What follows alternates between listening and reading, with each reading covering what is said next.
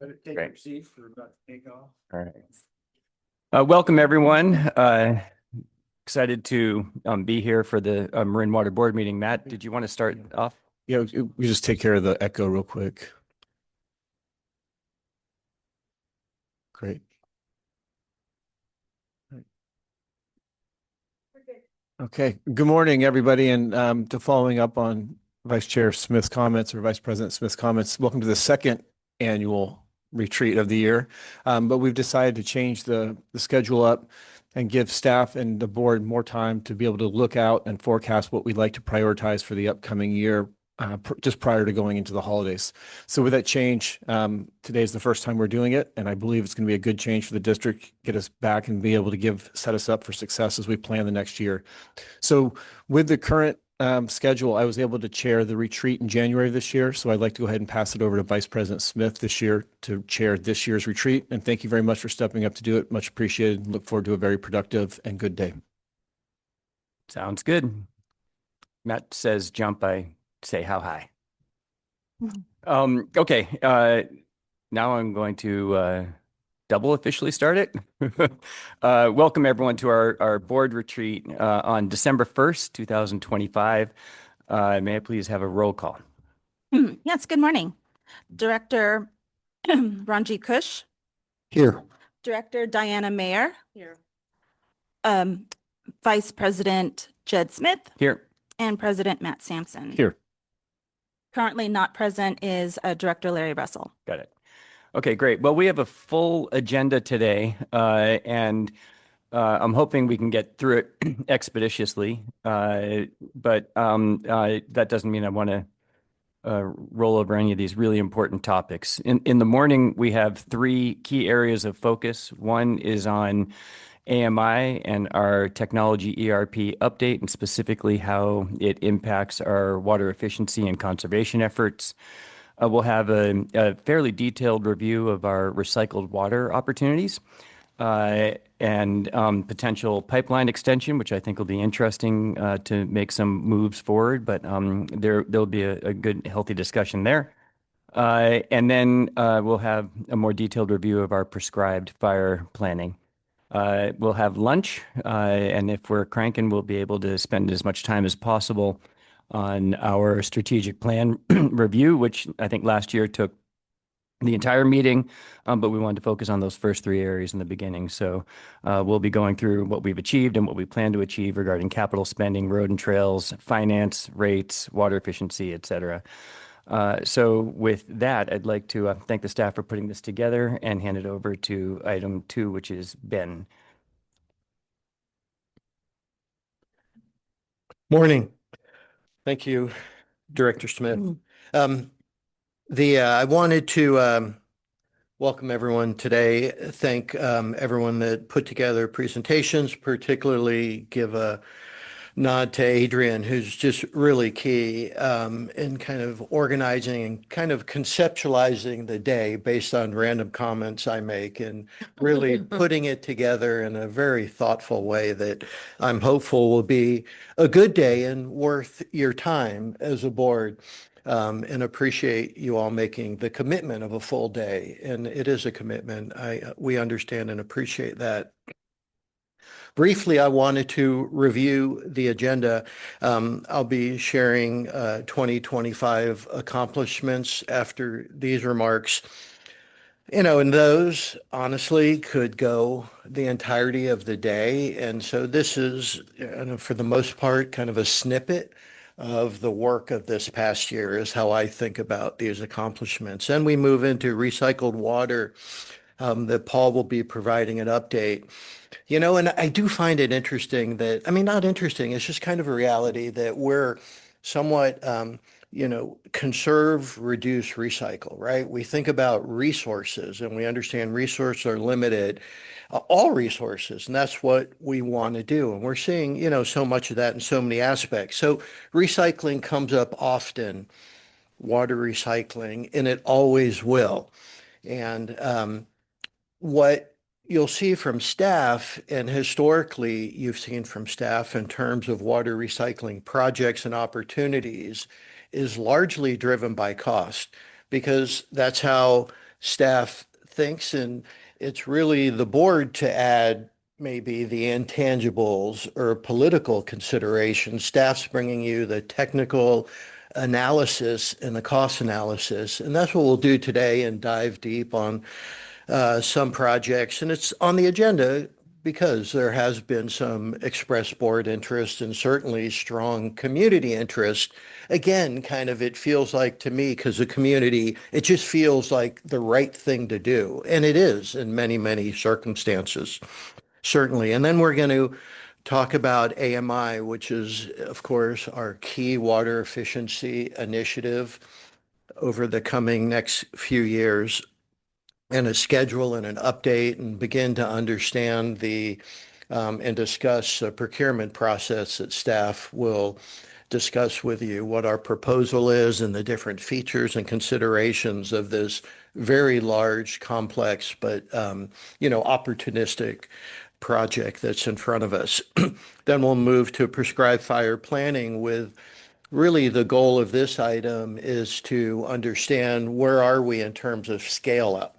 And that's really what this is all about, is we've demonstrated we can do it. How do we scale up in a thoughtful but significant way? And where are our partners in the scale up as well?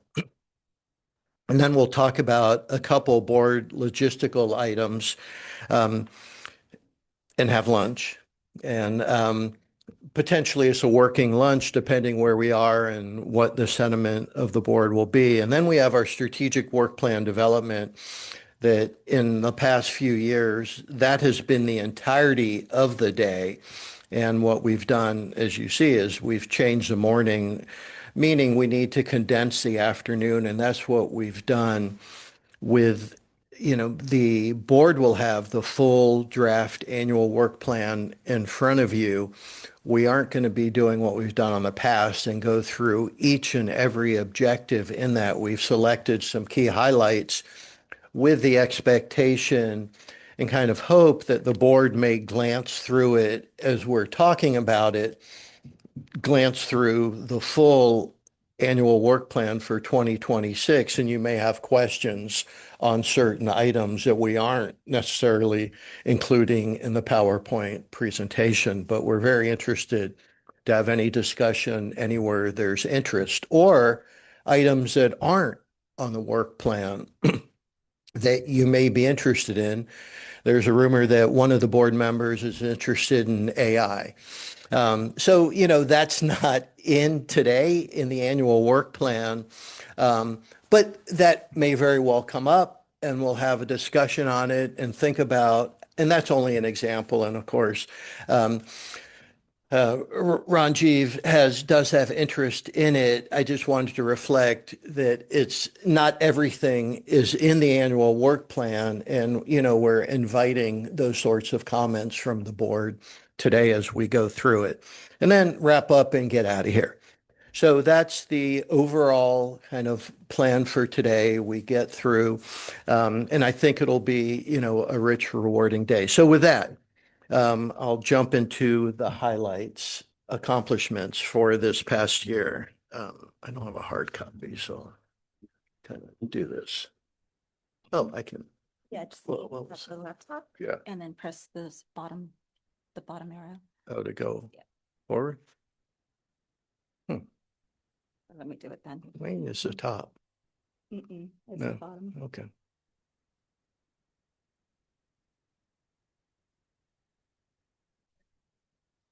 There. Okay.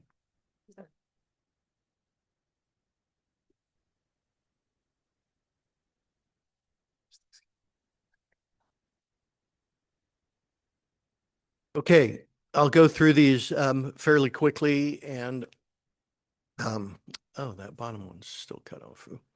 Okay, on generally water supply management, of course, very significant effort with successful outcome of renewing our agreement with Sonoma Water, that not only situated us well for 15 years, which aligns with which was one of our goals with the expiration date of the sub-regional agreement So both of these agreements would be negotiated together and give us an opportunity, if the board at that time is interested, to pursue a kind of deeper relationship in the sub-regional system with Sonoma Water and the contractors.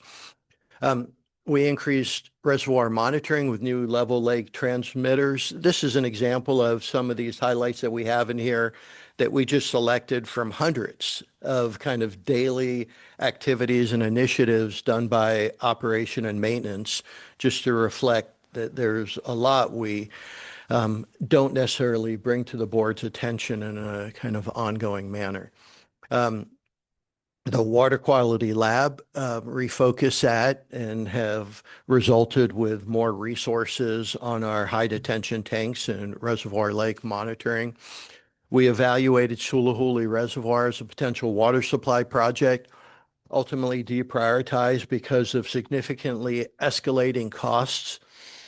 I look at this project as a success in terms of the work being done, the quality of the work, and the understanding of the viability of this potential initiative.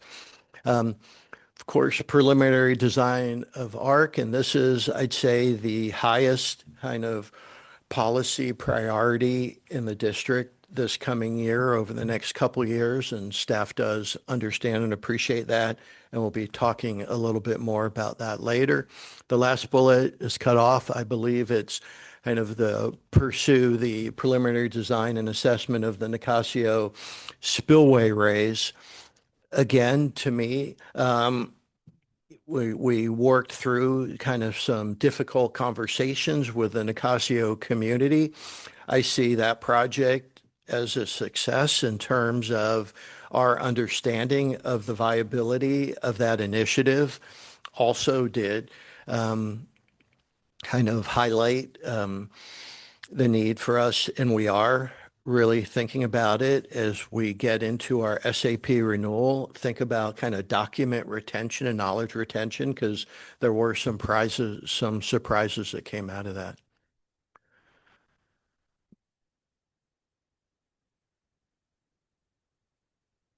Oh, shoot. Oh. Did you see that?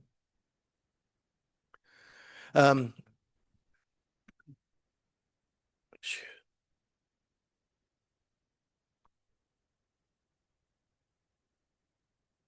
Hmm.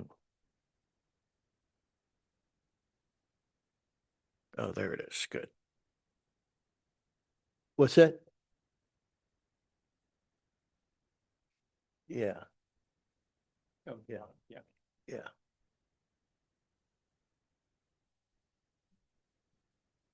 2-minute pause.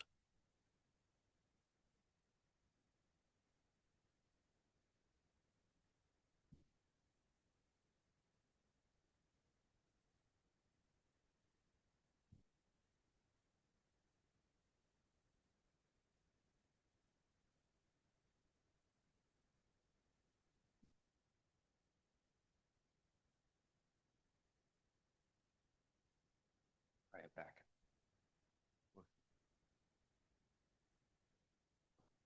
Oh, yeah. And Oh, that's way better. Yeah. Oh, that's great. Thank you.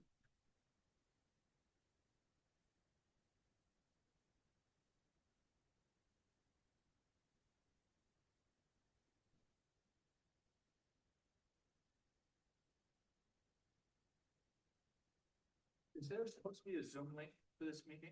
No, No? no, the recording will be posted.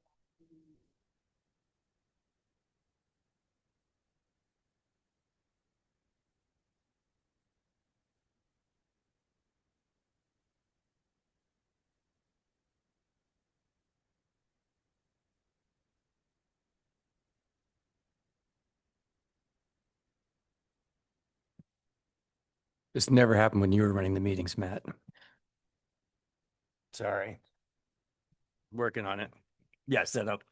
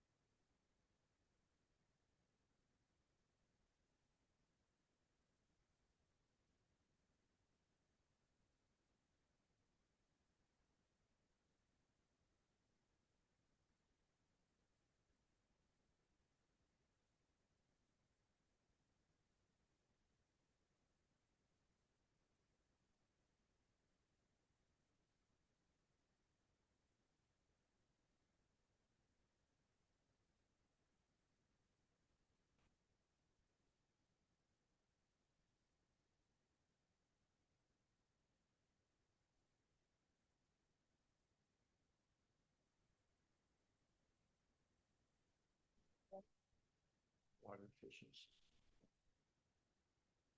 Thanks. Okay, we're back. Thank you, Terry.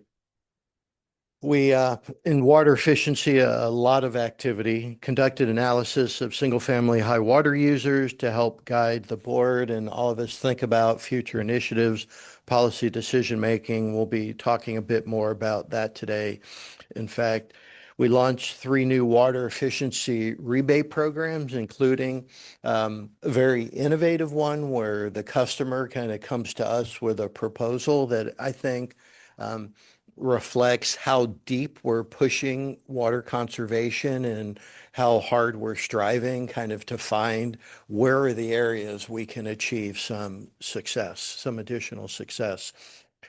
Leak detection, a very nice leak detection study that kind of really informed the state of the art of leak detection. I think as the board understands and appreciates, we lose in the ballpark of 10% of our water per year, less than that, but in the ballpark, which is kind of a generally industry standard or average.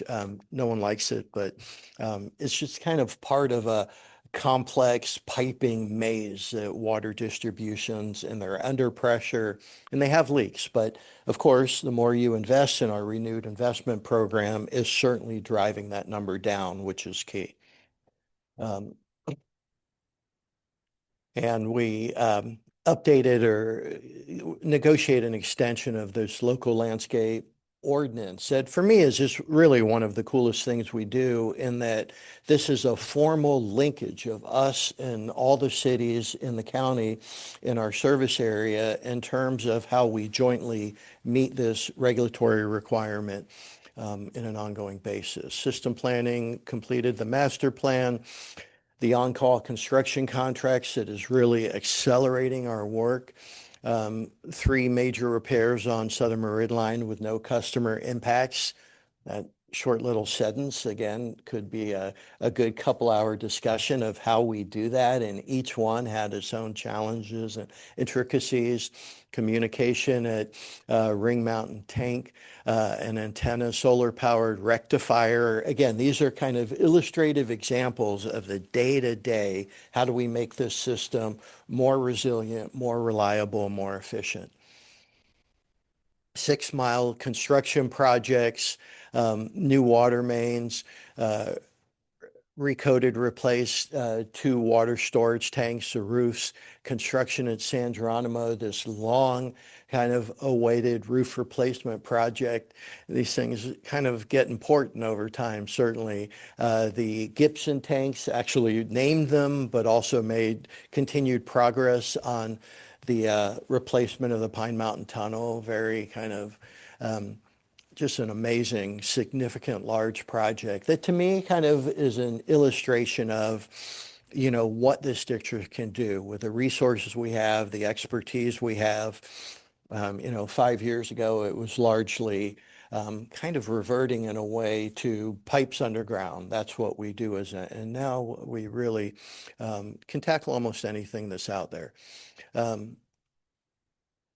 Safety, emergency response, field operations, a lot here. You know, portable water pumps with air quality requirements, fuel monitoring system in our courtyard, and emergency generator. It goes on and on. Incident command organizational update, and that is a key area. We'll be touching on that a little bit this coming year. The dam emergency action plan, again, part of our overall emergency action plan, very, very important. District workplace safety assessment, you know, and a lot of initiatives to address that assessment. A very nice health and safety rodeo for those board members that were able to attend. We call it a rodeo because there are actually some events on kind of dozers where you got to move cones and move this and that, and who can do it quickest in the most safe way.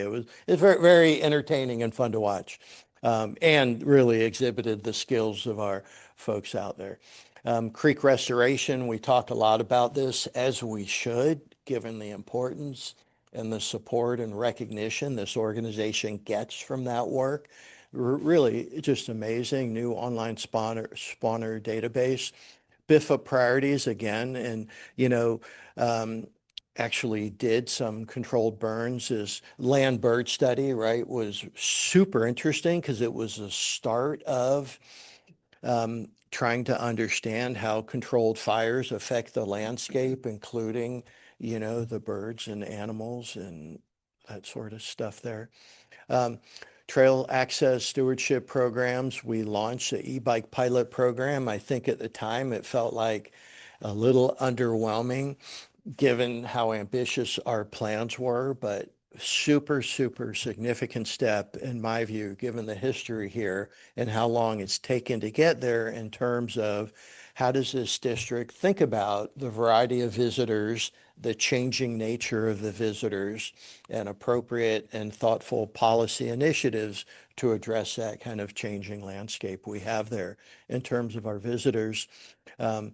The associated road and trails management plan, the Azalea Hills, kind of finishing that great project. A lot of good community work. Um, uh, another grant, another grant. I mean, boy, the number of grants we've gotten, but it really does kind of reflect the statewide and national attention on the work, on the great work we've been doing out there, and of course, the importance of those stewardship activities. We completed a very significant, important connection fee schedule, and the idea behind that is to get appropriate revenues as part of the development that comes with RENA. Leadership development, new onboard training, rolled out interviewing best practices. We continue support with Bay Work. Our pipe tappers team, yay, plays 6 nationally, and there were more than 6 teams. But really a really nice camaraderie event, and just getting out, again, getting out to the industry, learning from others. Very important aspect of what we do every day. Outreach, new district website, you know, I just say it, boom, in 1 second, but the tens of hours of work that go into something like that. Cash for Grass campaign, very cool, very successful, eye-catching initiative. The outreach booth kind of refreshed that, co-authored on the waterfront with Fire Safe Marin, kind of a special edition, which is really intended to focus on where we're kind of have common interests, work together in terms of the landscape generally and other issues. Storytelling videos, public engagement, K through 12, hundreds of students, community members, and different volunteer events. Started this high school video contest again, right? It just goes on, and it just reflects, you know, kind of staff's always trying to think about, okay, we have this program, but how can we be a bit better? How can we do something a little different? How can we refresh this initiative? Industry involvement. AMWA's 2025 Gold Award for Exceptional Utility Performance. I think, you know, we spent at a board meeting about 5 minutes on this item, but I'll spend one more. Neither does a fair kind of reflection of the significance of, in our first application of this very prestigious award we won. And it does reflect a lot of the work we're doing day to day in the policy directives, with an emphasis, as we did get it, on the work we do in the watershed, the range of work, the fee changes that were made at this last time, kind of financial sustainability, the water resources work we do, and more. And, you know, we continue efforts to get out there and present on the good work we do, and the board has been supporting that, in fact, encouraging it, which we appreciate, and I think we all understand, you know, the value that we get from doing that. Was that it? Okay. So that's wrapped up in what, you know, 10 minutes, like a lot of work that goes on. And really, again, it's just kind of these highlights and some random stuff, but so far from kind of course, comprehensive. But that's it. Great. We'll open up for board comments on this first section. Ron, do you have anything you'd like to add or question?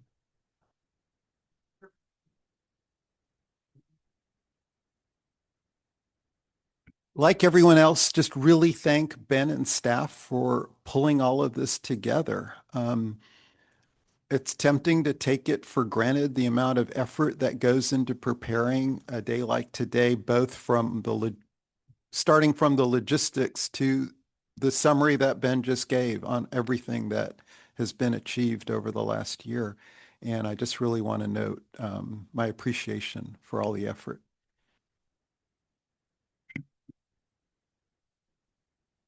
Diana, Matt?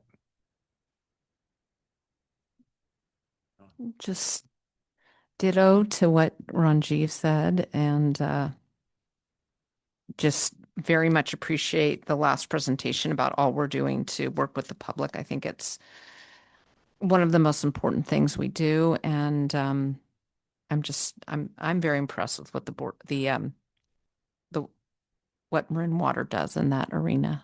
So that's all I've got. Yeah, I don't have too much more to add except for I've always thought that if you try to measure progress, if you look at yesterday, you'll never understand how far you come. You look for 5, 10 years ago, you can see how different we're in, and my marker for here is 3 years ago now. And so looking back from 3 years to now, I know it's summarized in a short little blip, but really a lot of progress, and it doesn't go unnoticed that it's on the back of the staff and everyone carrying it out. So thank you. Great. Larry? Just a quick one. I think that you kind of brushed over the 10%. Most people I talk to in the water business smile at our 10%. They don't actually believe it. Just FYI. So I think that 10% is a number that it's a good goal, but it's very hard to achieve. And like I say, I mean, most water companies probably are in the 25% numbers. And it's kind of artificial. You didn't brush over the issue of the meters. It's big meters versus the little meters. So there's inherent errors built in to that evaluation. It's a good goal, but I think it's going to be very hard to actually get there. So, but other things, great. Thanks for the overview. No, I kind of, I don't know, maybe I have an aversion to the idea of, the political folks have political cares and the staff is just going to give us the facts a little bit. I feel like we're all on the same team. But I guess it comes down to some of the biggest decisions we have. A very, very small minority of folks can move in a direction that impacts them in a way that, the vast majority of our customers might not appreciate. And we've seen it everywhere. We've seen it in watershed decisions, in water supply decisions. And I think it's not insignificant that we were able to achieve the e-bike change on our watershed. And I don't know, Sean, I haven't heard a lot of complaints. So we're not a lot of people are banging the table going, oh my God, it's been horrible. Maybe there are issues and we can report on it. But as we think about Nicasio and your statement that this project is the #1 priority for us, I guess it's a political concept that we need to make sure that we listen to every single one of those individuals and make sure that they understand that we care about what they are looking for, and that this is a really, really important project for several 100,000 people. So we'll do everything we can to listen to everyone and do our best to make everyone as happy as possible, knowing that we never can. I appreciate the year. It was a good year and a lot more to go than in the year ahead. All right, so I guess we don't have public comments at this point. Okay, so we'll move on to 3.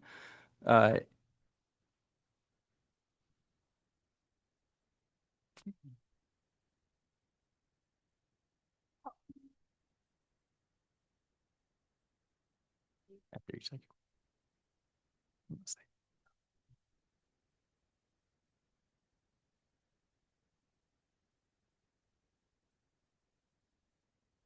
Testing, testing, testing. Okay.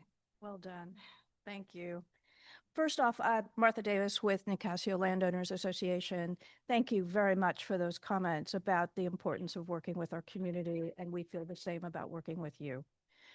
Just on the leak detection, I wanted to follow up on it because I agree that it's a tough arena within our water systems. You know, I worked at Inland Empire Utilities Agency. We talked a lot about how to make improvements to capture this water, because this is water we've paid for, right? And then we're losing it because of the leaks. So it's a really important arena to be focusing on. Maybe it's more than 10%. I think 10% is a reasonable goal. But I looked up the Jamie Workman op-ed piece from spring of 2025, earlier this year, talking about the leaks. And this is what he said, and it makes a point of how important it is to where the payback is for doing the leak detection. Using the MMWD's numbers, MMWD annually loses 2,348 acre feet, which according to their estimates would be valued at $3.75 million a year if ratepayers footed that bill. And of course they are, because it's all embedded in the costs, right? A $10 million fix, think pipes, sensors, smart meters, cuts that in half, recovering 1,200 acre feet fast. Based on imported infrastructure's $1,305 per acre foot price tag, a water loss reduction saves $1.6 million a year, paying itself before any new pipelines are up and running. So the math of this is really important to take a look at. It maybe 10% is aspirational, but every leak that's being fixed, dollars in your pocket, and that means more cost-effective water supplies for the people of Marin. So thank you. Great. Any other comments? Great. I'd love to see that math where we can save half. I've never seen that figure before, so that'd be cool. Okay, moving on. Item 3, recycled water, please. Paul Cellier. Good morning, board. Paul Cellier, Water Resources Director. As Terry gets this set up, recycled water is, I think Ben kicked it off and was right. It just feels like the right thing to do. And we all do it in our personal lives in one way or another, whether it's water that we're reusing at home or whether we're simply recycling plastics or paper. It just feels like a very natural thing that we should all do. And so staff over a number of years has looked at this, and we'll get into some of this today. It is, you know, when you look at water supply, it is important to consider the economics and the benefits.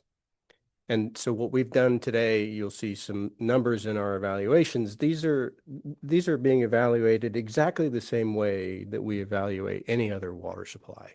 So there are no hidden costs, and just as there are no hidden costs, there are no hidden benefits beyond what we're going to talk about today.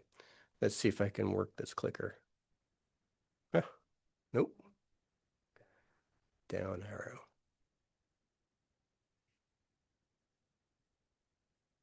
Did that work?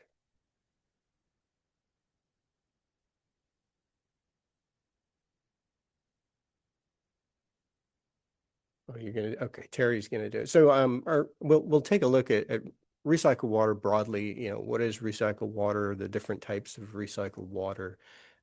We've talked in the past about the capacity of the existing system to meet current demands. So I'm just gonna mention that at the last update we did before the board, we did talk in some depth about how that capacity and demand could be met. And then we'll look into what is essentially a fresh look at recycled water projects for the district. Next slide. So what is recycled water? I think we all understand there are, largely speaking, 2 categories of recycled water. One that we think of as purple pipe. So this is treated wastewater that's used for irrigation, toilet flushing, and things like that. And then the other, maybe newer, direct or indirect potable reuse. And that is advanced treatment of wastewater, essentially to meet drinking water standards. Next slide. So even within those that sort of direct and indirect, if you think of those as two categories of highly treated wastewater, those are broken down even further. So there's a raw water augmentation. This stuff on the left is kind of the regulatory, definitions. So raw water augmentation for direct potable reuse. This is where highly treated wastewater is provided upstream of a water treatment plant. So it's sort of treated to an advanced level and then treated again. And then there's treated water augmentation. So this is highly treated wastewater with engineered storage buffers that then go directly into a potable water system. And then indirect potable reuse has surface water augmentation or groundwater recharge. And of course, in our service area, we don't really have groundwater, so we won't be talking about groundwater recharge. All of these, though, essentially use advanced water treatment processes to essentially make the water to drinking water standard. So taking a look at a couple conceptual projects, I think you've seen some of these slides before. So this is an IPR project for surface water augmentation, and conceptually we're collecting the effluent from Las Galinas and the SASM in Mill Valley. That water is being conveyed through pipelines and pump stations to the Central Marin Sanitation Agency, where an advanced water purification facility treats the water. That treated water then would be conveyed all the way to Kent Lake through 28 miles or so of pipe and 4 new pump stations. And we know how easy it is to find property for pump stations, right? So to Ben's earlier point, we say some of these things and the words come out in 10 seconds or less, but these can be significant obstacles to projects. Looking at the yield, somewhere around 7,000 or 8,000 acre feet. That may be somewhat less than that once we get through a higher level of design. And cost-wise, you can see how the numbers come out there for an annual cost per dry year acre foot. On the raw water augmentation side for DPR then, it's a similar sort of setup. We're collecting the effluent from Las Galinas and SASM and conveying that over to CMSA. Advanced treatment facility down at CMSA, convey that water up to Bontempi through 23 miles or so of pipeline and pump stations. We do have some RO to get rid of in this process. The reject water from RO would just be blended with residual CMSA effluent and discharged through their pipelines. Again, a similar sort of yield and similar level cost. Quick question. So direct potable, we'd still be putting it back into the reservoir? Yes, so this one is raw water augmentation as opposed to the treated water augmentation, which you'll see on the next example. Yeah, it gets confusing when you think of these things. And so next slide. So then looking at a treated water augmentation, so this is straight from the advanced water treatment process into the distribution system. And really the only difference here between this one and the raw water augmentation is that instead of using the reservoir system to act as a buffer, a time delay, if you like, before the water is served to the public, in this process, there would be an engineered storage system with a much greater frequency and level of monitoring before that water is discharged into the distribution system. And even here, you can see the cost per acre foot on a dry year basis is similar to the other two examples that we've looked at. And just for reference, these are on the order of 3 times or so, 2 to 3 times the cost of ARC on a per acre foot basis. Next slide.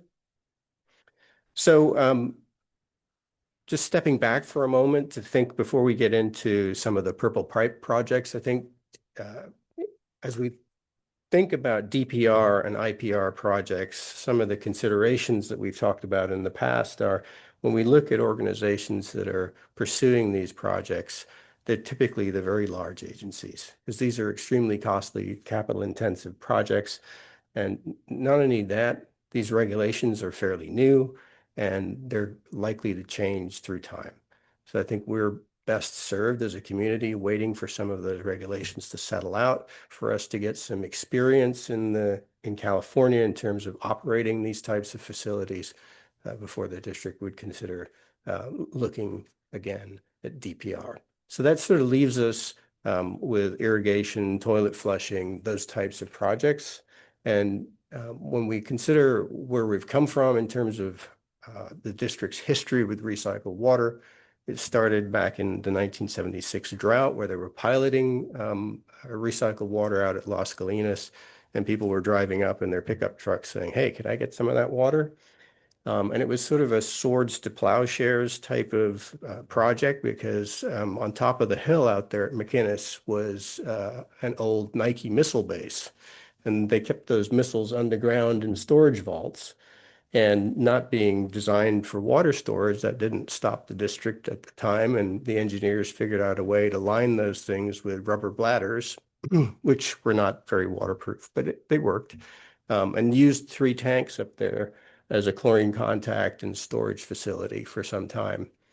And so by 1981, the district had built a 1 million gallon a day recycled water treatment plant.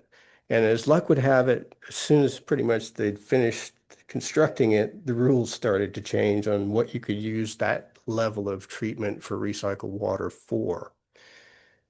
So understanding that, and I don't think our plant at the time, as I recall, didn't work that great. So there was some motivation on the part of the district to change the process. And so as they were changing the process, they also increased the capacity to 2 MGD, which is the sort of where we are today. And with the changing capacity, they changed the treatment process. So you had a higher level of recycled water. So now in the 1990s, the challenge became essentially developing a distribution system. So the cost for recycled water was set at 67% or something like that of tier 1. And people were really encouraged, if they were close enough to the mains, to switch over to recycled water. So there was a big effort to push and build customer base for recycled water in the early 90s. And we quickly realized— Oh, excuse me, can you clarify which customers currently use recycled water? Is it restricted to institutional and commercial? And is there any residential use of recycled water? Yeah, we'll get to that. I was just going to talk a little bit about that, but to directly answer your question, there's a mix. There are residential condominiums that use water and townhomes that use water for irrigation in the front yard. There's also sort of what we believe at the time was the first sort of this side of the Mississippi at 33 San Pablo out there by the Civic Center, those big new apartments that went up. That entire facility is dual plumbed, so they toilet flush with recycled water there. Also, our Marin County Jail. Again, sort of a complex infrastructure inside of the jail, but they were constructing it at the time, and the only way I think they could get their permit to construct it was to agree to use recycled water.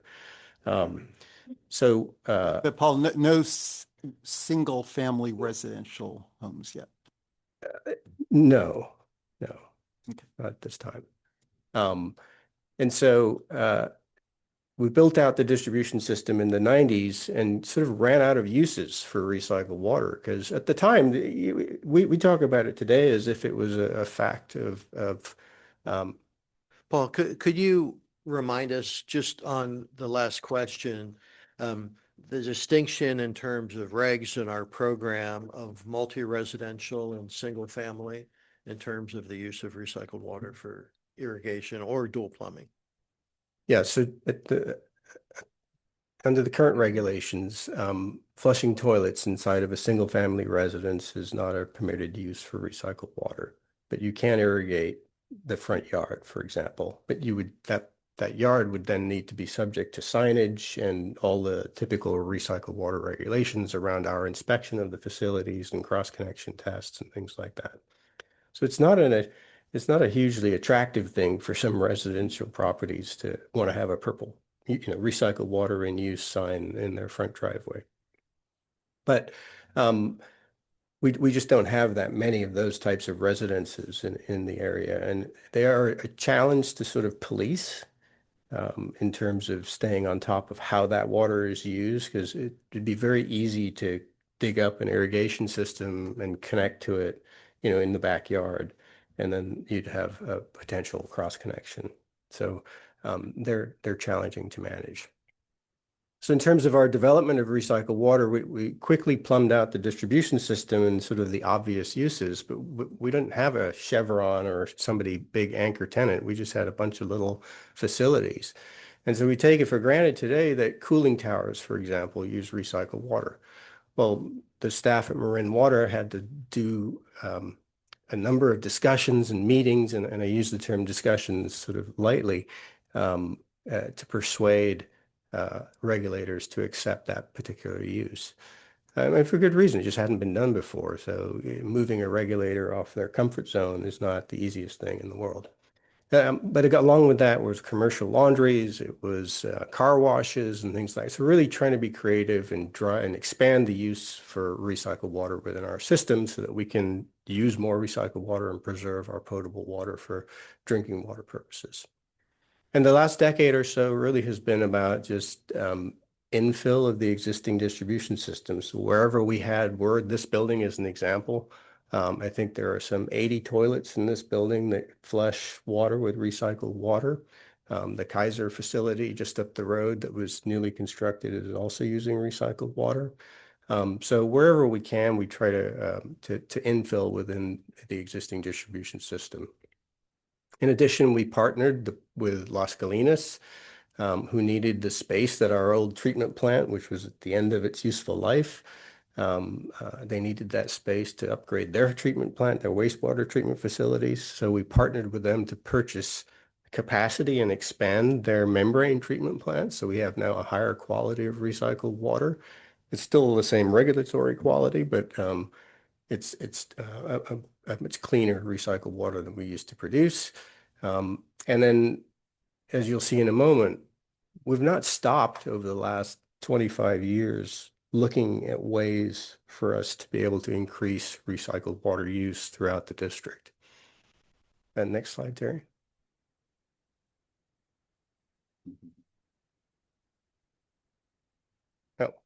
Oh, that went backwards. Oh, sorry, but before we leave Las Galinas, Yeah.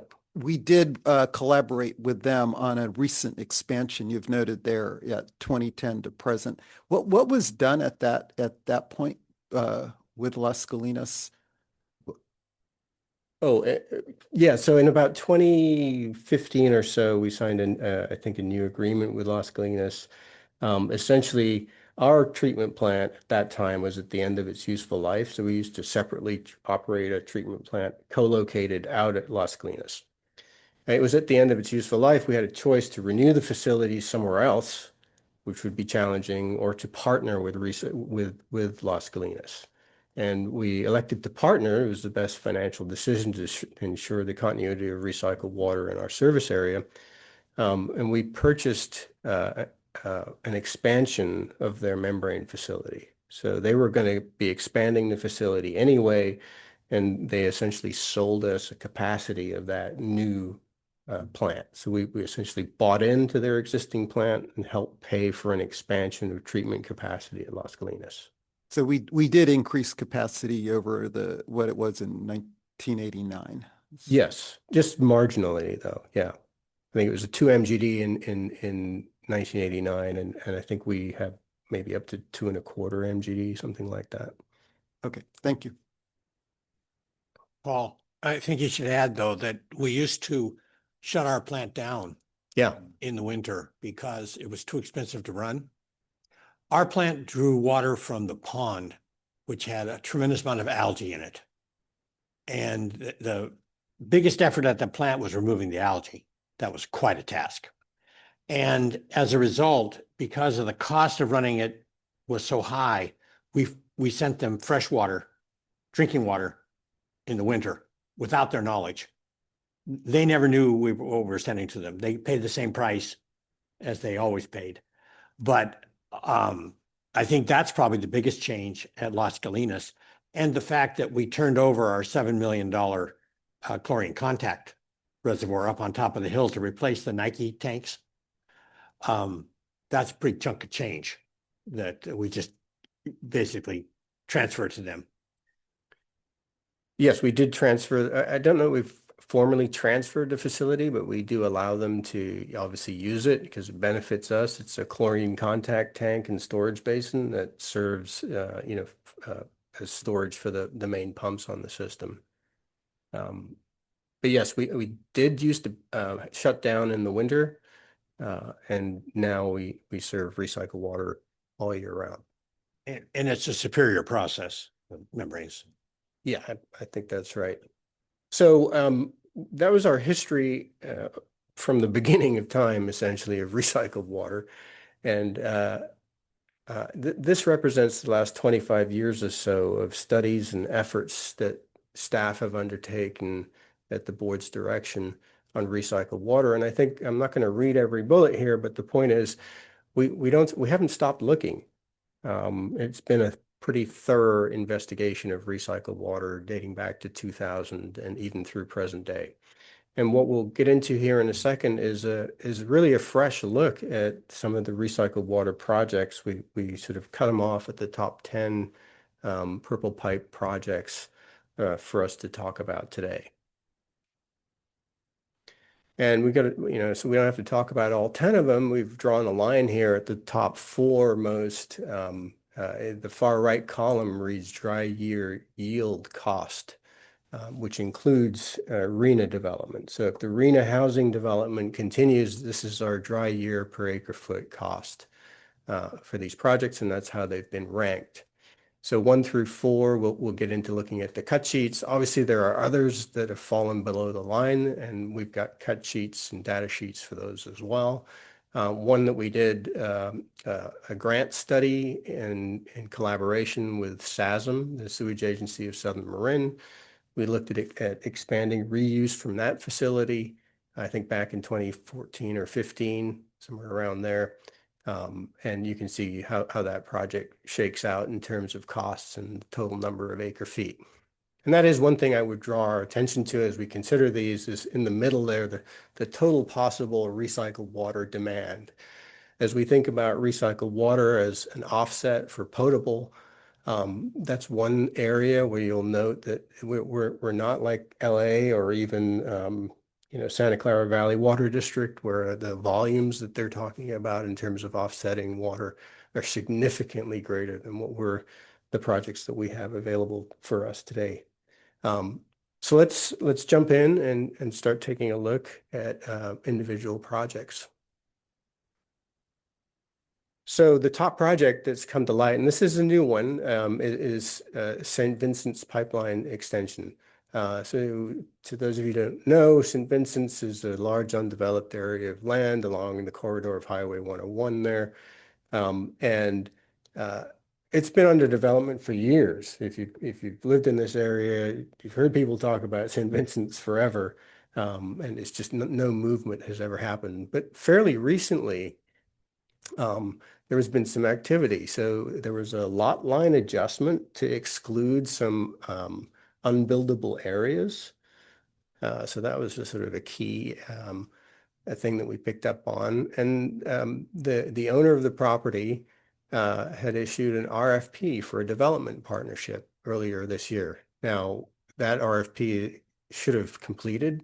We don't have any results on it yet, but that's the most activity that I've ever seen since I lived in Marin on this parcel of land. And to me, that indicates a level of seriousness that we just haven't seen before.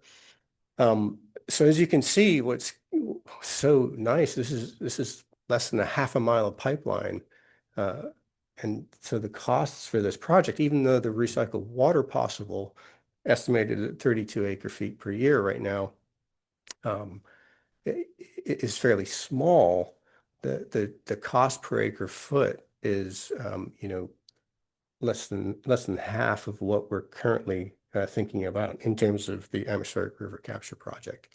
So this project is a real win for us. I think I'm really excited. I've never seen a recycled water project, I don't think, in the 23 plus years I've been at Marin Water with a lower cost per acre foot than this.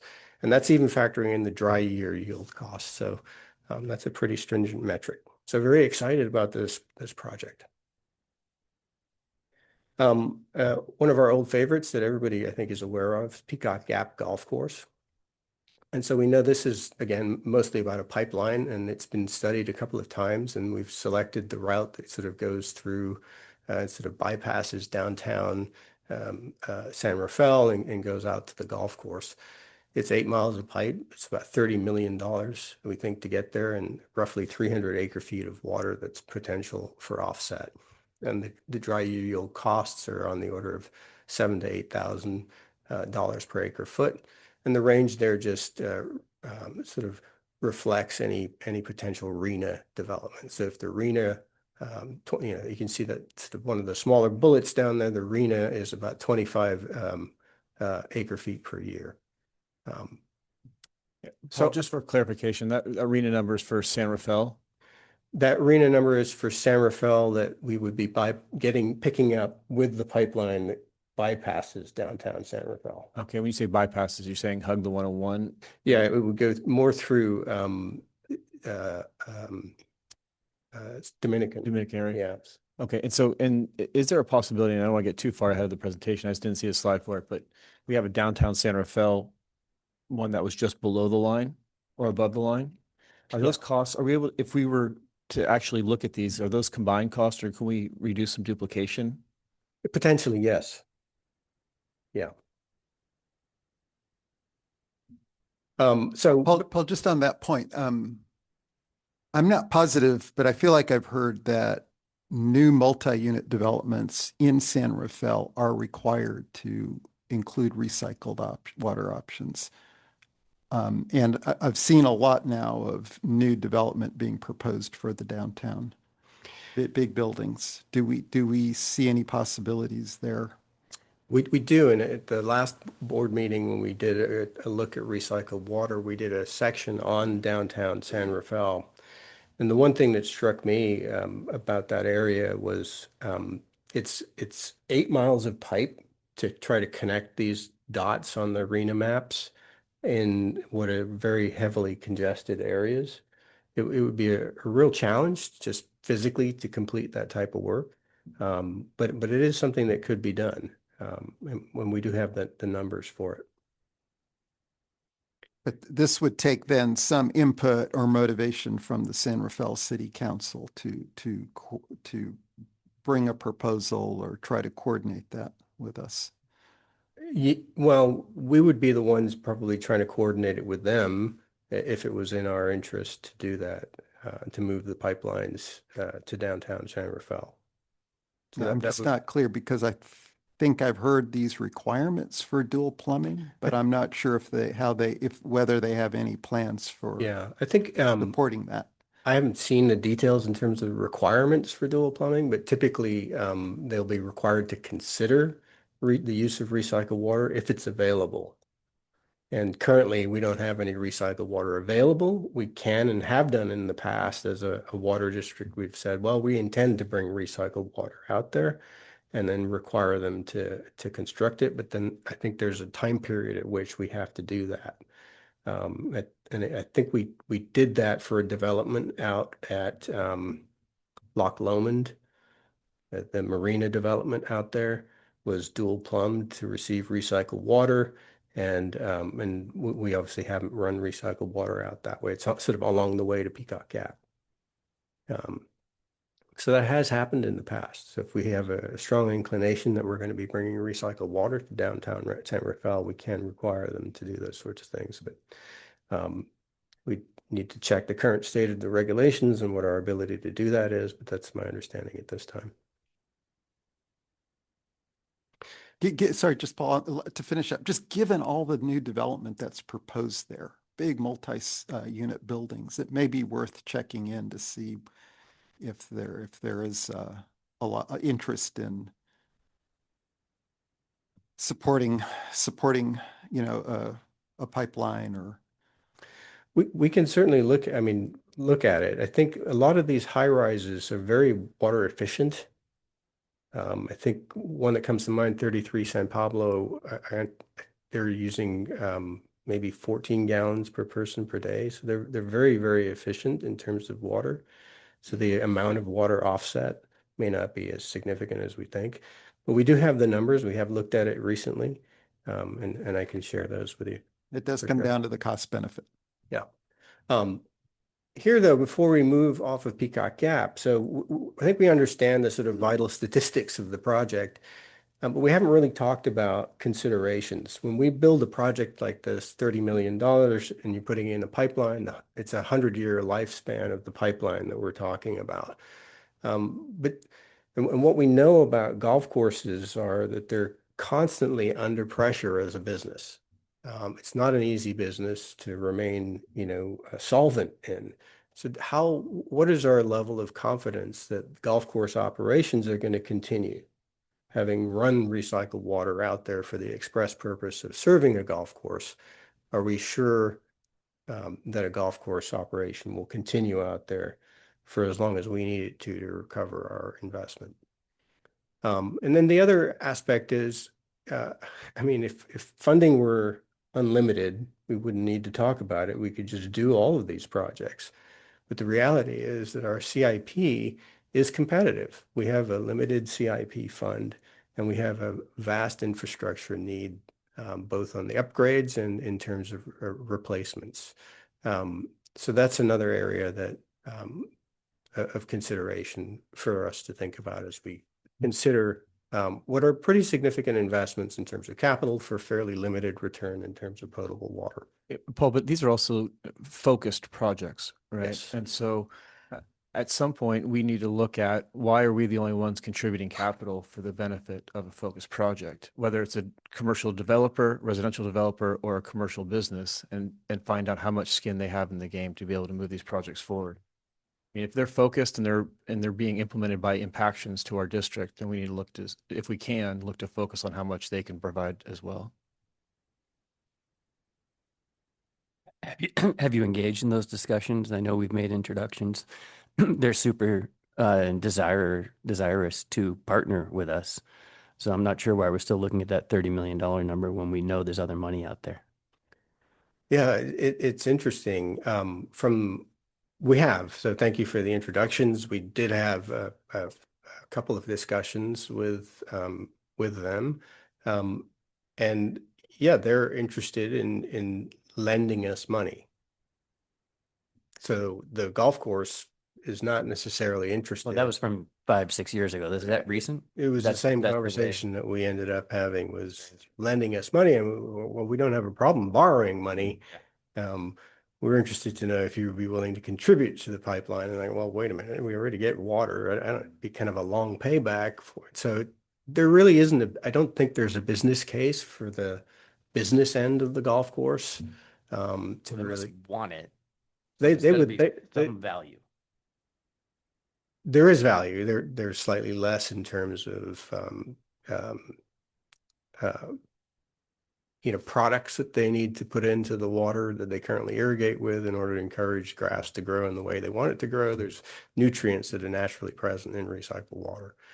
So there is some advantage to having recycled water for the golf course. But again, I don't think it's going to be a cost sort of savior for them. So those are two considerations for us to think of.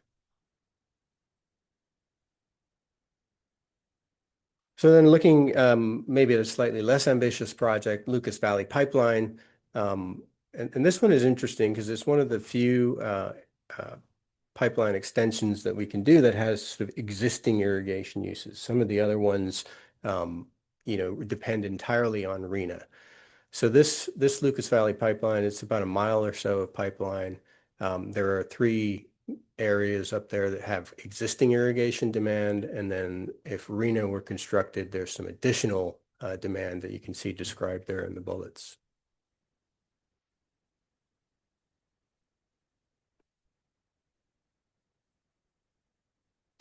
Do you know if Lucas is still interested in the water? I do not, but I think his project moved on. Well, probably more importantly, Disney now controls it, not him. Right. But Lucas wanted to build a new sound stage. And he wanted to connect to our water system to do that and offered $2 million or so as an offset for doing that, so that it'd have zero impact on our water need or water supply by bringing reclaimed water, putting 2 million into our reclaimed water. So I think that's probably worth speaking to. Dietz' old firm was his engineering company, but I don't know if they still are. They probably are. But without George there, it's probably more difficult than it was. This is when George was fighting with the county over staying in Marin. And when they didn't stay in Marin, they moved to the Presidio, that kind of changed their interest, I think. But it's probably worth exploring still, because it's an interesting one. The biggest problem that I recall is the fact that they're outside of our district. So we had to expand the district in order to bring them in, which is probably less an issue today than it was at the time. Because at the time we were in a drought and we were denying people hookups, and then talking about bringing Lucas in, kind of an interesting issue with respect to the public. Not a giant water user right now, though, right? Yeah, No. they're teeny. Yeah. But if they developed, it'd be different. Yeah, we'd learn about the Yeah. development. Yeah, Paul, just one final question. Lucas Valley Pipeline. Where does the current tertiary pipe terminate? Like it heads west on Lucas Valley Road? I don't know exactly where Around where we are. but it's about, yeah. No, it goes up. It goes across Las Colinas that way. There's just other does. pools that you can potentially pick Yeah. up as well. 'Cause, Yeah. And the other interesting one is because it wraps back around towards Marinwood by the Marinwood Plaza where the St. Vincent one is. I was curious. We can talk about it offline, but Yeah. if you find out how far west it goes currently, it'd be helpful. Okay. So this project is about 1.2 miles of pipe, as you can see, and 24 acre feet. And some of that is the RENA development numbers. And then it provides a range of costs depending on whether RENA is developed or not. So the lower end of the cost represents the full 24 acre feet per year. The higher end of the cost represents the 16 acre feet per year. And it seems like these projects are moving forward. So the only real consideration for us and here is just sort of timing as to when we might move a project like this forward.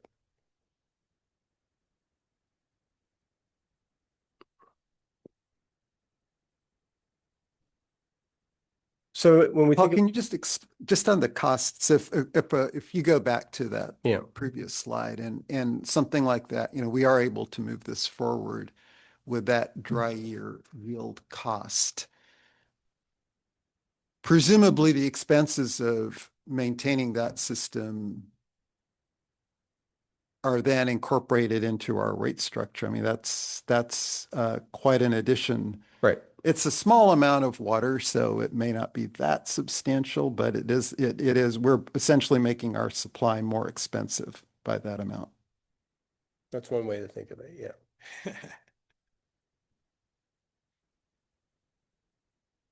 And so that, raising a good question, it's in where we've always left recycled water is we need grant funding to help offset these costs. Because these include the capital costs and the operating costs, and the operating costs are going to be harder to offset. They may be a smaller component, but Very small in this case. the Yeah. operating costs are Yeah. a small component. Yeah. Okay. Okay, so in general, considerations for recycled water, IPR and DPR, and we sort of covered this earlier. They're complex, regulations are adapting, and large agencies are kind of our blocking backs in this case for this type of project. And they themselves are going to be, while many of them talk as if this project is happening tomorrow, these are on 20-year development timelines. So it's going to be a while before some of this stuff plays out. In terms of purple pipe projects for us, other than really that St. Vincent's project, the cost of pipeline lengths, and the small volume of water for us. And then I think it's fair to suggest that there's uncertainty in terms of whether golf courses are going to be there over a long period of time to support that type of investment. And then we need to think about how we're using our capital funds. And then just longer term, to Director Cush's point, as we add pipeline, that liability is ours forever. As long as we need to provide water out there, we're going to need to replace and repair that pipeline over time. So grant funding, I think, would help to offset these type of project costs that we're seeing today.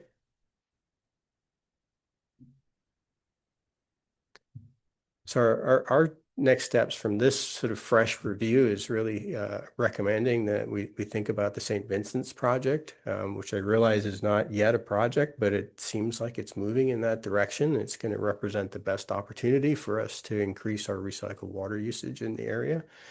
And that for other projects that we've talked about today and others on the list, we continue to seek grant funding to offset those costs.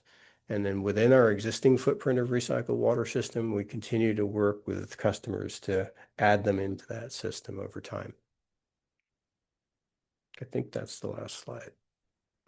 Yeah.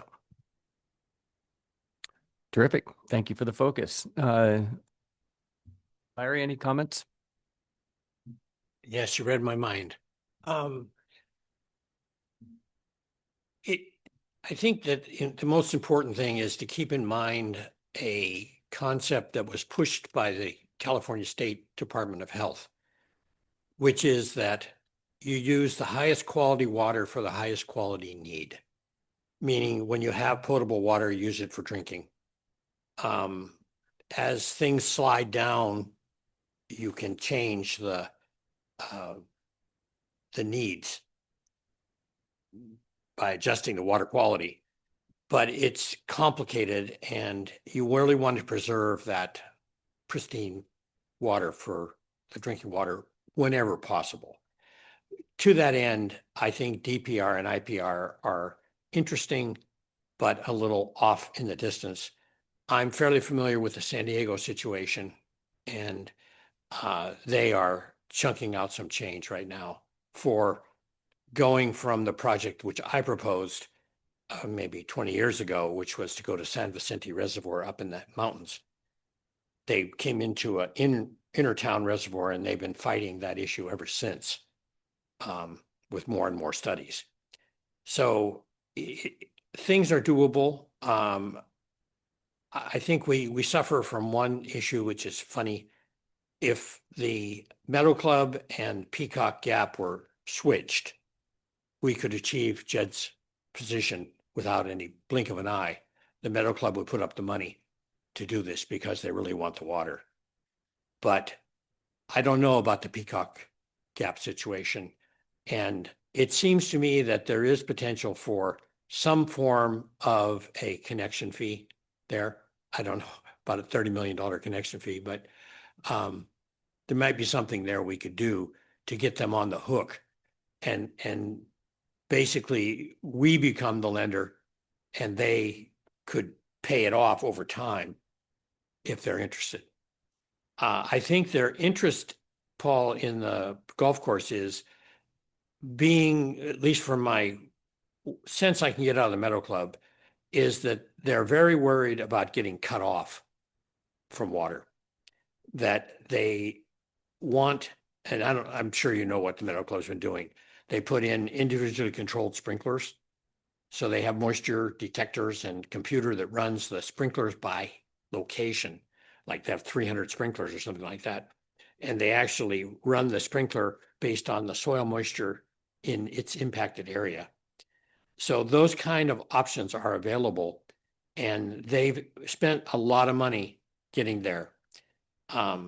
So I think that, Peacock could be interested because of being the one place they can still get water and guaranteed to get water in a drought, because that is a driving force from the best I can determine from these management of these groups. So just give that some thought, that I think there is more potential there perhaps than just whether a golf course will survive or not. Great. Matt, any thoughts? Paul, thank you again for bringing this up. I know we've seen it a few times, but we want to make sure that if any viable options are available, especially with all development coming in, that they're looked at. So thank you for that. Looking at the same kind of tact as the golf course, about some sort of connection fee. I mean, even with the St. Vincent Silvera property piece, $1 million investment by us, wouldn't that be something that we could have the developer contribute to as a term of development? And if so, it'd be good to know what that impact could be. You know, I was thinking somewhat similarly of, gosh, if we ever, it feels like it would be a stretch of what I'm saying. If we have a requirement that they use recycled water, but there's no recycled water line to get it there, but they do have potable water right there, would we say, no, that's a pipeline extension requirement on our recycled water system because you're required to use that? It seems that would be different than how we've thought about in the past and probably need to prepare for a challenge. But what we could take a look at something kind of creative like that. You understand what I'm saying? I mean, basically, it's strong arming, sort of, kind of, but it's also recognizing development as impacts, and we'd prefer them to impact recycled water, of course, versus potable is what would be kind of the concept there. Seems to me, Ben, that there's precedent for that exact approach in the wastewater side. When you have a septic tank and a sewer runs past your house, the county obligates you to connect. Oh, absolutely. And we have that as well in water, right? But what we'd be saying is something like, even though potable is right in front of your property that you could use, we're going to require you to pay to extend the recycled water pipeline because that's what our current ordinance says you have to use. So the potable water in front of you isn't available for your irrigation and landscaping purposes. I mean, it'd be interesting, but that's perhaps, I don't know, Paul, if you have thoughts on this. Just one that comes to mind really is that, everyone benefits from potable water offset. So it'd be hard to pin particular costs, and it would be interesting. I have not heard any districts pursuing that kind of Yeah, approach. but I think, yes, everyone does benefit, but these new projects are an impact. Existing ones I get, but the new projects are an impact to the district's water supply, and how we minimize that for the benefit of everyone's going to be important to look at as we do that, whether it's the Lucas Valley extension or here. I think it's important to do that. And again, if we're focusing as this is our full responsibility solo, I think we're going to look at these costs and everything, this workload, quite burdensome. But when we look at it from a little bit different perspective, I mean, do the wastewater agencies, do they have any skin in this game based on new regulations, which they're required to minimize their discharge into the bay? Is that an opportunity? Developers, even some of the county, the county owns the juvenile hall property. Do they have the ability to do that too? So at least ask, I think is going to be an important one as we look not to take this on completely by ourselves, but see who else will benefit and see where they're able to contribute. I think it's going to be important. It might not be anything, but I think we should at least ask the questions on that. So thank you. Diana, any comments, questions? I have a question. Paul, is there anything more that the board could be doing to move this along, whether it's exploring grant opportunities or, studying the regulations? Well, is there anything else we can be doing to be sure that we seize on this opportunity when it presents itself? As it seems like essentially the view has been that it's just not quite viable yet because of the cost, but can we push it over that line? It's a good question. I think what we just heard from Director Sampson was, an appropriate level of pushing staff to ensure that we are in fact turning over every rock and making sure we're asking questions of even some of the parties that we may not currently consider parties, just to make sure that we're covering our bases. But from a board perspective, I think it's been a long-standing area of interest and generally support for recycled water.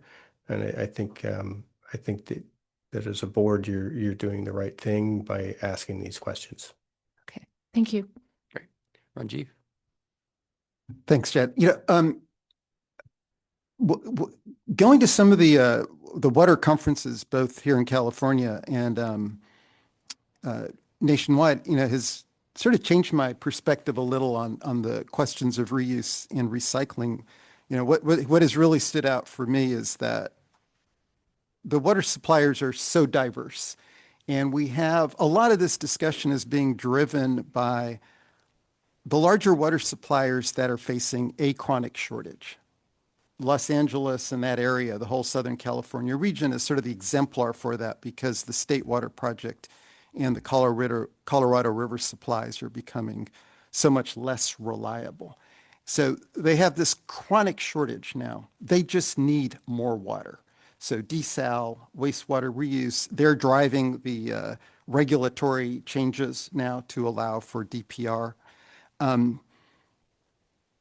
Many water suppliers like us are in such a different position where we have these intermittent shortages. The last 3 years, we've been dumping water. So it obviously changes the cost side of the whole process, which you've tried to account for through your dry year costing method. I think, when you also hear a lot about some of the other aspects of recycling and reuse that we don't talk about so much, the operating footprints of these systems, the electricity requirements, in some cases, the greenhouse gas emissions that result from this type of effort. There's the staffing, may not be that much, as you said, Paul, but it's still there. So it really changes the equation and I think the social benefits of recycling and reuse when you're dealing with intermittent shortages versus chronic shortages. Now, I was really interested in, what are the possibilities of having systems that you can turn on and off quite easily the way PG&E does with peaker plants. And I forced Ben to set up a meeting with David Sedlak at UC Berkeley, who's the research advisor for the National Water Innovation Alliance funded by the Department of Energy. And we spent a lot of time talking about membrane-based treatment technologies for the future. And we're just not there yet, where membrane-based technologies are easy to operate like a peaker plant. We'll get there, and I think that's when the equation is going to change for suppliers like us with intermittent shortages. And I think it's what he was suggesting, which I think seems valid, is we're going to start to see more decentralized treatment facilities that are serving particular neighborhoods when there's a high demand and then being turned off. But that is decades from now. That's not going to happen anytime soon. So I just think from my perspective, when we think about recycling and reuse, in our cases, even putting the cost aside, the benefits may not be the costs, the environmental costs may not outweigh the other benefits that we do achieve in terms of water, water supply during drought, which would be still very small. So, yeah, just wanted to add those thoughts. Cool. Thank you. Can you go to slide 7? I just have a quick question about that. I don't know if that's possible, but that was the DPR treated water augmentation conceptual project. And I think it showed $125 million expense and a 3,800 acre foot benefit. That's per year, right? And so how much is our ARC project cost about now? We're estimating 175 million In that ballpark. in that ballpark, and the benefit per year? About the same. About the same. So why are you saying it was that much more expensive? And this is actually guaranteed 3,800 every year, whereas ARC is only when there's an atmospheric river when we need it. This is Maybe just, I'm meeting it. this is just a capital cost that's reflected here. So Got there'd it. be a whole operating cost, which would include, to Director Krish's perspective, this is an advanced water treatment facility. So it would be a manager, Got supervisor. it. So the staff. annual cost is ongoing and more than Yeah. the annual operating increase. It might not be a bad idea to pit these two against each other, right? Just to look at the upfront cost and the ongoing cost and the benefit, since with this one, we're guaranteed to get this water no matter what every year.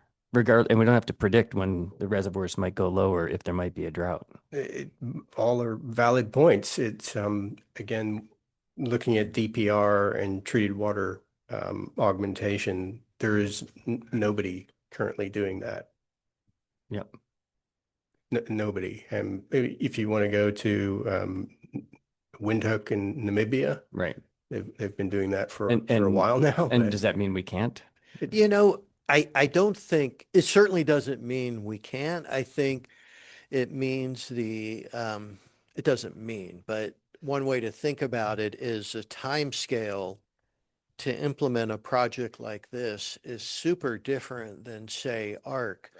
So, this would be a nice project if we were projecting that we could be short in 20 years due to climate change, where we'd then kind of really think, okay, we got 20 years.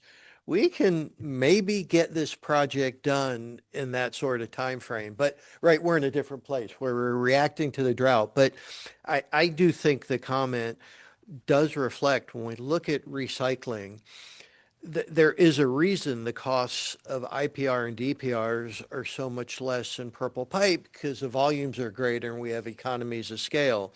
And that's part of the challenge of Purple Pipe, but it's also, I think, part of the long-term opportunity. And that's probably kind of IPR, DPR.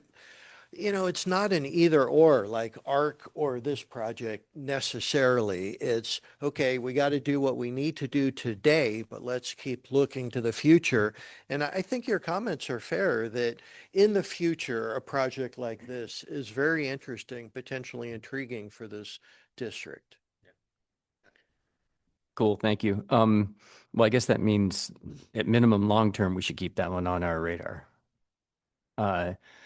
I'm super supportive of making incremental moves here, and the extension makes sense to St. Vincent's or others. I know it may not be the most cost efficient, but any direction we can go towards increasing our recycled water use in our district is an insurance plan as far as I'm concerned. So there are costs, but there's also long-term potential benefits in the super down years. Any public comment on this item? Yes, we have a couple. Thank you. Phil Sauter, then Martha Davis. You register for comment.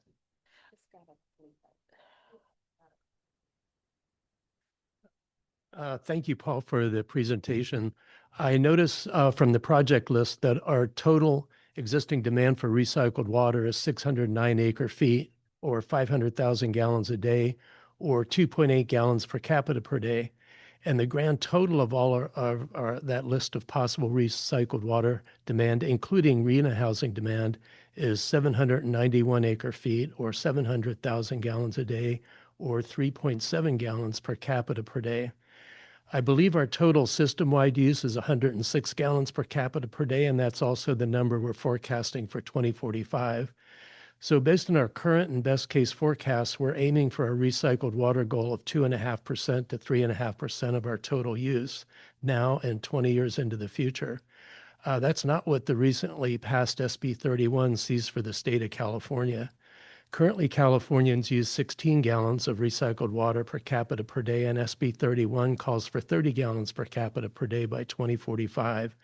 That means Marin is currently sitting at less than 20% of the state's current levels of recycled water and will drop to 12% of the state's goal by 2045. Some say that Marin's different and will never reach those goals because we don't have much agriculture and we don't grow any crops that could use recycled water. But in fact, Marin's crop is lawns. At 60% of single-family residential use, our residential outdoor water use, much of which is for lawns, is currently at 6,900 acre feet annually, or 6 million gallons a day, or 32 gallons per capita per day. If we could convert even half of that outdoor residential use to recycled water, added to our current recycled water use, we could beat California's current numbers, and continued conversion would put us in range of SB 31's goals by 2045. Without that level of outdoor water conversion, our lawns either need to shrink by half or Marin will fall far behind what other California water districts are asked to do. Regarding cost and demand, our top-tier customers who use large amounts of potable water outdoors are currently paying 2.9 cents a gallon for Tier 3 water and 4.4 cents a gallon for Tier 4 water. On a cost per acre foot, those rates are equivalent to $9,500 for Tier 3 and $14,300 for Tier 4. These rates would support the cost of half the portfolio of projects currently being considered, and there's no reason a drought-proof source of outdoor water for landscaping couldn't command even higher prices if that's what it takes to bring in a reliable supply of water to keep these users' lawns green, drought or no drought.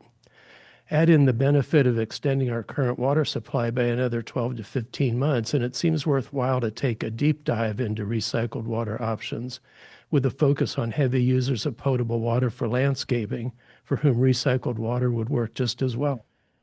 I hope we'll soon see a broader look at recycled water opportunities to help drought-proof our water supply as well as our finances. Thank Thank you, you. Mr. Sauter. Ms. Martha Davis and then Paul Denter. Denter. Good morning again, Martha Davis with the Nicasio Landowners Association. I really want to endorse the comments from the board about taking a deeper dive into the recycled water. As you know, I worked with the Inland Empire Utilities Agency. We put together a purple pipe system. We did have the advantage of the groundwater basin, but the idea of working with your partners, particularly when it comes to the world that we're living in with climate change, the uncertainty that they're faced with, and the opportunity to combine different interests together in co-funding projects like this is huge. And it's one of the things that made our program very successful down in Southern California. My colleagues within the recycled water world or wastewater treatment world are very deeply concerned about the new regulations on water quality and disposal of their water in the bay or the ocean. So for Marin County, this is center ground for their issues and an interest in joining with us on investing in these types of solutions. I also think that it is important to compare the projects, the ARC project with this project in terms of the reliability of the water coming in. I also think that within that, there should be a comparison of greenhouse gas emissions and other societal benefits, because there are going to be additional costs related to pumping the water and pumping it up to Nicasio as currently proposed. So at least getting an even playing field on taking a look at that becomes very important. And then finally, in this world of climate change and the uncertainty about our water supplies as we go forward, recycled water, and this was true in our community in Southern California, ended up being the most valuable water supply. So we discount it currently in the rate structure. And the question should be, and this is, I think, Director Smith, kind of where you're going with some of the questions about looking at the, certainly for the golf courses, what would they be interested in paying for resilience, reliability of that particular supply? So it changes how you even look at how you price the water within your current system. And I know you're going to have some sort of a rate structure review. This is an important question to ask. What should be the price of your most reliable water supply? And does that change how you approach partnerships with the business community, with housing, with real estate development? So it's a really important conversation that you're having today. Thank you very much. Thank you. I didn't prepare anything. I'm just kind of reacting to the presentation. I did notice the same thing that Director Smith noticed, that the yield from the DPR project was similar to the ARC project. and the cost was also similar. So it seems to me that that project is a comparable project to ARC. I would like to remind everyone that the ARC project also has a cost of water. That is, the project itself doesn't come with water. You have to buy the water from Sonoma, and there's a cost associated with that, and that cost is also relatively high, maybe not as high as the operational cost for DPR, but it's not included. I have a comment about the analogy with peaker plants. The source of water that is most analogous to a peaker plant is a reservoir. We have reservoirs. We should be using reservoirs as the so-called peaker plants. Desalination and DPR, and I'm speaking on behalf of DPR now, is more suitable as a baseline source of water, not as a peaker plant. And waiting for DPR to become suitable as a peaker plant, I think is waiting forever. I think we should think about it the other way. I suppose also finally is that we've been talking about these long-term projects for a long time. We never get started. And I think that it's important for us to identify these long-term projects and get started. With DPR, I think that there are dozens of sanitation districts around the Bay that are similarly sited to the sanitation districts that we have in Marin, and they are all in the same boat. And they're all looking for a DPR solution that's similar.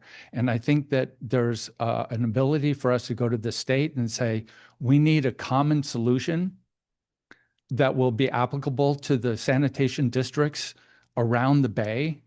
And perhaps we can get a grant or something else. Anyhow, that's my feeling of the next steps for DPR, is to figure out how we can collaborate with other water districts and sanitation districts around the Bay, and also to try to get the state involved in helping to fund some of these initiatives, because ultimately we're not alone in this boat. We're, all of California is going to be faced with these needs.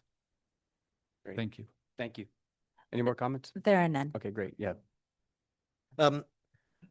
This is a retreat, kind of a workshop-y kind of context. So there were some comments I wanted to just reflect on a little bit. One, just all the operation and maintenance costs were included. The cost of these projects is a net present value analysis over 100 years. So it includes the capital as well as all operational and maintenance. 100 years is done to strive to have a way to compare these projects. So for example, like a dam or a pipeline that has a very long life, how do we compare to a treatment facility that may be in the 20, 30 years? So anyway, 100-year net present value, all the costs are included.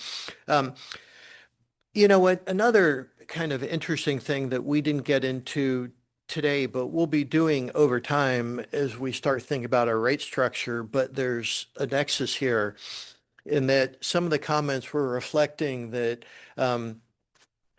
maybe there's an opportunity as we think about funding these recycled water projects that these high water users that are driving the need for it kind of fund kind of discreetly, and we put kind of an additional, of course, we do it now with the tiers, but there's some other, I just wanted to reflect that what we're finding, and we'll get into more of this over the coming year or two as we think about our rates, is the direction of 218 in the court is the opposite direction of that. It's looking more and more towards, hey, a gallon of water is a gallon of water, and you need to think about how you charge customers differently and kind of starting to maybe constrain that in certain ways. So anyway, I think that's going to be an ongoing challenge for us regardless. And then lastly, we did really take a look into this, and Jason Dow, who's a general manager at CMSA, we've worked with a lot on the notion, and we were kind of hopeful as we thought about DPR, IBR concepts with benefiting sanitation agencies, particularly in terms of nutrients and new nutrient regulations in the Bay. And generally, as it turns out, all the things you are concerned about in wastewater, nutrients, toxics, are still there after IPR or DPR. You're concentrating them. You aren't dealing with them. So the benefit to sanitation agencies in terms of disposal, which is getting increasingly difficult, is very marginal with the idea of DPR, which is super unfortunate because everyone was looking to this solution that provided these multiple benefits, and that's bearing out to be rather challenging. So just wanted to share some of those thoughts. Anything else, Dad? Yeah, I think there's one more thing to think about. In the last question or comment, in 1969, there was a plan for all of the wastewater plants in the Bay Area to be hooked up together. It was called the Kaiser Plan. And the argument was basically that it was better to discharge into the ocean than it was to discharge into the Bay. And it was a precursor to reclaiming the water too, because once you had all the effluent picked up, you could then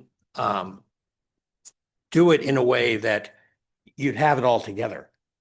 And the idea was they were going to put a sewer, effluent collection sewer all the way around the bay, down to San Jose, back up, and go out through San Mateo, out through where the freeway goes, out there, and then out to the ocean. And it just didn't get any traction. It was Kaiser's, Erm Pearson at Berkeley. It was their approach to how to handle the nutrient issues and the things that Ben was just talking about that are very sticky in the Bay. And it's a long recall for me. I don't quite remember the details of why the local agencies weren't interested, but they weren't particularly interested in that approach. So your points are well taken. The problem is the logistics of implementing, I think, that make it complicated, and the cost. All right, thank you for that. We're going to take a 5-minute break. We'll move on to our water efficiency discussion.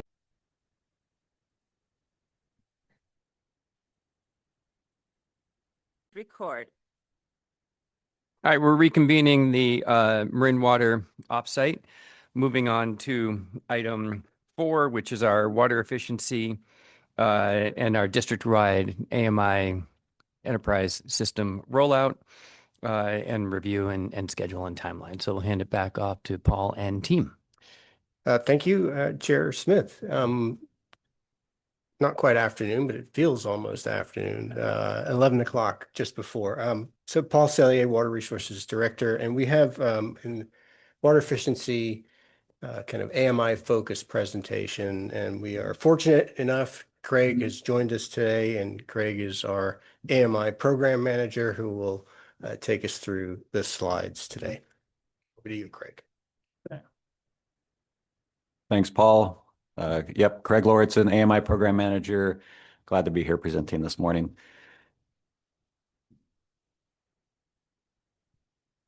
All right, for this presentation, we're going to start with a bird's eye view of an AMI system and then look at some key project drivers, additional AMI benefits. We'll look at a couple policy considerations and then review our approaches to implementation and finish with next steps. So as we get closer to full deployment, I think it's important to take a step back and look at all the pieces that make up an AMI system. You know, the result is data on a screen, but that starts with a meter in the ground and then all the pieces in between. So you need an AMI compatible meter, or at least a register that's able to transmit its data. In this example, and endpoints involved. Sometimes that endpoint's built into the meter. And then that's how it transmits its data. And then in order to collect that data, there's either the use of the existing cellular network in the service area and or an installed fixed network, which would be the radio collectors. And from there, that data moves to the cloud, which would be the meter data management system, and it ends up in 3 different places: utility billing, the utility facing portal, which allows staff to monitor the AMI network and AMI system and maintain it. And then, of course, the customer portal, which I'll have a few slides just on that. So we'll look at some key project drivers, the first one being potential water savings. We anticipate water savings as a result of AMI. Our own in-house analysis of our AMI pilot, which involves over 4,200 single-family residential customers with an AMI meter. We've seen savings range from 3.4 to 7.3%. And American Water Works Association has case studies of 3 to 15% savings, EPA WaterSense 5 to 10%. And they emphasize the use of a customer portal and their savings. And then the image to the right is comparing 2 different routes in our service area. The green icons were upgraded to AMI in 2018, and the blue icons are still being manually read. So this was a nice side-by-side comparison, which eliminates some variables like microclimate. Both these meter reading routes have similar parcel size, but the AMI route showed 7.3% savings if you compare pre and post AMI. We also compared AMI to other water supply projects. You see it listed there at the bottom. So several projects are there, and based on a 5% annual water savings from AMI, it does have a relatively low cost per dry year acre foot compared to those other projects. Originally, when this was put together, this model, water efficiency was in there, and AMI was kind of wrapped into that, but this pulled AMI out and just looked at it by itself, and it still compares pretty favorably. So looking at key project drivers, or continuing with that, enhanced customer engagement and communication, the customer experience and call quality improves with that granular data. You know, when customers call and ask about a high bill or talk about a high bill with customer service staff or water efficiency, there's a lot of speculation on, you know, maybe it's a toilet, maybe it's irrigation, did you fill your swimming pool? There's just, you're kind of guessing on maybe what caused the high bill. But with AMI data, you can look back in time and see when did the pattern start that caused the high bill, or when did the leak start, and it takes some of the guesswork out. So customers have access to this granular data. I think one of the most powerful tools is going to be the automated leak and high use alerts, because let's be honest, a lot of our customers aren't going to check their graph on a daily basis or weekly basis, but when they get that, you know, email or text message that they have a potential leak, that should drive some traffic to the portal to, you know, figure out what's going on. And then during the next drought, this portal could be used for targeted outreach and messaging. So the next 3 slides will just take some screenshots from customer portals that are out there. Staff have reviewed several of them. And we'll look at 3 features that are offered within customer portals. The first one is reviewing water use and identifying possible leaks. So in this screenshot, you can see that yellow banner says continuous use detected.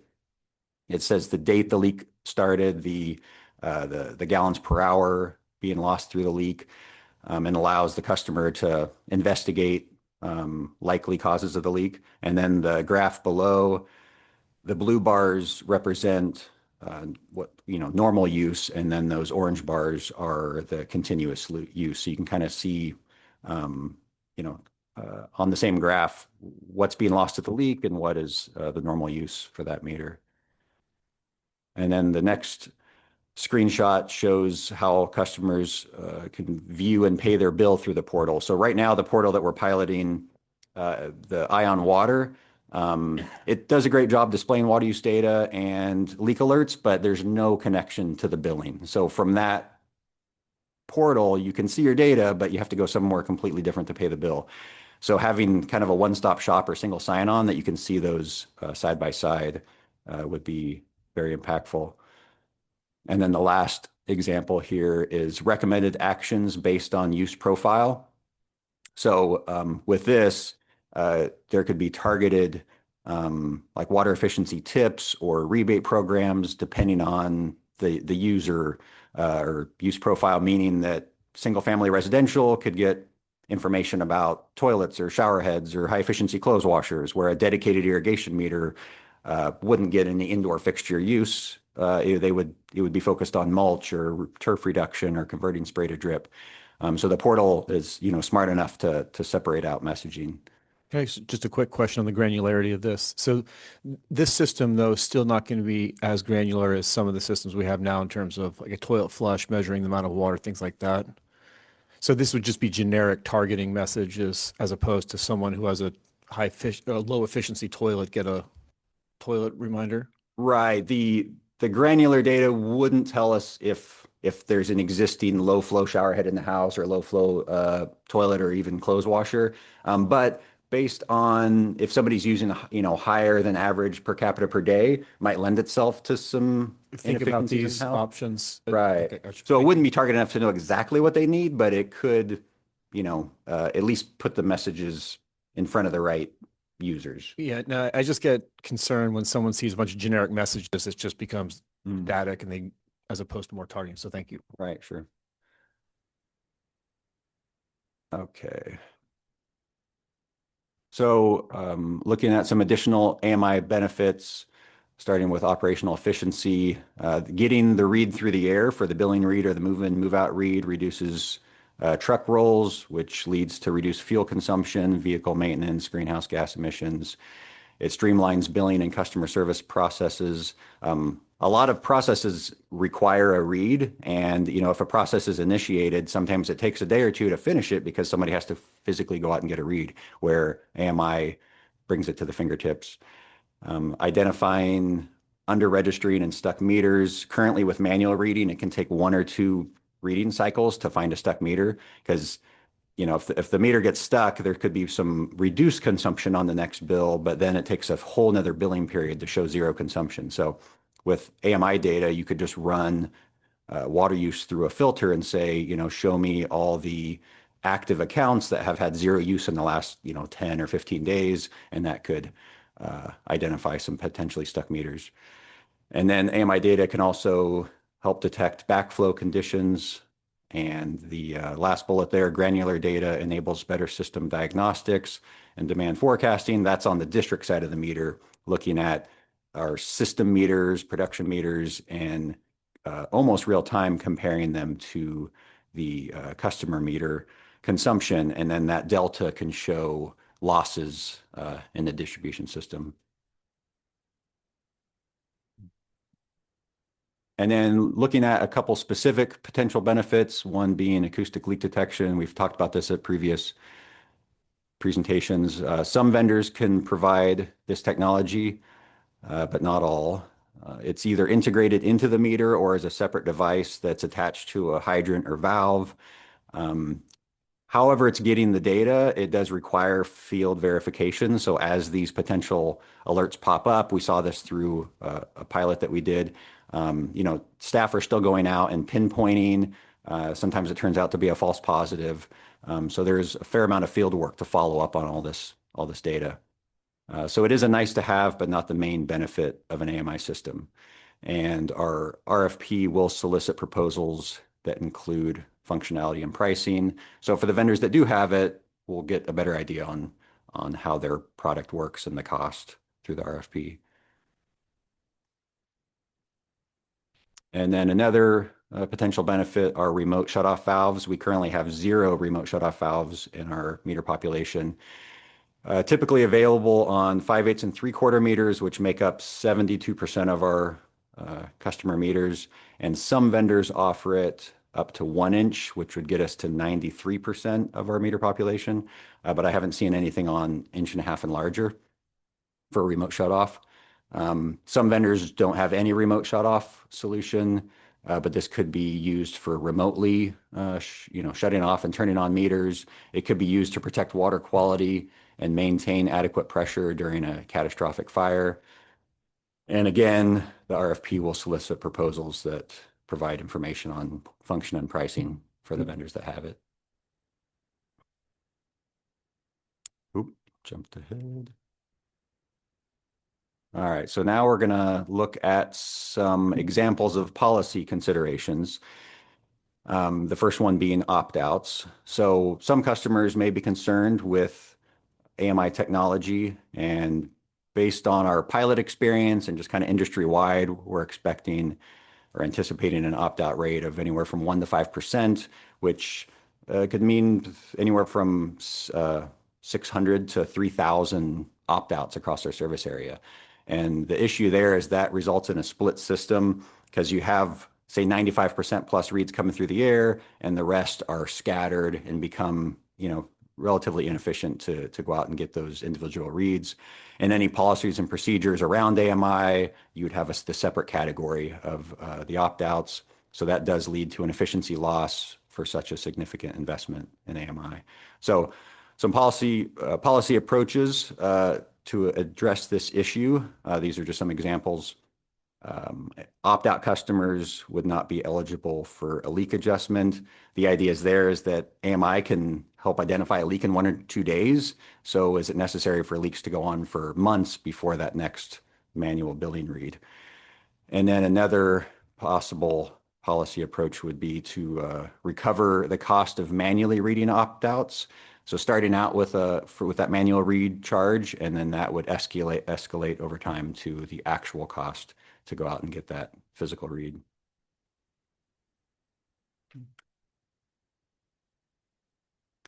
So the next one is the leak adjustment policy in light of AMI deployment. So the district does have a existing policy. The kind of summary of that policy is that customers are eligible for a leak adjustment once every 3 years and up to 2 consecutive billing periods. And upon submitting the proper documentation, I think they can do it online now. Upon confirmation of leak and repair, the bill is adjusted based on historical use. So in light of an AMI system, some possible updates to the policy could be at one end of the spectrum would be to discontinue the leak adjustment policy altogether, and we wouldn't be the first water provider to consider that. Other ideas are to reduce the leak adjustment eligibility from 2 billing periods to 1. Again, if you can find out about the leak in 1 or 2 days, 2 billing periods, that's 4 months of a potential leak that is currently being adjusted. Or another idea is to reduce the frequency from once every 3 years to once every 5 years. And the next one, limit the maximum leak adjustment dollar amount. Again, if the leak can be identified so quickly, are these, $7,000, $10,000 adjustments reasonable with that fairly quick leak identification? And then the last one, require AMI customer portal account to be eligible for an adjustment. So, AMI can provide a lot of information, but if a customer doesn't have the portal account, they're not going to get the leak alert. They're not going to get the, the high consumption alert. So that's an important part of it is having that portal account to even get those messages. Can I just a quick question on the portal concept? Because I think it's a pretty important component. So potentially move forward with the system, put all this money out there, but it's putting the horse's head right in the river and they're not drinking. So is this something that we would want to look at, just combining these two into our online portal account anyways, automatically enrolling them?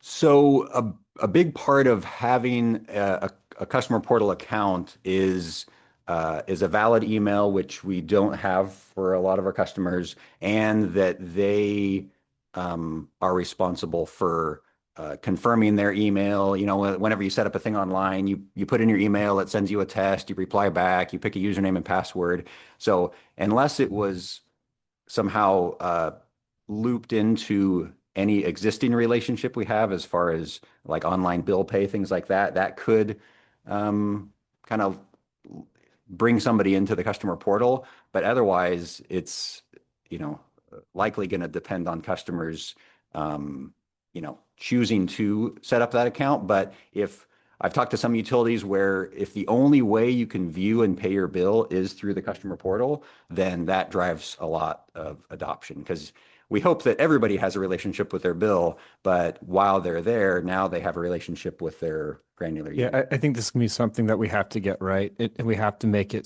tie it to the bill, or something that is a lot more of a carrot in front of them that quickly will turn to a stick at some point, because we're asking to invest a massive amount of money, and then we're saying we hope people sign up to get the benefit. I mean, I think we get it right, make sure that we get everyone into the system. Right. Yeah, where I've seen the one-stop shop single sign-on, Alameda County is a recent example. They're at around 90% portal adoption through that, kind of one-stop shop. If you want to see your bill, you got to have a portal account.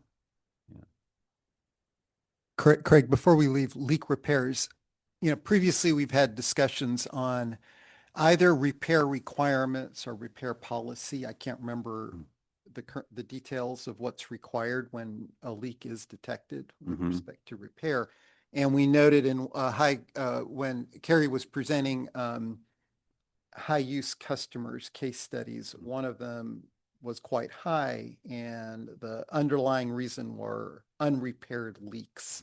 And we detected that using AMI, but we were not enforcing any type of repair because we didn't want to sort of single them out because they had an AMI installation. And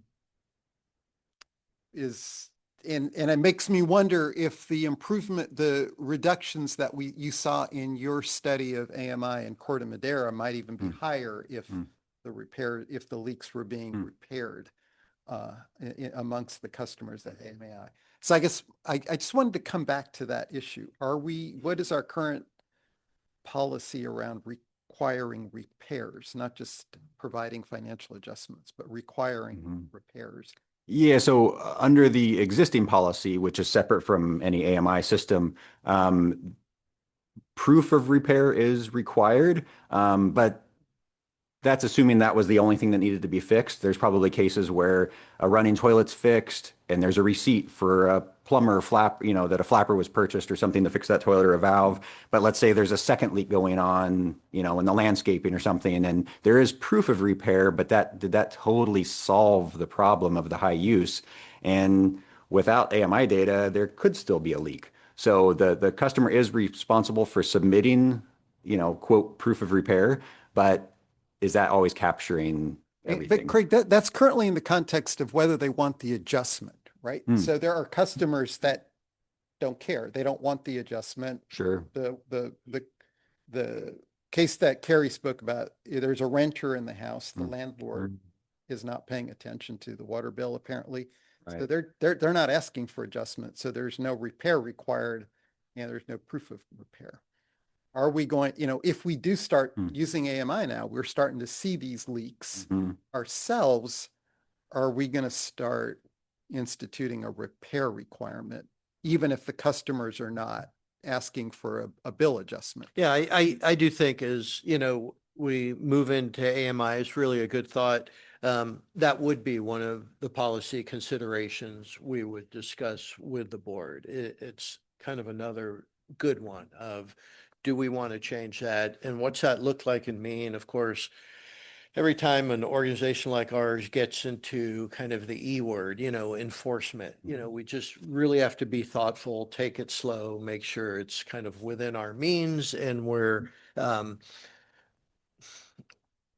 doing it with eyes wide open in terms of the blowback of any sort of enforcement action you typically take. But of all these are pretty significant shifts, but I think staff has been thinking similarly to some of the comments that we're going to be investing an awful lot of money, and the benefit really returns on that investment based on the level of participation of our customers. And think about certainly carrots, but maybe some sticks, and how to really get folks to buy into the active as we can get, the use and ideally active use of this system. You're right. Why don't we keep it going, keep notes, and we have 5 more slides in this, and I have some questions on this in previous slides also. Is that all right if we come back to it? Just keep those thoughts. Yep. Okay, thank you.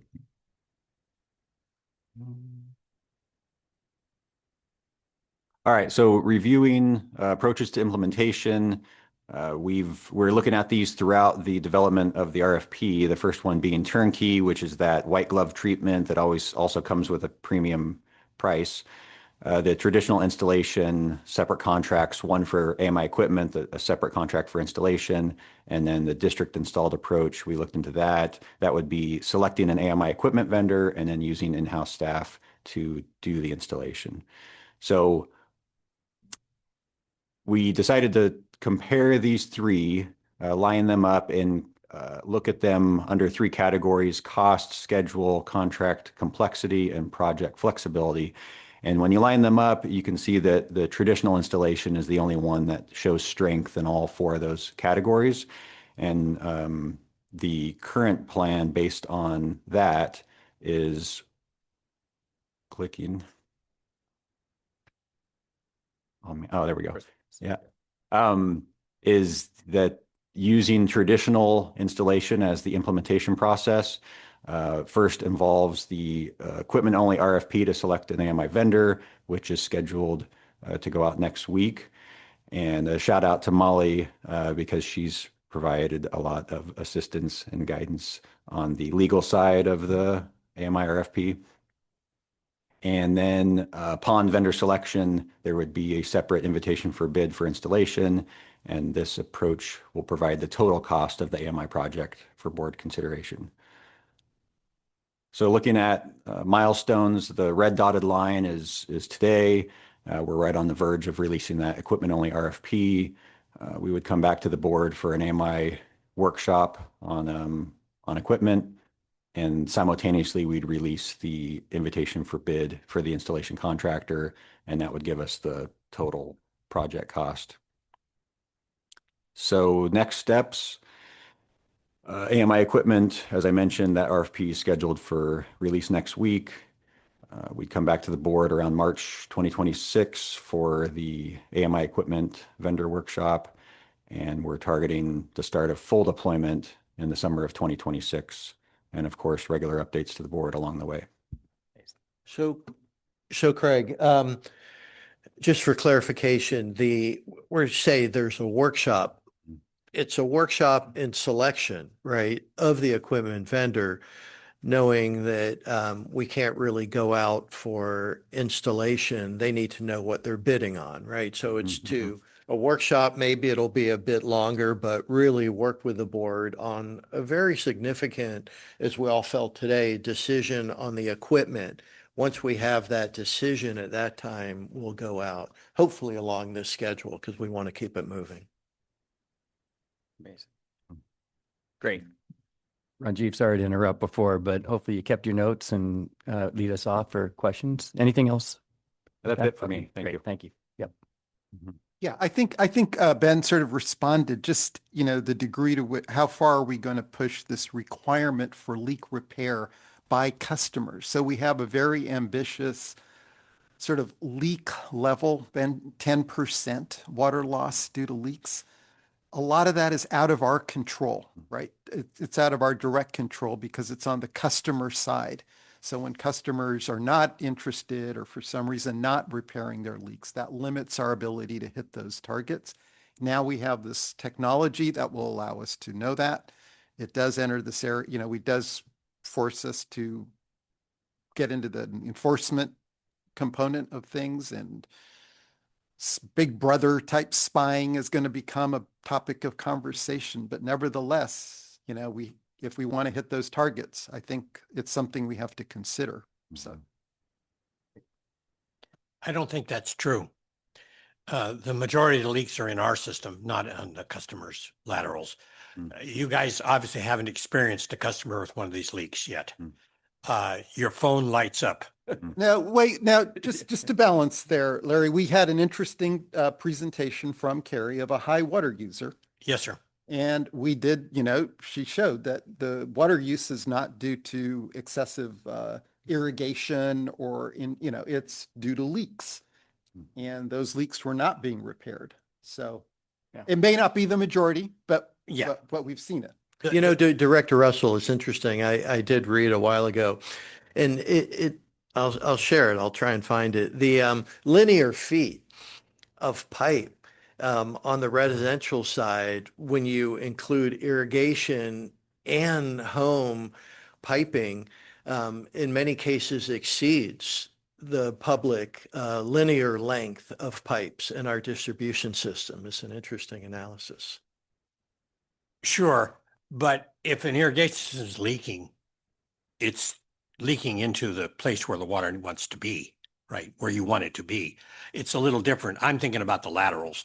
Right. You know, if you just use the lateral as the comparative, because that's, I mean, I guess it's true you could have a rebate for a leaking irrigation system. We do often. Yeah. But most of the ones I've been experienced with are the ones where the lateral's leaking, so you have a 24-hour day event. The irrigation systems have got a stop valve in between. Right. So they're only leaking When when the system's in use, as opposed to running all the time.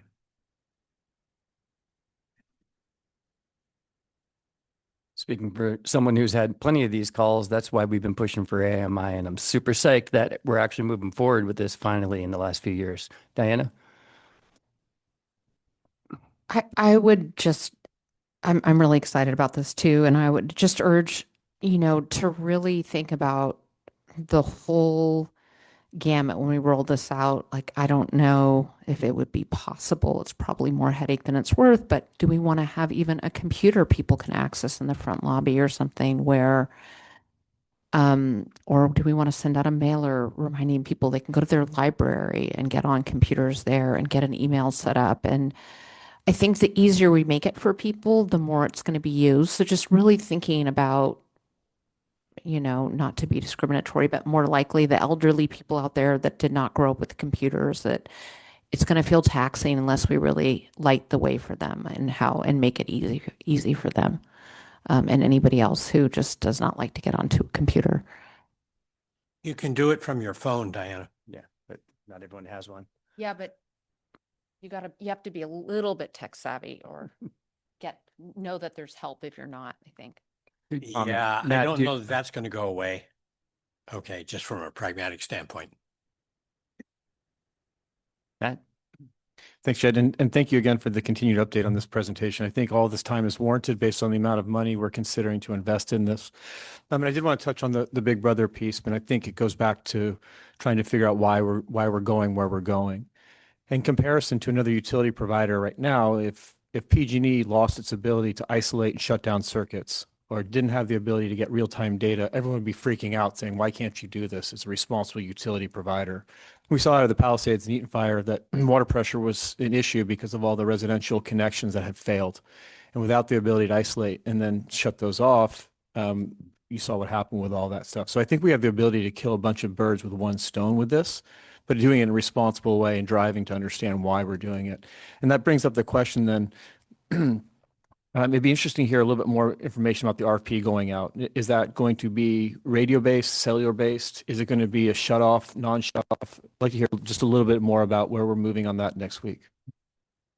Yeah, so currently we're open to proposals from both vendors, cellular. Some do only cellular, some do only fixed network. Others offer a hybrid of the two. So that the RFP will allow for all that, unless let us evaluate, across multiple vendors. Hopefully we get several good proposals. And as far as you were talking about the remote shutoff valves. Yeah, so the RFP has a section about the technical requirements for a remote shutoff valve system and the cost, warranty, everything that goes into that. And like I said, some vendors don't even offer that solution. So we don't want to necessarily eliminate vendors based on whether or not they have that capability. But we'll learn a lot more about what's out there. What we've done to address is we have selected generally not to screen out any technologies or providers in this RFP process. Our intent is to be able to bring to the board kind of okay, shut-offs will add X dollars and here's the benefit. Uh, Flow monitoring will add Y dollars and here's a benefit, and be able to make a decision of selection based on who's offering what out there, what the price is for these different enhancements and features. That's super helpful to hear it that way, to have a little bit more of a holistic view. And just going back to the timing, your last slide said that you looking to fully implement in like 8 months, Beginning. starting the full implementation. Okay, so with that, what would be the full? Looking into a crystal ball right now, what would be the full, I guess, deployment? Or completed with the full deployment? Sorry. Yeah. So when we put out the RFP for equipment, we're specifying 36 to 48 months just to give the vendors an idea of our timeline for providing equipment. And then the same will be for the invitation for bid. Based on our system size, I've talked to several installers that have said that, this could be done within a 3-year period, but there's also the trade-off of all the equipment's going to start dying around the same time. Fast forward, that 15 to 20-year life cycle. So there can be some benefits to spreading out the installation window a little bit so that it's a little bit more manageable to replace this entire system. Fast forward, 15 to 20 years. And I think it's a good forethought, but where it's conflict is that you're saying, if we have a 3%, 5% opt-out, that's a big hit to the system. And now we're saying we're not going to get full installation for a decade. I mean, we're not going to see the full benefit of this for about how long until everyone's up and running on it then? Like 3 to 4 years to get it all in the ground minus opt-outs. And then we would hope that over time, some of those opt-outs would switch over to. I'm sorry, I might have misunderstood. Is that with a staggered start, that 3 to 4 years? Yeah. Staggered start. Yes. Okay, that's helpful. Okay, I thought we were going to look in 4 years. It would be a lot. I thought 4 years would be the full implementation if we should start right now. With this, I understand what you're saying, so that's helpful. It seems to me the easiest way to get them to hook up is to offer a discount, at least proportional to our savings. Could be $5 a month or whatever it is. It extends to the idea of doing the non-mailing bills. You do everything online basically and let it fall where it falls, because I think there's an incentive number that will bring even the people worried about the RF signals to the table. Yeah, I was going to say the same thing. Rather than a surcharge for opting out, we can have a discount for everyone who opts in, or everyone who doesn't opt out. Couple questions, and thank you for the presentation. This is obviously as important as ARC in many ways. The benefit is significant. It's clear on all levels. Other benefits that I think you didn't highlight were the reduction of errors in all the paper trail and all the readings that we're doing and the people going out and then going back into computers. And so I think we're going to have more accurate data, timely identification of issues so that we're going to know when these things happen. I know that's implied by the benefits, but I think that's also critical. Potential for monthly billing, you kind of alluded to it, but that will give people more insight into what's happening on a shorter term basis. And I do have some questions on the leak adjustment policy. How much does that cost us per year do you know? I recently heard a figure of 1.6 million. Okay, so it's over not insignificant. over annual. Yeah, over a year. Yeah. Okay, not insignificant. It's hugely valuable. I know people appreciate that, and a lot of them don't feel like it was their fault necessarily. I'd be in favor of keeping some semblance of it. Once every 3 years doesn't sound like it's overreaching, but I'm supportive of a leak adjustment policy, even if we do this. My guess is we're going to have reduced cost because they will have AMI in there. So I think there is some reason to keep it, especially if we can inform them. Can we inform them if there is a leak? Can we just say, hey, listen, there's a leak going on right now, and call them an email, et cetera, if we have We that? do that, yeah. Whether it's So that's there's letters, there's truck rolls, there's phone calls, yeah, for our pilot right now, yeah.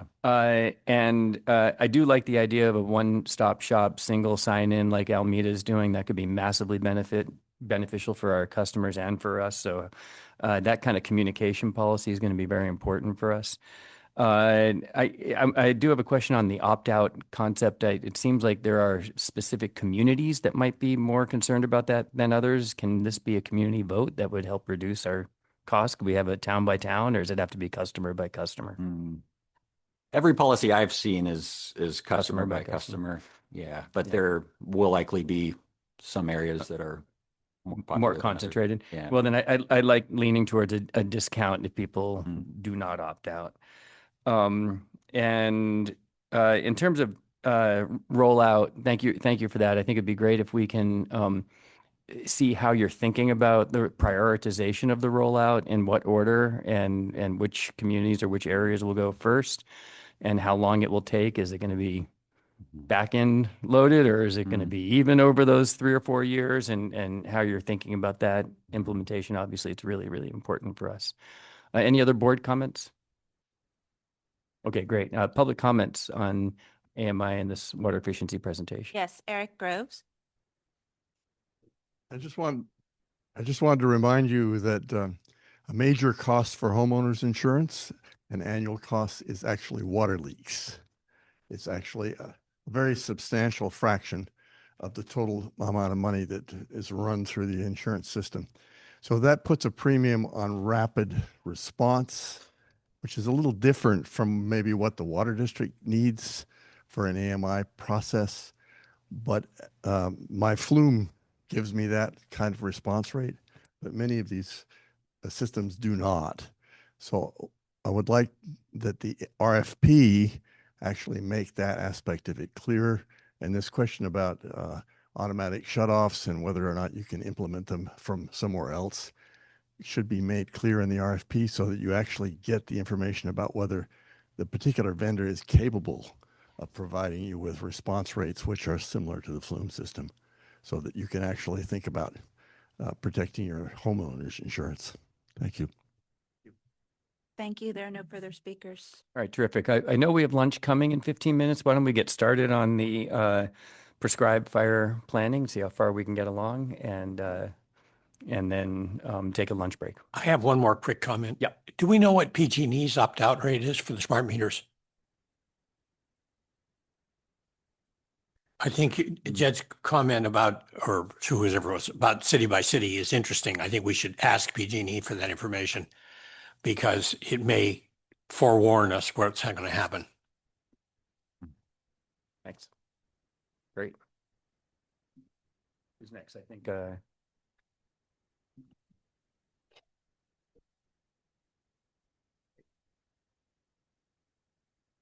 a new computer. We have enough money in our Good afternoon, Sean Horn, Director of Watershed Resources. The presentation we have for you now is about our Mount Tam Watershed Prescribed Burn Planning and our BIFIT, our Biodiversity Fires and Fuels program. So we'll provide a brief overview of what that is to remind everyone, and then talk about, shine some light on some completed work that's been done in this area, and then think through kind of where we want to go with prescribed fire on the watershed moving forward. Talk about the importance of our agency coordination and partnerships, and then get into the details of what it looks like to scale prescribed fire. So the BIFIP, as you all know well, is the document that the district and the board adopted in 2019. This was a really important document and plan for the district to develop because we had seen some changes on the watershed, specifically kind of the expansion of invasive plants throughout our vegetative communities, as well as some forest pests and pathogens that impacted large areas of forested swaths on the watershed, and then changing climate conditions and fire behavior, extreme weather events, shortened precipitation seasons and longer summer seasons, or that were all kind of drivers of change that resulted in the district looking at how we would change the management of the watershed to minimize the risk from wildfire, preserve and enhance our existing biological resources, and really provide the adaptive framework that we're managing under. And we've come to the board with updates to this plan since its adoption. And so that's what we'll be talking about, some strategic updates that could be done to support prescribed fire moving forward. This last year was our most successful year implementing prescribed fire on the watershed. We had 3 burn units that were completed. This total acreage for this was about 106 acres, which is good progress. In the last 3 years, we've really been starting to advance this type of work. It took us a couple of years to do the initial treatments to prepare the landscape for the reintroduction of beneficial fire, and also to develop some of the burn plans that were required to allow us to move this type of work forward. However, we're not quite achieving the BIFIP goals. The BIFIP goal for prescribed fire is about 140 acres a year, or 3 projects per year. So we did 3 units this year, and we're just under our kind of acre targets. However, there's a lot of interest in seeing this type of action be scaled up throughout the state and Marin County. And so there's an interest to seeing how we can continue to progress this number forward. So Pilot Knob was the project area that we implemented this last year in partnership with Marin County Fire. We did, achieve our resource objectives that were outlined in our prescribed burn plan, which was to reduce our fuel loads, reduce that dead and dying material, reduce our grass thatch layer, and really protect some of the forested areas within these zones through doing this type of treatment. We're excited to see how this area responds in the spring, and kind of the understory, response to this treatment. So this particular area was successful. It was a great project that we were able to implement kind of within the public sphere, in that we kept Sky Oaks Road open during this project. We kept some of the hiking trails around the project area open, and we had kind of interp staff out there to interact with visitors to help them understand why we were doing this treatment. We had county fire, supporting this and kind of having staff around the perimeter of the project. And we did kind of see good consumption of the fuel and the fuels that were in this treatment area. And so this is just a good sign of the future of where we want to go with our BIFIP moving forward. The map in front of you, this shows all treated areas since the adoption of the BIFIP, as well as planned areas through 2028, which is part of some of the grants that we've recently been applying for. And there's a lot of strategy that's been put into the implementation of these sites, and some modeling work that we presented to the Watershed Committee around pathways that have informed and kind of revised some of these treatment areas. This is all necessary for us to really be looking at the implementation of prescribed fire. We have to go in and do this initial treatment, prepare these units for developing a burn plan, and then going in and doing additional treatments to set up control lines, do additional fuel reduction work, and establish our kind of resource goals for those prescribed fires. So this map here shows you all the dark red is areas that have been treated, but very specifically, they're the forest restoration treatments. So the last map showed you the invasive management work, the fuel break work. This is just our forest restoration work that we've done with mechanical or hand crews. The kind of pink color on the map is what our botanist has reviewed the fine scale vegetation map and identified the vegetative communities that would be appropriate for prescribed fire on the watershed. And then you can see kind of where these treatment areas line up with those appropriate burn areas. So that helped us kind of begin to define where we would want to develop burn plans. And so the map in front of you here shows the burn plans in dark red that we've implemented in 2023. The gray is burn areas from 2025. Green is areas that we've previously developed burn plans for. So we have about 306 acres of current burn plans, and then the red being the future burn plans that we're developing.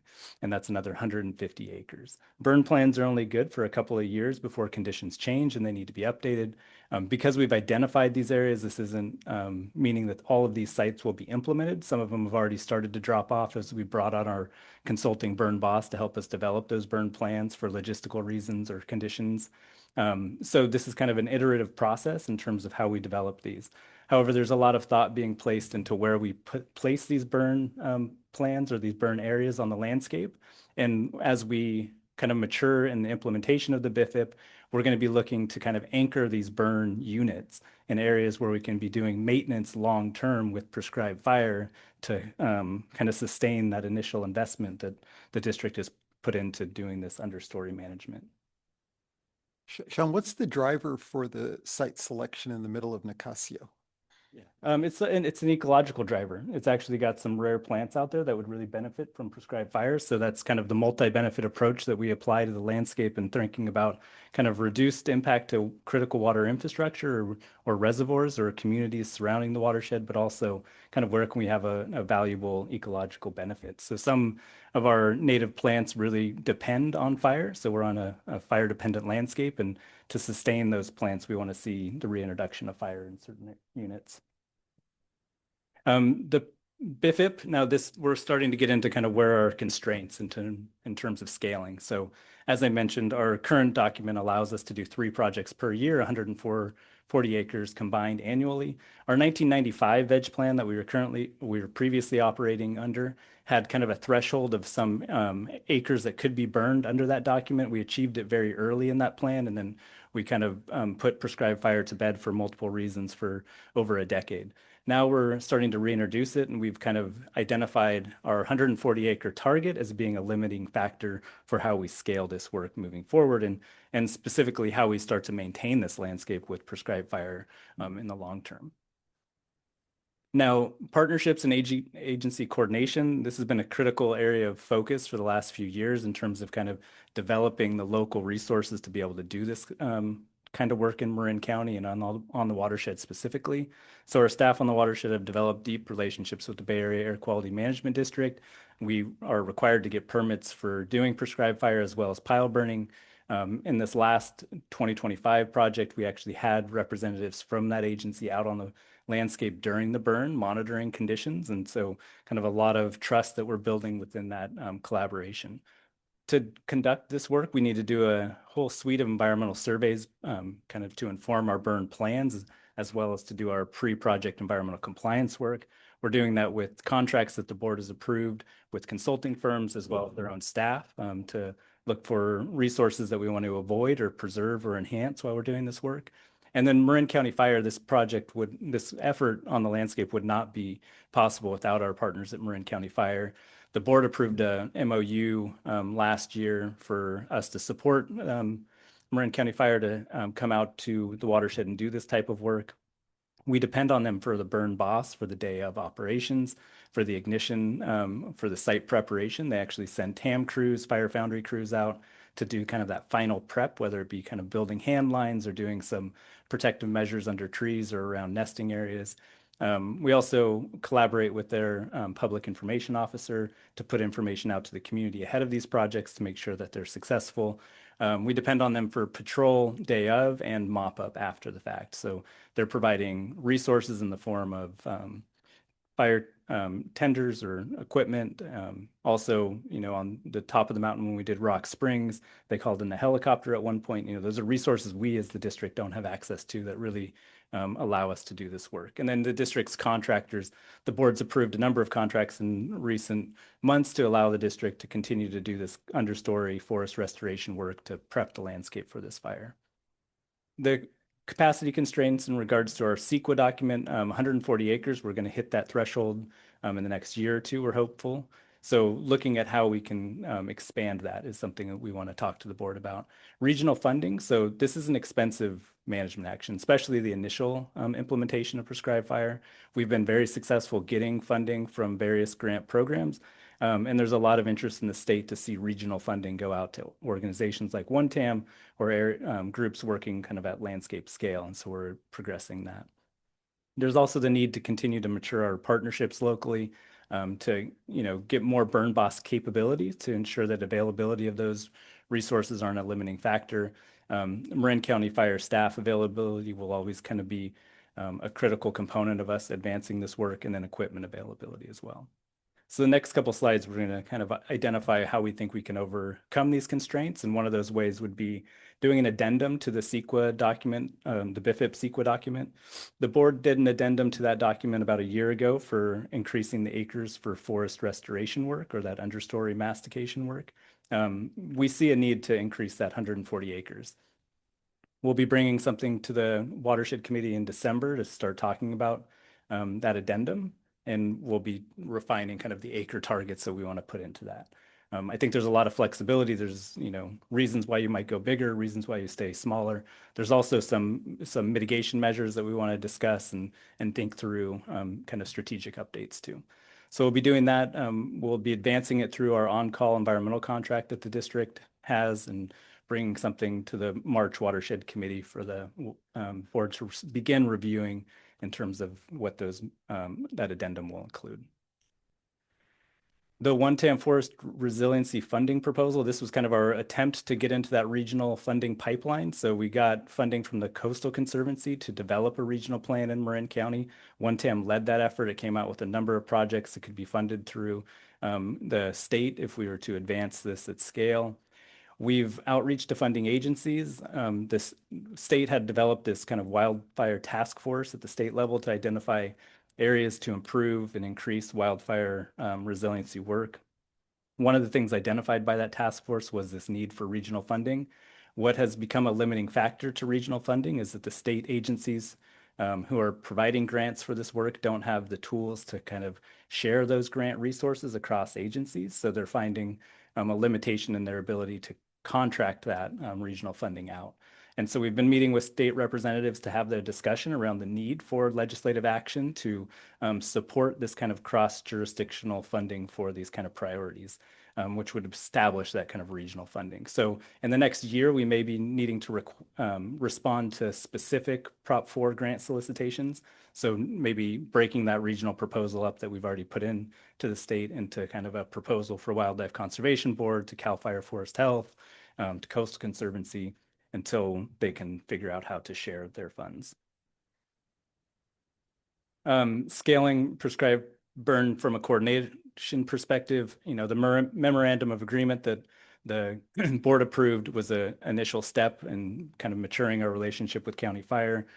We want to continue to have a conversation with them around our burn plans that we're developing every year, and also the site preparation that can be supported ahead of time so that we have as many burn units ready every season, and they can kind of adaptively help manage those projects as the conditions allow. We also were continuing conversations with Marin County Fire about burn boss capacity, availability, and funding needs. This was something that we actually built into the regional funding proposal that the One-Tam partners put out there, was some capacity for Marin County to have grant resources to fund their staff to kind of scale up their internal capabilities and training so that there were more burn bosses available during the kind of prime burn seasons. Prescribed burn analysis. This is something that we've been hearing a lot about in terms of kind of what are the outcomes of our treatments. And so one kind of concept that we've developed, and we're open to discussing this and thinking through what this looks like, is coming up with a kind of way to support a research fellow or academic partnership. And this really kind of goes back to where we started all this work with, was a partnership with Cal Poly and UC Davis, where we did a pilot project up on Ridgecrest or Bolinas Fairfax Road, looking at how we could scale forest restoration work on the watershed. That's where we started the BIFIP, and now we're kind of coming to a point where 6 years in, we've been implementing a lot. We're developing burn plans. Let's start to kind of dig into what those outcomes are, and maybe that happens through some sort of fellowship or academic partnership.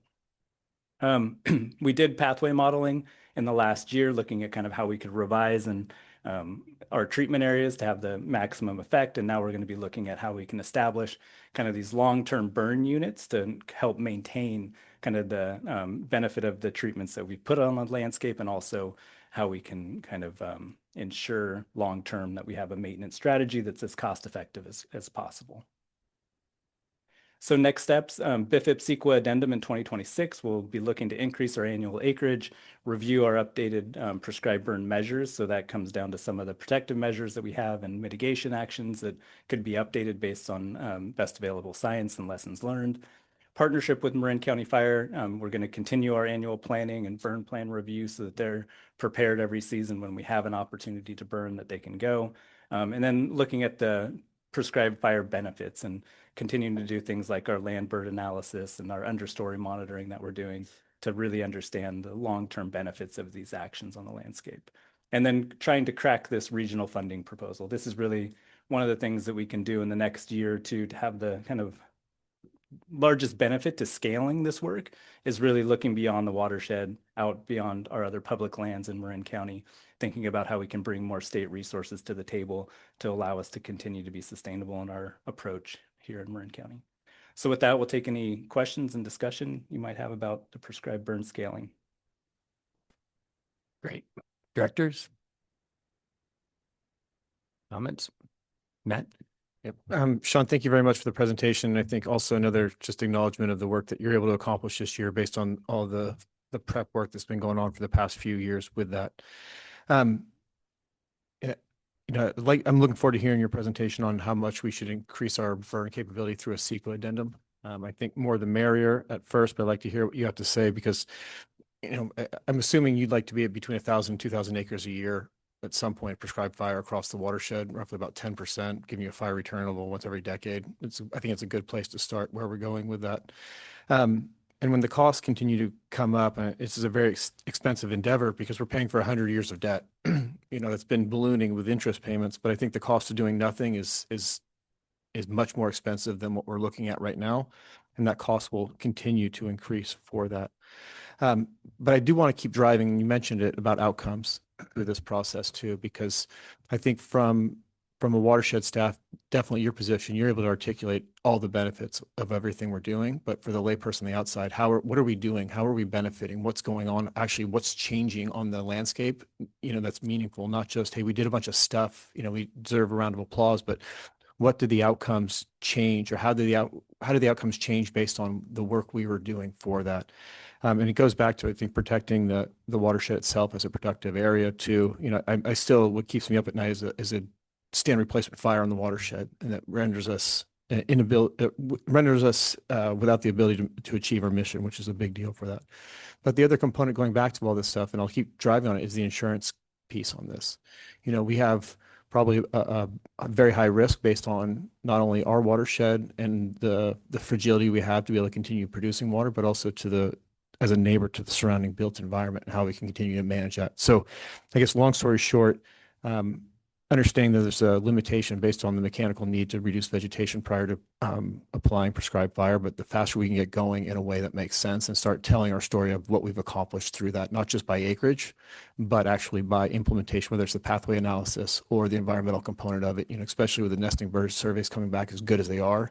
That's really exciting news, and it's a benefit for everybody to be able to articulate that. So full support of that. And I know Marin County Fire is antsy to start burning next year.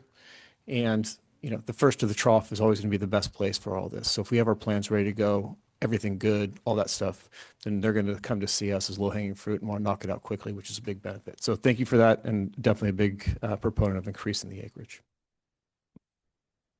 Great. And other comments? Yes, Ranjiv. Yeah, I'm just following on, Matt, on your comment on, really emphasizing the outcomes of this work and measuring those and sharing those with all of our stakeholders. I think, Sean, as you're thinking about what we could do through a research collaboration, and I know that, there's a lot of probably uncertainty still around that. Do consider the possibilities of doing some cost benefit analysis. So what does it cost to achieve the outcomes that we are measuring, and potentially averting things that could happen if we didn't do this type of work? That cost benefit analysis could go a long way in terms of increasing the funding for prescribed burns. And just thinking about money, I met Amazon has a water sustainability group, and they have a focus on Northern California and making investments in water supply. And so Ben and Paul and I met with them recently, and they have a small amount of money that they could put to these efforts, between $500,000 and $1 million. I think we should follow up and sort of get that in the pipeline. Nice. Great. Great. Thank you. Larry, Diana, any comments? Nope. Okay. Thanks again for the presentation. I have a couple of questions. When we look at the report for increasing acreage, I'd love a sense of how you determine the prioritization of which areas you want to do more than others. You mentioned native plant impact. Obviously, there'd be threat to homes and specific communities. A lot of these seem fairly remote. But any idea of how you do that analysis? An update on the land bird analysis, that was, I think, a pioneering study that we did with Point Blue, and I'm not sure when we would have that update, probably sometime next year. But any follow-up for land bird analysis would be helpful. I'm not sure how you compare these kind of controlled burns versus other mitigations that we do. I know that I think you'd mentioned between 1,000 and 1,500 acres a year of broom mitigation and other invasive species. How are those effective, and how do they compare to this effort? I don't even know if that's the right question. Maybe Matt would be able to answer that. But how do we think about other options besides burn, and how effective this is? And regardless, I am very supportive of increasing this effort. I think I'm glad we finally got to it after decades of thinking about it, and supportive of your work here. But if you want to answer that, feel free. So the BIFIP has a number of management actions designed to address different issues on the landscape. So areas with broom probably aren't the most beneficial for fire right away. So we do have about 800 acres or so of areas that we're managing just for broom. And you won't see those prescribed burn plants falling in areas with large swaths of broom. Long term, there is a benefit to kind of flushing an area that you've fully controlled. So we'll be looking at that. In terms of priorities, the pathway modeling that we did was helping to inform some of those long-term priorities. We're really thinking about how you can kind of divide the landscape up into areas that are protected. And there is some logic going into where our treatments are being applied to do that. And then long-term where those prescribed burn plans would be set up in those kind of anchoring units on the landscape, if you will. The land bird study, that is coming out of our triannual land bird study. So that was set up in our 1995 EDGE plan. Every 3 years, we go back and visit these sites. So our frequency of returning to those burn areas will kind of coincide with that. And I think we're scheduled for another round of the land bird monitoring next year, excuse me. I think, great. Yeah. Thank you. Any public comment on this matter? None. Okay, why don't we keep going? Lunch will be here shortly, but we're going to move on to item 6, which is reviewing some high-level board and committee logistics. No presentation PowerPoint here, but our head of communications will put out some food for thought before the food for belly. Nice. Thank you. Adrienne Mertens, Communications Public Affairs Manager. So as Vice President Smith just said, there are a few board and committee meeting logistic items that we wanted to discuss today with the board. Staff are currently preparing the proposed 2026 board and committee meeting calendar, which we will be bringing to an upcoming board meeting later this month. So really 2 items today. The first one is a quicker one, but I wanted to check in with the board on our current FAC structure. You'll recall over the last year, we've been piloting FACs as just a committee meeting, with the exception being we dual notice when there's an elevated item or something of need where we would want the full board to be there. This was a change we made last year from past practice, where we would duly notice our committee meetings so that all board members could attend. They were noticed as both a special board meeting and a committee meeting. So over the last year for FAC, we've been running them just as standing committee meetings, and it's assumed that we'll move forward as we're preparing the calendar now in that same fashion. Again, allowing for exceptions when it's needed to have the full board present and notice as a special meeting. And so today I just wanted to confirm that this has been working well for the board as we're putting the calendar together to bring to a upcoming board meeting. And I'll pause there to take any comments on that. Great. Comments on FAC or scheduling? Yeah. The schedule works well, the pattern works well. I have to admit, I'm confused on whether or not board members can claim compensation for listening in or listening to the meeting after the fact.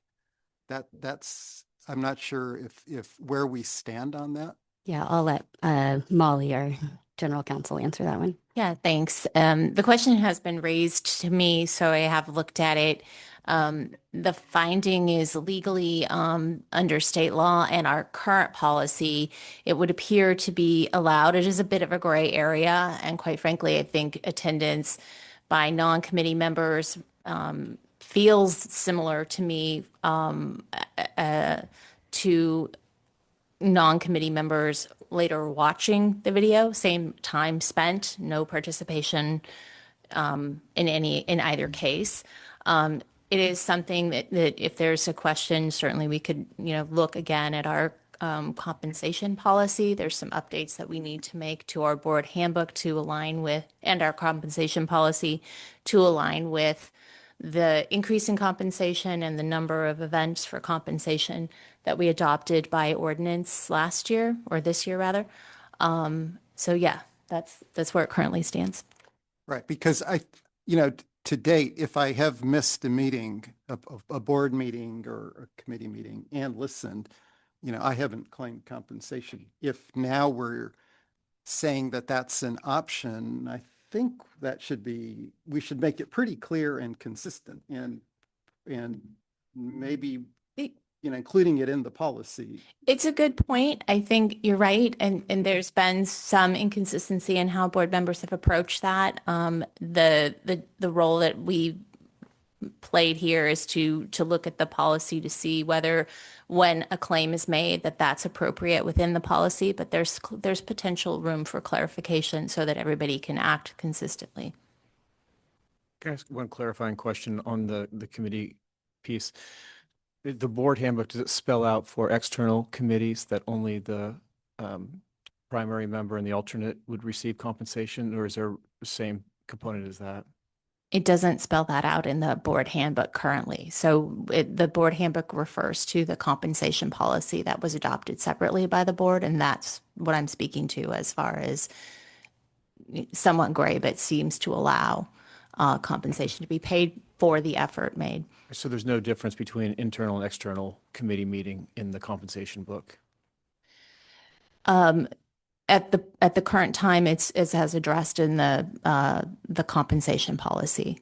So compensation made for time, effort spent, and there's different categories. One is state law, and one is what the board has chosen to allow in addition to state law. And I would say that, and I'd have to look at the policy again to. Yeah, it's just for some reason I remember that only the primary selected board member and an alternative for an external committee would receive or were eligible to receive compensation. So if someone wasn't one of those two seats, they started attending meetings they're more than welcome to, of course, but the compensation piece would be different. So it'd be good to clarify that component. Yeah, I respectfully disagree. I think it's really clear in our policy that we pay people for officially being at meetings when they are officially attending. So someone just listening to a video after the fact is not an official representation of this board. And so I don't think there's any gray area.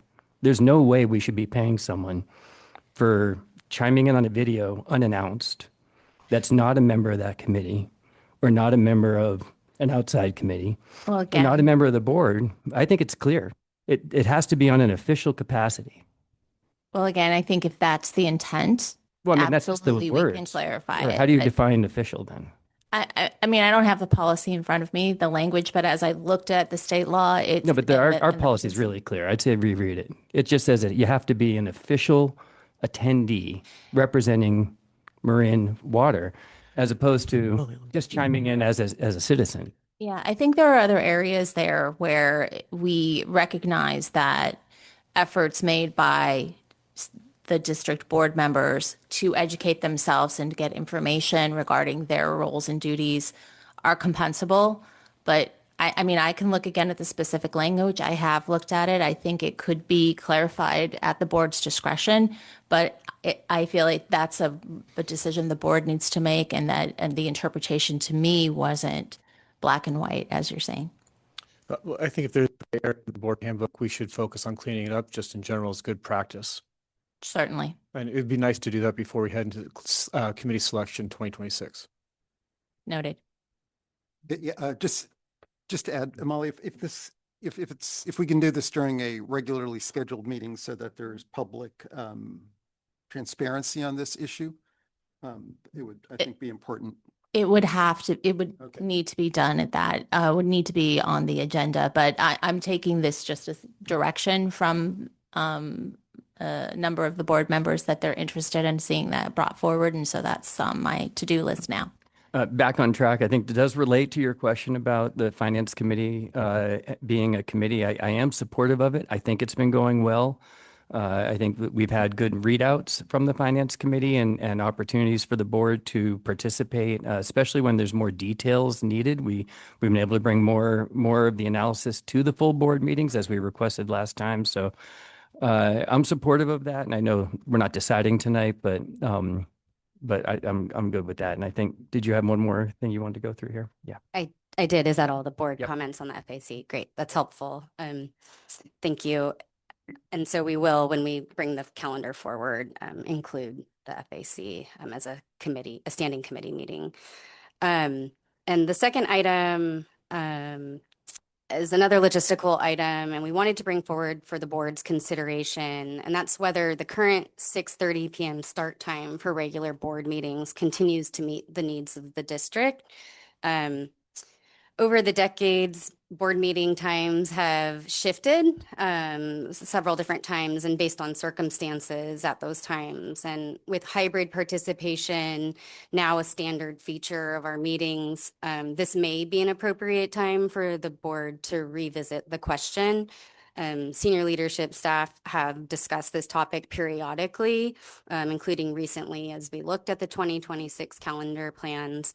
Staff have identified that an earlier time, such as 4 p.m. Or an earlier time from the current 6:30 p.m. time in general, might offer some operational and meeting efficiency benefits, and also allow for additional staff to participate in board meetings. This is not a recommendation today. This is simply an opportunity for the board to weigh in on whether you'd like staff to explore this option as part of the upcoming calendar that we propose. And just to give some broader context on this, many district departments typically wind down the business day and their operations around 4 p.m. And so an earlier meeting start time could align more naturally with those schedules and reduce the number of long late night work days for all of the staff that are involved in board meetings. Board meeting start times have varied over the decades, as I said. It started at 5 p.m., it started at 5:30 p.m., the current 6:30 p.m. time, and as late at one point as 7:30 p.m., reflecting that the board's discretion to adjust meeting times as circumstances have evolved. One notable change in the past several years is the strengthening of public access through hybrid meeting formats. In the past, that's definitely been an issue when discussing the start time of meetings, and remote public attendance is now a part of our board meetings. We offer it at all of our regular board meetings, helping maintain public access even if the meeting start time shifts to earlier. And we've seen that we have generally pretty good attendance on our Zoom participation. Earlier meeting times may support sharper focus, more consistent pacing of our meetings, and reduce decision fatigue. An earlier in time may also better support overall work-life balance for everyone involved in meetings. And I did just want to give a snapshot of a look of public agencies throughout the regions. I've passed out a handout that shows the current start times of various public agencies neighboring to us. As you'll see on the handout,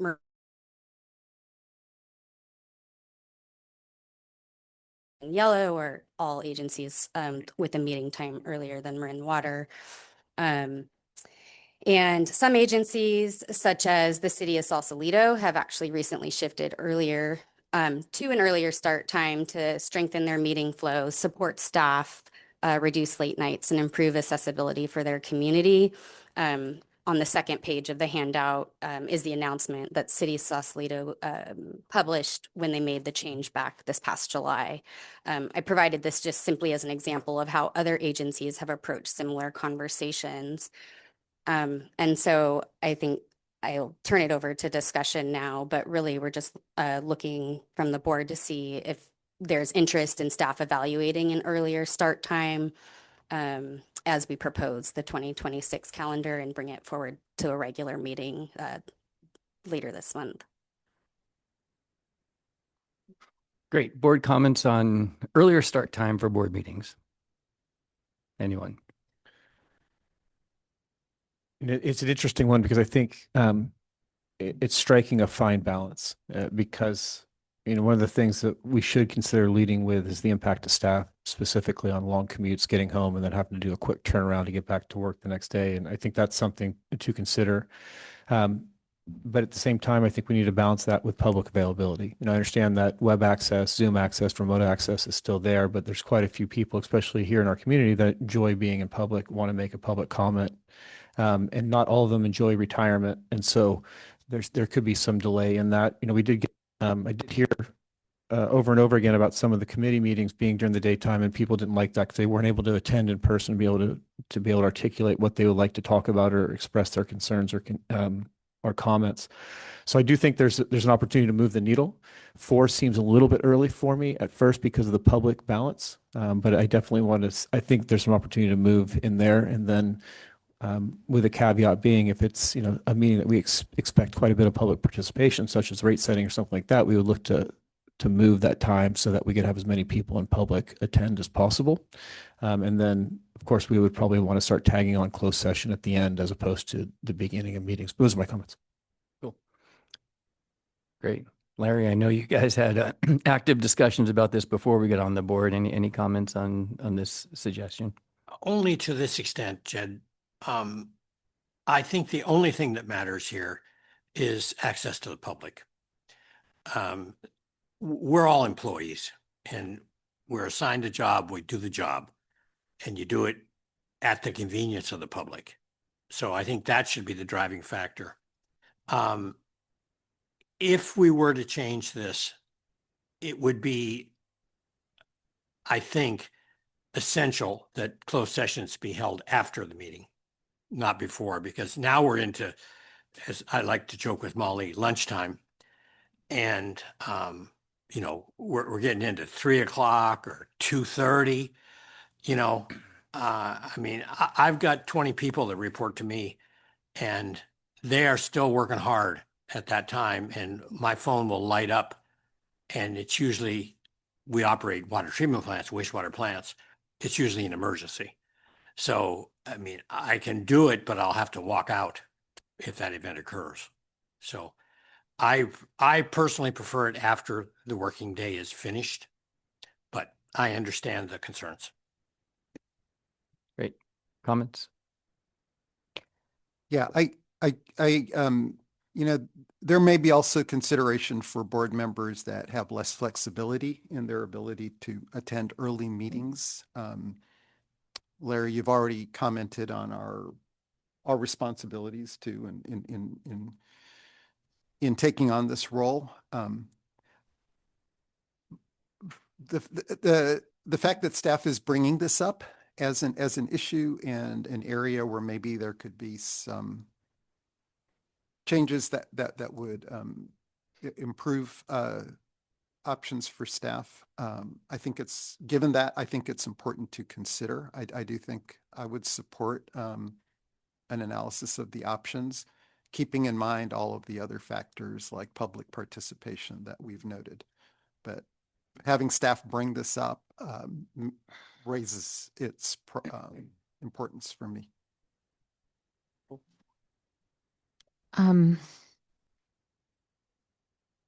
Well, so when I ran for office, I made a deal with my teenage daughter who miraculously still wants me around all the time, that I would only be out one night a week. Between my demanding job, she was very concerned about my running for the water board. And I've done that. So it would be kind of nice to have it be a little bit earlier, and then I could go to there's always things that I want to go to that, in the community or that are related to water board things that I turn down because I don't like to be out too much. So I do think it's something to be I think it's nice to be able to get home and have, family time and not have it interfere. But, I think the public and the staff are the more important considerations.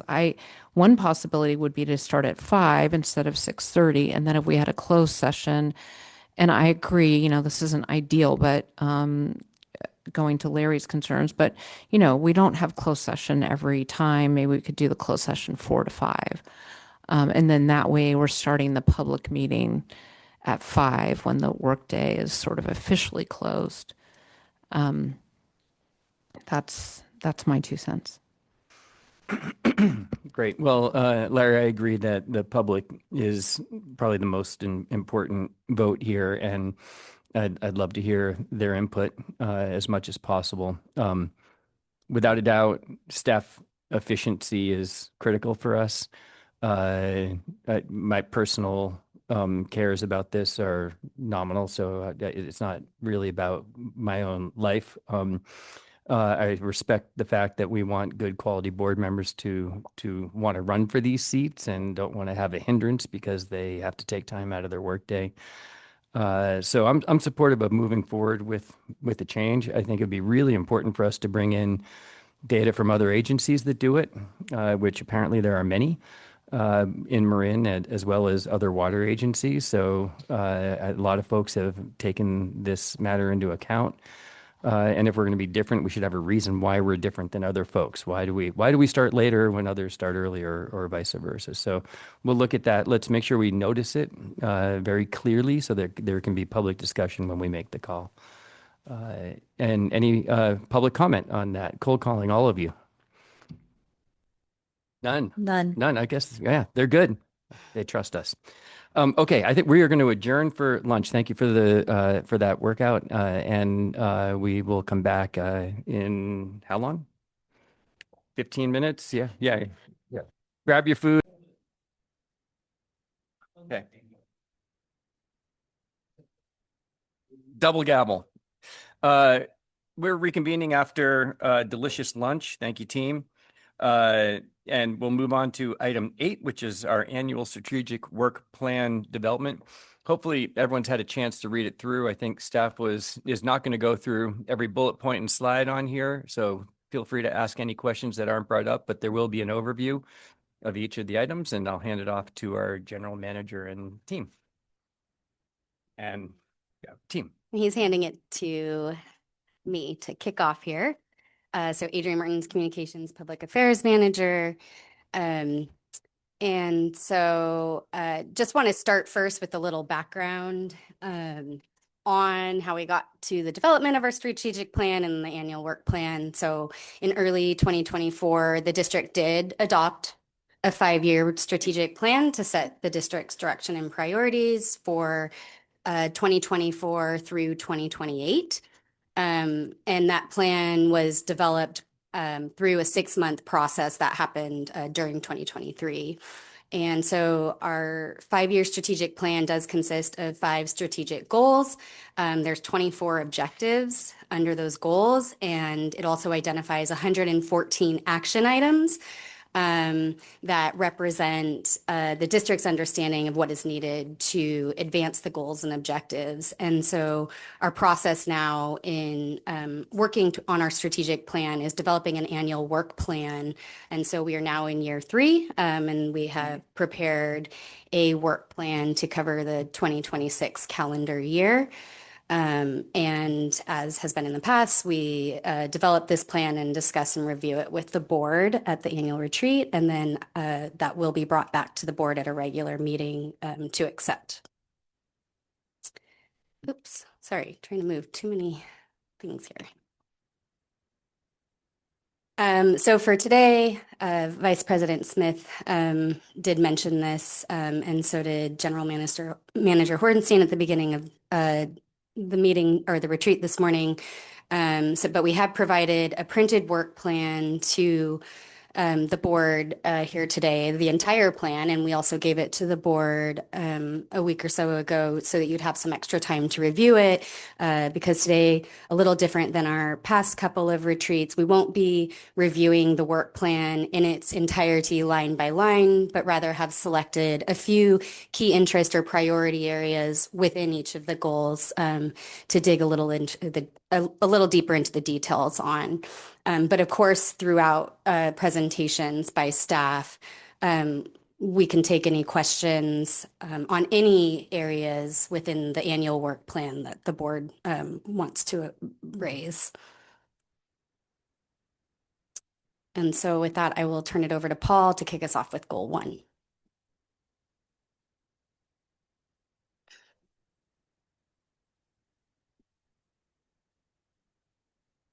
Okay, goal 1. It's always nice to be first, but maybe the next best thing to being first is being next. We're right up. Next. Good. Got the hook already. You've heard enough about reliable water supply. I don't know that you can hear enough about it. So we have a number of objectives under this goal. But today, we wanted to pull out just a highlight from this. And I've got Carrie here to help us walk through, that really interesting presentation that the board has been asking for since we gave it, I think in July. And it's one of our favorites. There are a ton of numbers and percents and things to kind of wrap your head around. But it's informative. And it will help, we think, guide some strategy for us going forward. So Carrie's going to walk us through sort of a subset of that presentation from July. Sorry, everyone. Carrie Pollard, Water Efficiency Manager.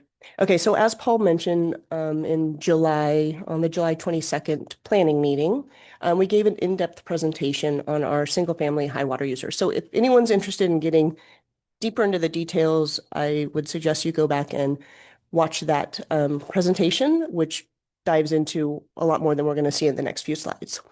But essentially what we did is we took our highest water users and we broke them into 3 distinct user groups. We had our highest 1% of water users, our highest 5% of water users, which in turn actually aligns nicely with our tier 4 use. So when you think of highest 5%, you're really thinking about our tier 4 users, and you can see them listed here. There's about 2,200 of them. They use 4% of the single family water use. So 4% of that subsector of our total water use is single family. They use 4% of that. And as a result, 9% of the revenue is generated from these users. Then we had our third group, which is our highest 10% of single family users. There are about 5,000 of those folks.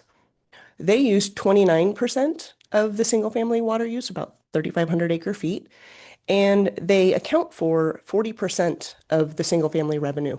So when you think about that, it's all of tier 4, all of tier 3, and a sliver of tier 2.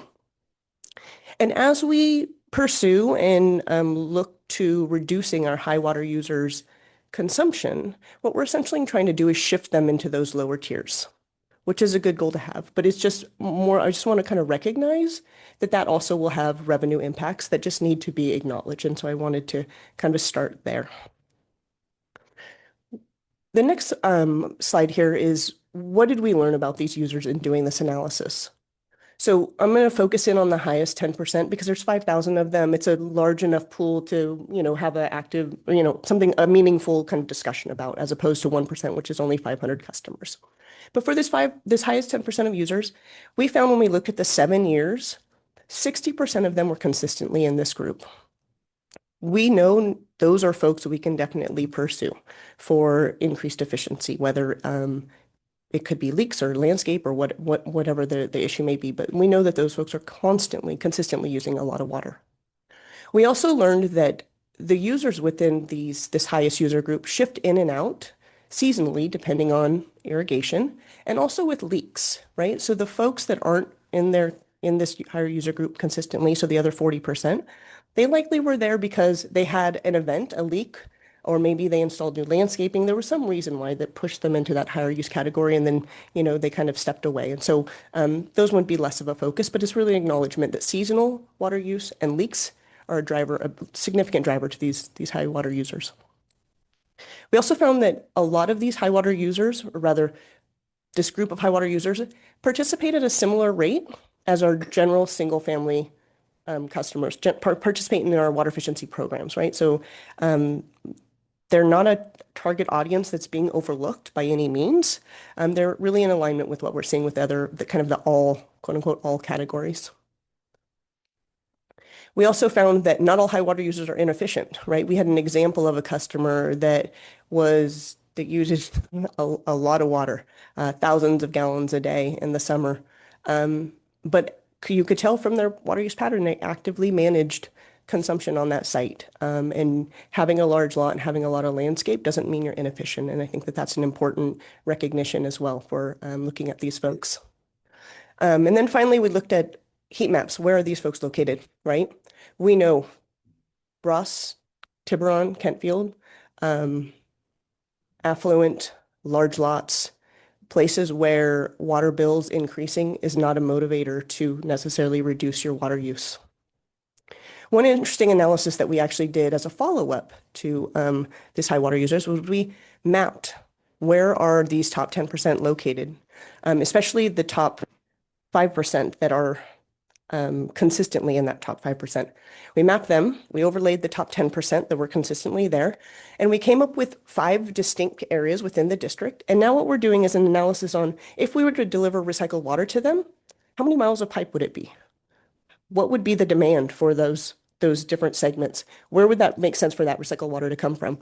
So that is underway, and we'll bring that back to the board once we have it finalized. But it is another kind of the next step of, if we can't get them to participate in water efficiency programs, is recycled water an option, and how much would that cost, and what does that look like? So more to come on that. I pointed at the computer, it might work. There we go. So the next step is we wanted to look at the irrigation patterns for these customers because we know the seasonal variations is really what's driving most of these high water users. We found that the water use for our highest water users is more pronounced in the summer, meaning there's a 10x increase in demand for our highest water users, summer versus winter, whereas in our all customer base, it's about a 2.5 increase, right? So there's still, we know there's going to be higher use in the summer.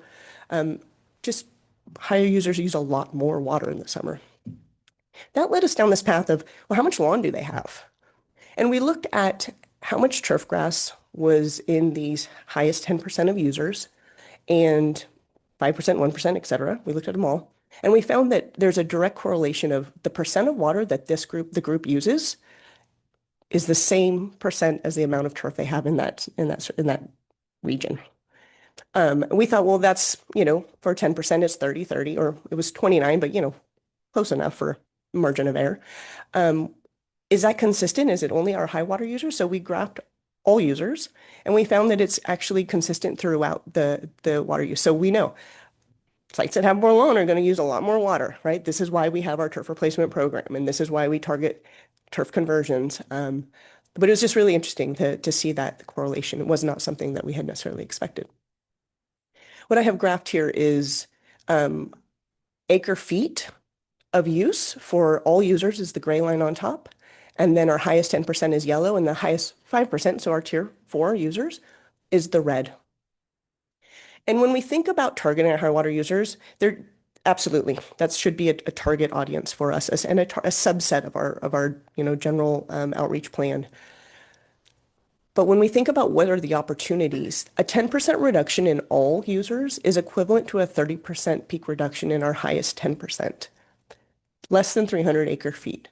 So while it's important to focus on high water users, it's equally or more important, I think, to ask for a 10% reduction that could actually be achieved than a 30% reduction, right? We asked for 30% reduction during the drought.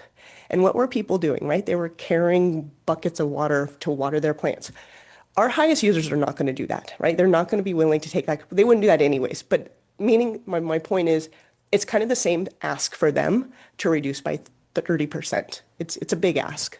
Some may be willing, but all of them is highly unlikely. And I think that that's another really important point, that keeping our eye on the general outreach that we do to target our customers, drive our customers to our program is really important. Carrie, just on that point, which is really interesting, right? A comparison of what you could achieve with a small reduction across the board versus a much larger reduction in a subset of our customers. It's really interesting, but it's also possible that many of our customers that are on the lower end of usage don't have much more to go, right? Achieving even a 10% reduction for them could be quite difficult. Sure. You're starting to say kids don't take showers, Right. things like that, right? It could be quite tough. Just a note. Yeah, no, I think it's an important point. And I think that similarly, our highest water users, there will be some that are interested in reducing in some way, right? And so I think what I'm trying to drive home is we can't just focus on high users and ignore everyone else. We need to keep it balanced and be willing to work with anyone who wants to work with us. And that's kind of been our mindset, and we're going to stick with that. And then finally, I want to talk about what's coming next. So we're going to be doing some seasonal marketing to our high water users in coordination with our communications department, right? Knowing that they have different motivations. Their water bill is not going to be a significant motivator for them. So what is? And we're working with our team to figure that out and hopefully come up with something that's motivating to them to take action and become more efficient. We've scheduled a landscaper training program that are targeting these high water users, landscapers. We're having it at Marin Art and Garden Center. So really kind of very nice location, trying to target these high users and their staff, targeting not the high water users to attend, but their staff to attend and learn about how to become more efficient with how they're maintaining the landscapes.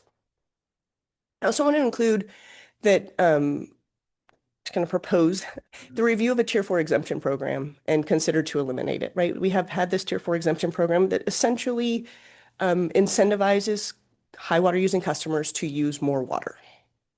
Granted, they do have to take some actions to demonstrate efficiency, but essentially by paying Tier 3 rates, we're telling them that they can use as much water as they may need regardless. And I think that's...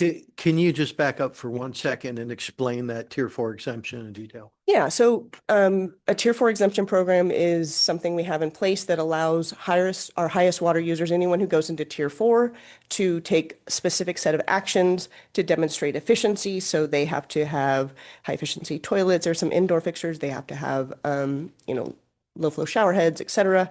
But then in their landscape, they need to have, so many inches of mulch applied every year. They have to have a water budget. There are actions, they're just not, we have a list of things that they need to do. And there's about 50 customers that are in this group that participate in the Tier 4 exemption program to date.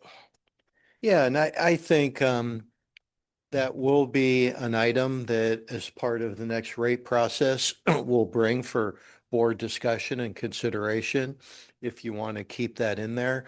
I do think I agree with Carrie that it's kind of is a bit ripe to think about it with this focus on reduction. And it may be at this point a bit misaligned with a bit of a low bar of activities they have to do to get this really significant benefit. So maybe we do away with it, or maybe we rethink it and enhance it in some way, but that will be coming up over the next year at some point. Carrie, quick question on that. Do we, excuse me, do we measure water efficiency savings for the customer based on the actions required to meet the Tier 4 exemption? We do not. It's a checklist. Okay. Thank you. Seems to me, Ben, that it's impossible to take the ones off that already have it. You might be able to say no more going forward, but I think the battle that would occur, I mean, these people have resources significant to hire lawyers, and they will not hesitate. Yeah, I think, yes, take any takeaway. So, right, among the strategies, we could raise the bar of requirements. We could grandfather folks in if we want to do away with it. We could have a 10-year kind of phase out. So yeah, we'll bring kind of all those options and considerations. I'll just add there is a requalification every 4 years for these customers to continue to demonstrate that they're in alignment with the requirements of the checklist. The next item is recognizing that AMI will help us target these high water users, right? We gave some examples of really inefficient user and a really efficient user, and having AMI across the board will allow us to focus in on those high water users that could actually benefit from efficiencies, right? Specifically, leaks would be the biggest one that comes to mind for me. And then finally, wrapping up, similar analysis is underway for commercial, industrial, and institutional accounts. And so that may seem simple, right?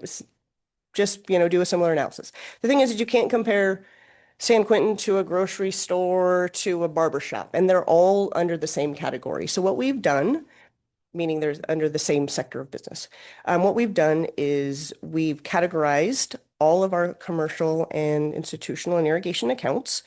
The state actually assigned us to do this within the next 3 years. We are doing it early before the regulation, just so that we could do this analysis in a more meaningful way. So now that we have the categorization done, we can go in and say, how much water do grocery stores use?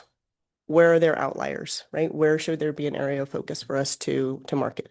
So that's coming, and that will be brought back to the board once we have that analysis complete. With that, I'll turn it back over to Paul, unless there's any questions.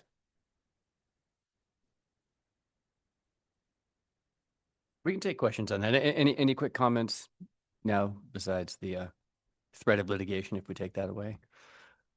Any? Oh, good. Thank you for that report out. Appreciate it. Yep. I have one quick one.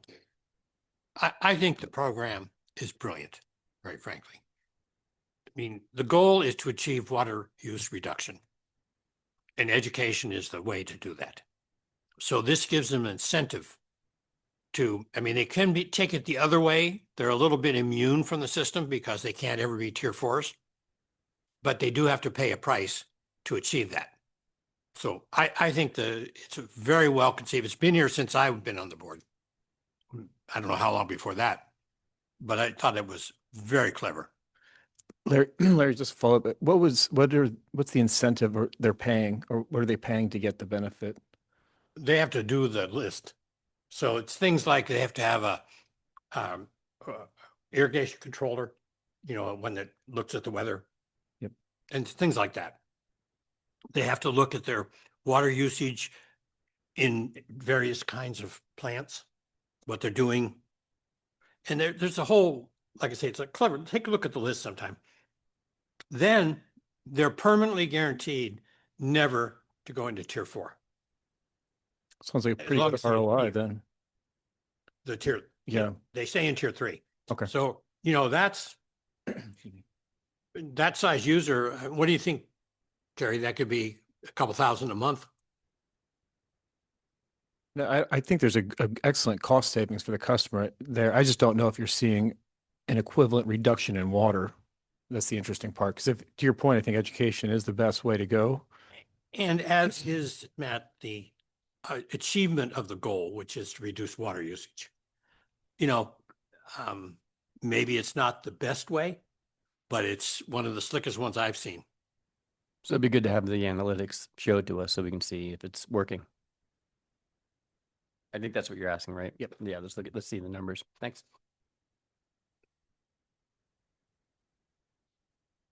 Sorry, moving on. Okay, thanks, Gary. Yep. So again, water supply, objective 2, our roadmap projects. So this is really down to the ARC project schedule that's shown here. In the upcoming January and February, we're expecting to complete the basis of design report. So this will give us an opportunity to have a closer look at the cost than we've had previously. We'll also be issuing a notice of preparation for the EIR project this January. Other than that, we expect the rest of 2026 to be all about the EIR, and design will be going along in parallel with construction to start in early 2027.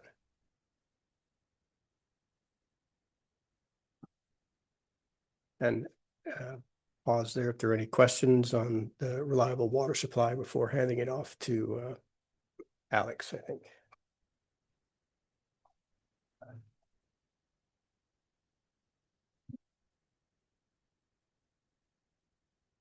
Okay.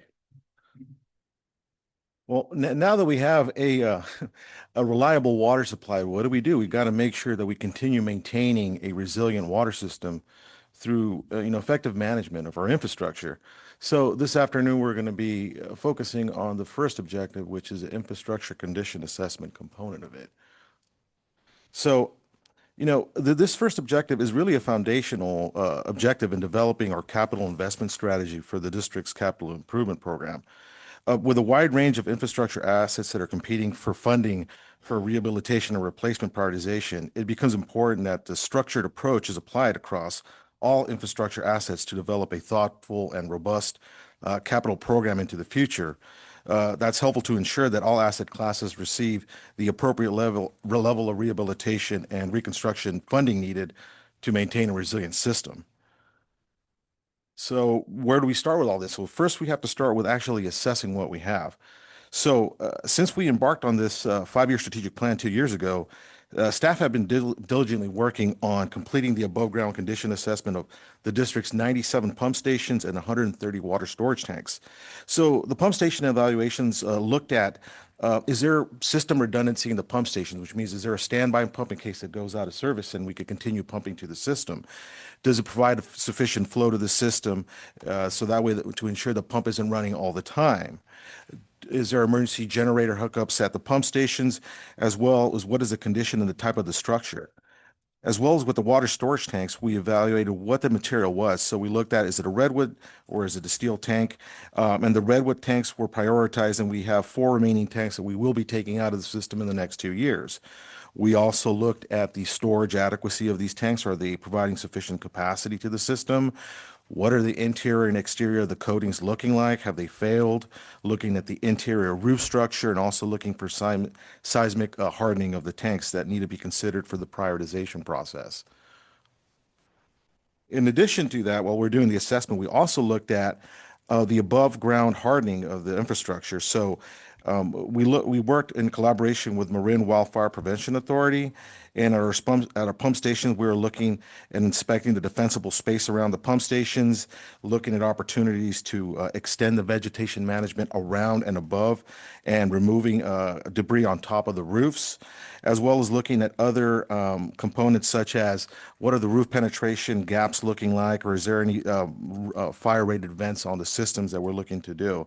So since we've completed that evaluation, staff have been doing vegetation management at our pump stations, and we're looking at opportunities to kind of put together a project to do some of the sealing around the pump stations and including fire vents at the pump stations, as well as incorporating the findings into our pump station rehabilitation projects in the future.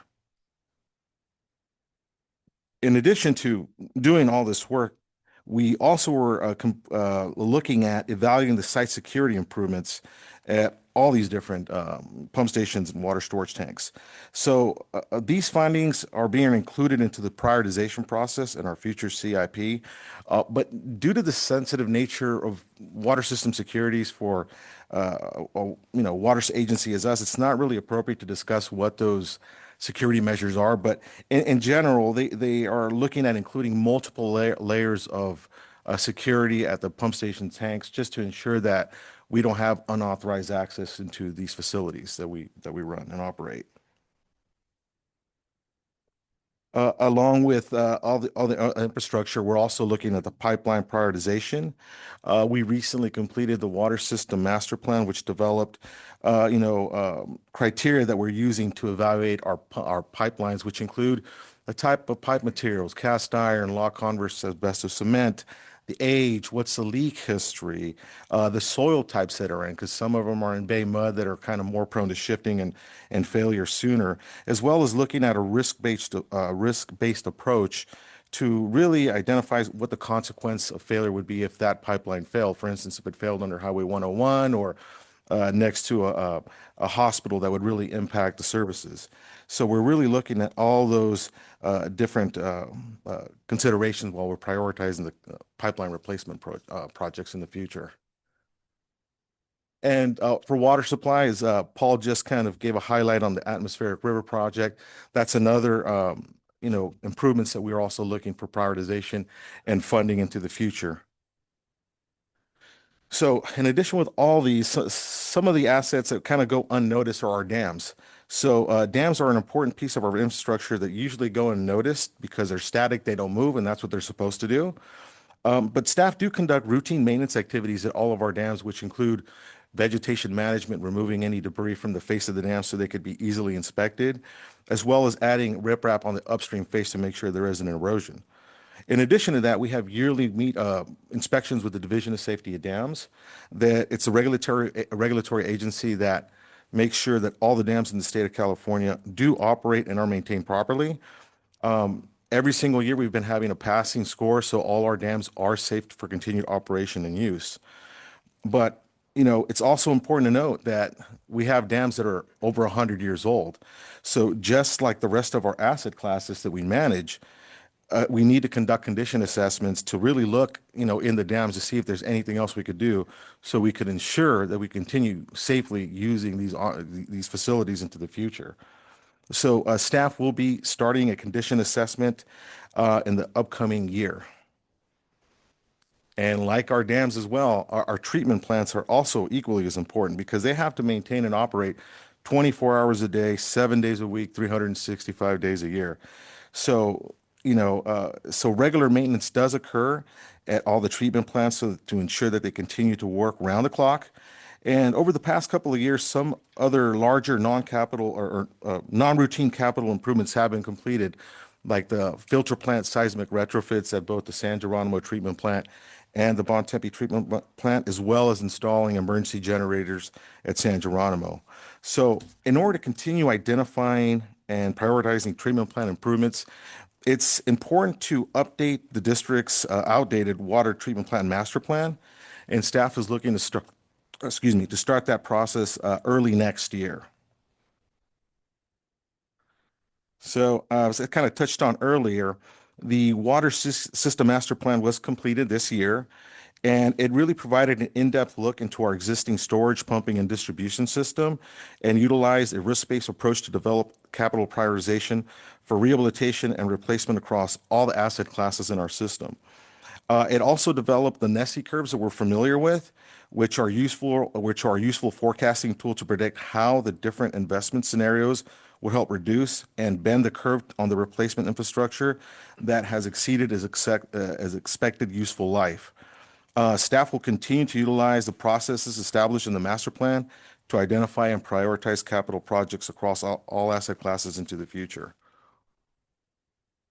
And the workplace facilities is something we currently started doing, and I'll touch on this next slide that will provide a little bit more detail on this. So kind of ongoing is, we will be starting the dam condition assessments here early next year, as well as our water treatment plant update for the master plan.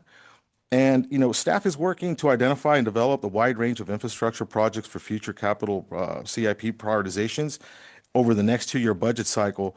Then this will also be used for consideration in the future rate setting process. And the work also being done in this first objective is foundational to identify and develop the larger 10, 20, and even 30-year capital planning efforts to identify projects. And as we continue moving through the CIP into the future, we'll continue refining, investment options amongst the CIP as we move forward. So onto the workplace work plan. So this past year, we've been looking at facilities work plan, both on the watershed and in the Corte Madera offices and warehouse. With respect to the administration and warehouse buildings, staff have issued a request for qualifications from interested firms that have expertise in providing services for these types of workspace rehabilitations. These types of projects are complex in nature because they have different construction needs and trades and scheduling issues, and they also do provide options for various type of project deliveries, such as design build, that need to be considered for projects of this size. And that really does require an expert team that does this on a regular basis. So with respect to the admin building, a conceptual schedule for looking at the rehabilitation of the admin warehouse and water quality lab would be to develop the concept, which is, what is a building needs are going to be needed? Is it going to be 2 stories? look at the HVAC, look at all the electrical, how things are going to be reconfigured with workspaces. And we're looking to develop a concept that should be completed by June of this upcoming year, at which point it could be brought back to the board in July for discussion, for authorization to proceed with an actual design contract. And looking to get something like that underway could be completed as early as the December of 2026. Now, equally with that, the ranger station and watershed housing is also been. Sorry, Alex. Yes. If I could interrupt before we leave admin, in the past, we have had some discussions on whether it would be more cost effective to actually move it, given the expense of this type of rehabilitation.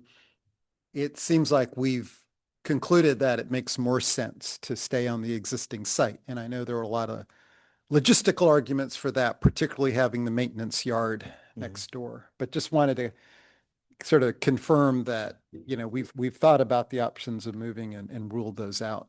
Yeah, we have. And I think the question does prompt me.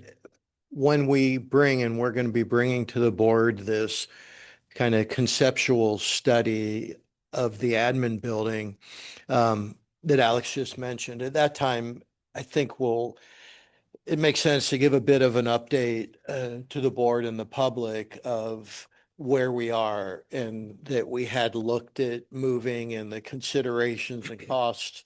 I would say, generally, probably the costs are somewhat comparable. Maybe it would be less expensive to move.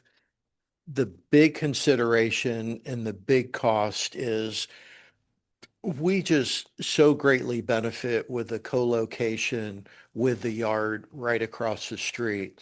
And it's just kind of a privilege as an organization, because not many have that co-location. And sometimes, and I think I did a bit, all of us were getting excited looking at some places potentially move, and maybe losing sight of, like we do with a lot of things, what we have.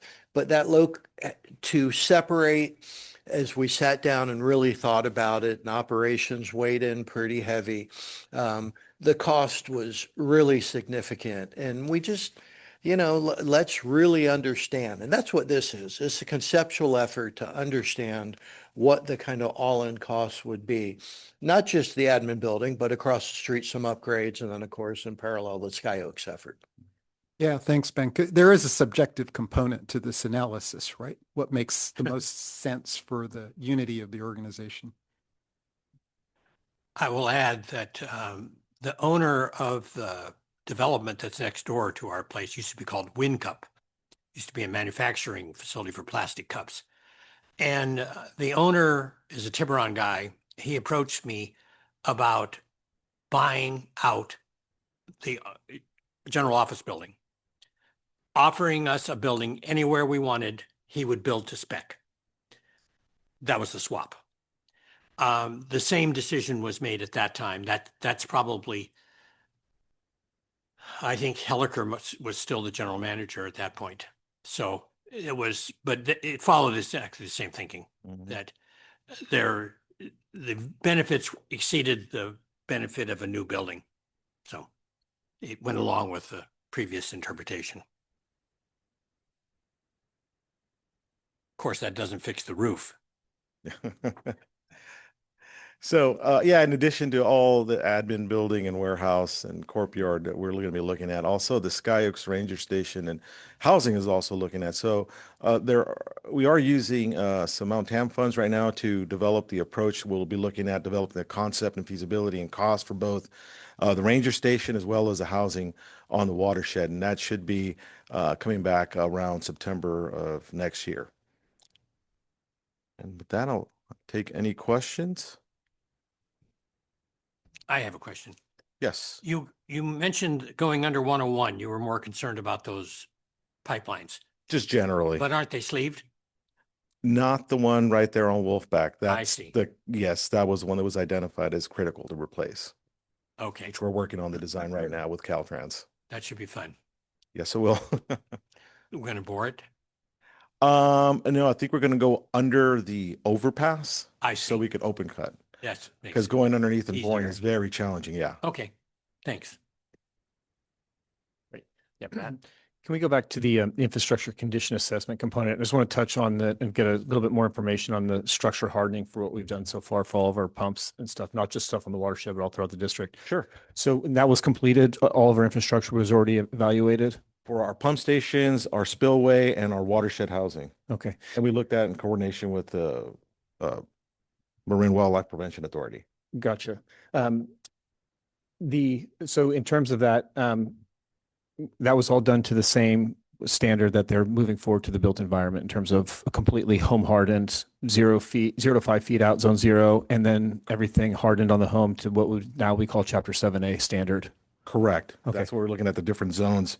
And depending on where they are, what's in the WUI or in residential, there's different criteria for the clearances around the homes. Yeah, so I think for us, especially with our stuff, because we don't have a lot of people that are really, I guess, attached to their vegetation living in our pump stations, that we should shoot for a 0 to 5 foot clearance around all of them. And that's what science is coming back and saying is legit. And if you're looking at any of the post-action or after-action reports coming out of the fires in Los Angeles County from January, a lot of the infrastructure failure was due because it wasn't hardened. Mhm. And so we don't want to repeat that same mistake on our stuff.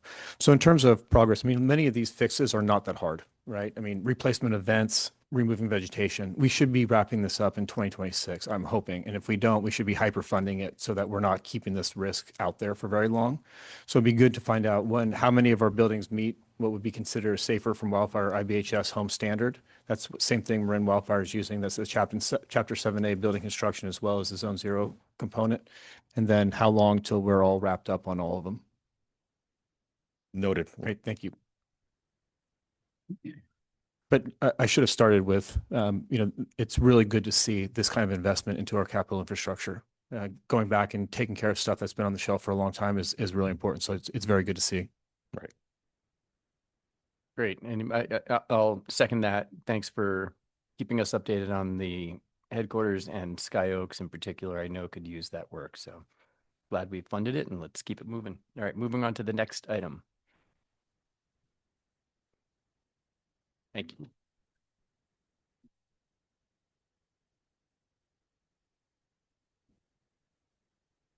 So goal 3 is watershed stewardship, protect and manage the watershed lands for long-term benefit of the community and environment. We've got kind of 5 sections here: creek restoration, watershed resiliency and wildfire stewardship, recreation and facilities. And we'll talk through about 3 of these with specific outcomes for the year.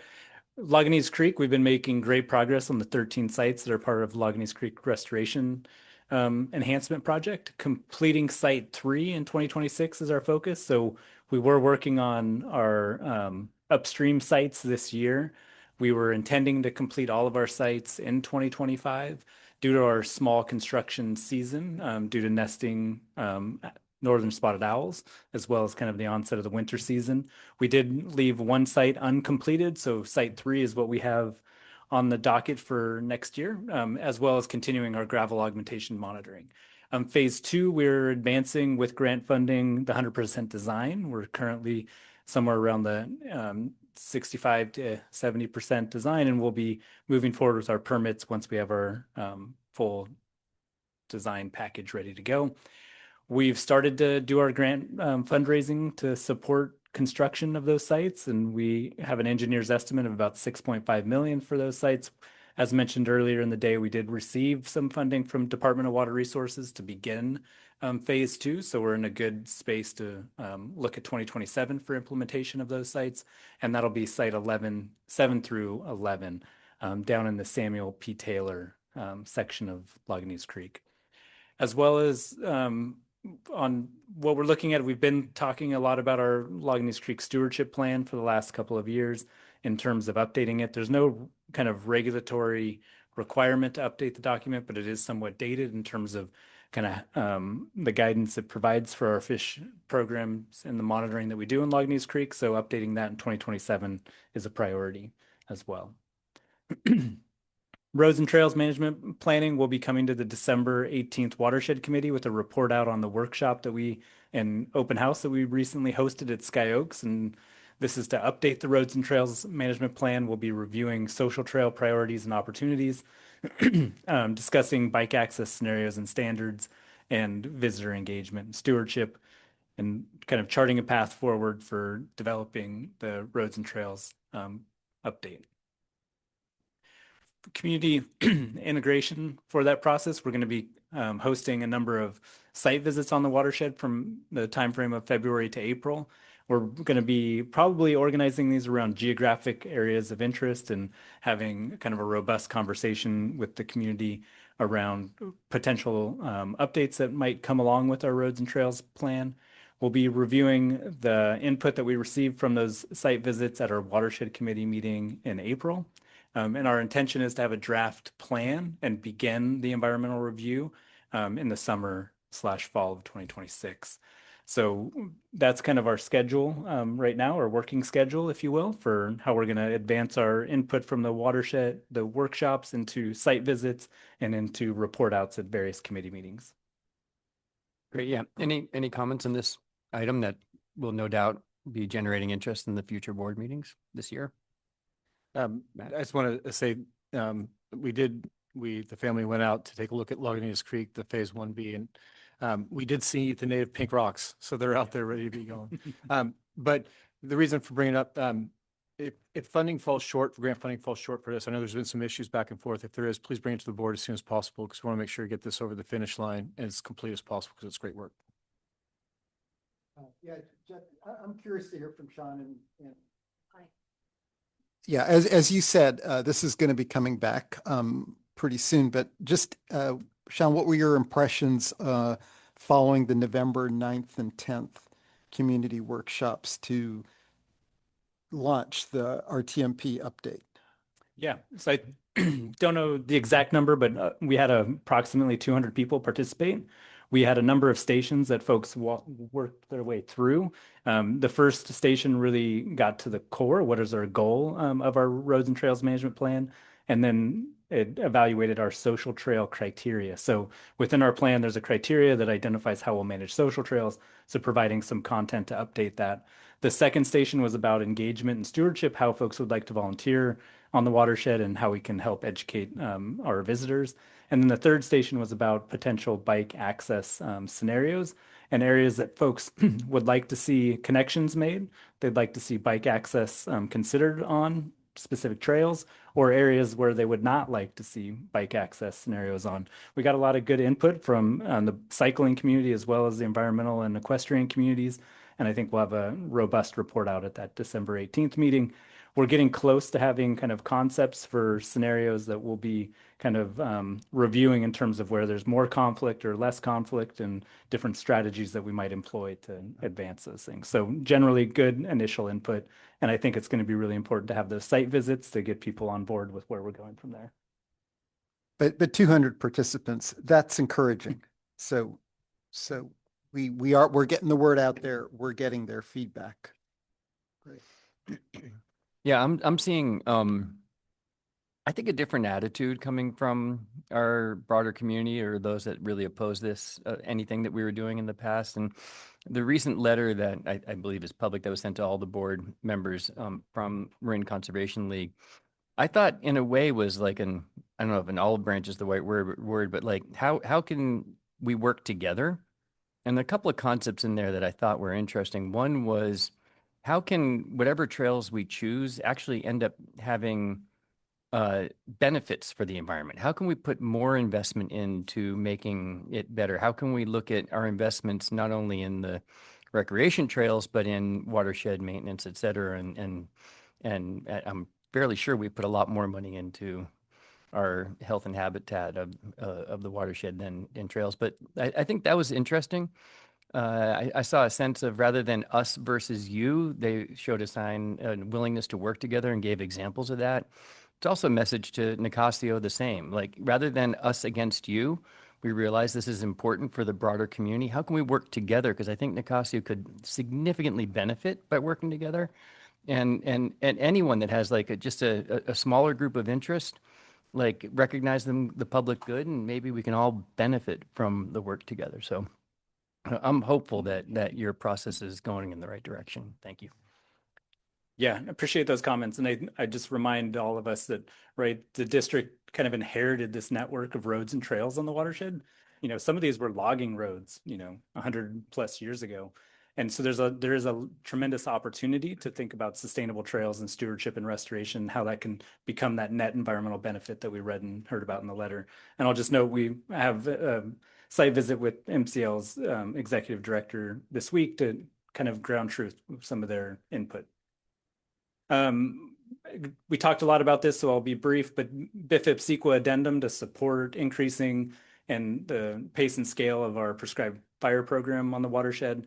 That'll be moving forward, and we'll bring the addendum to you at the April Watershed Committee meeting. Partnership with Marin County Fire and coordination around our annual planning and burn plan review. We've set up a good process, and we're just going to continue to nurture that partnership so that we can be effective and successful in implementing prescribed fire, and then also looking at how we can advance some deeper analysis of the benefits of and the outcomes of prescribed fire and our BIFIP as a whole. Trying to advance our one-TAM regional forest health strategy through grant proposals. We'll also be advancing kind of individual proposals and working on potential kind of partnerships to think through legislative action that could support the state bringing that kind of regional funding vision to fruition. With that, I'll hand it to Brett.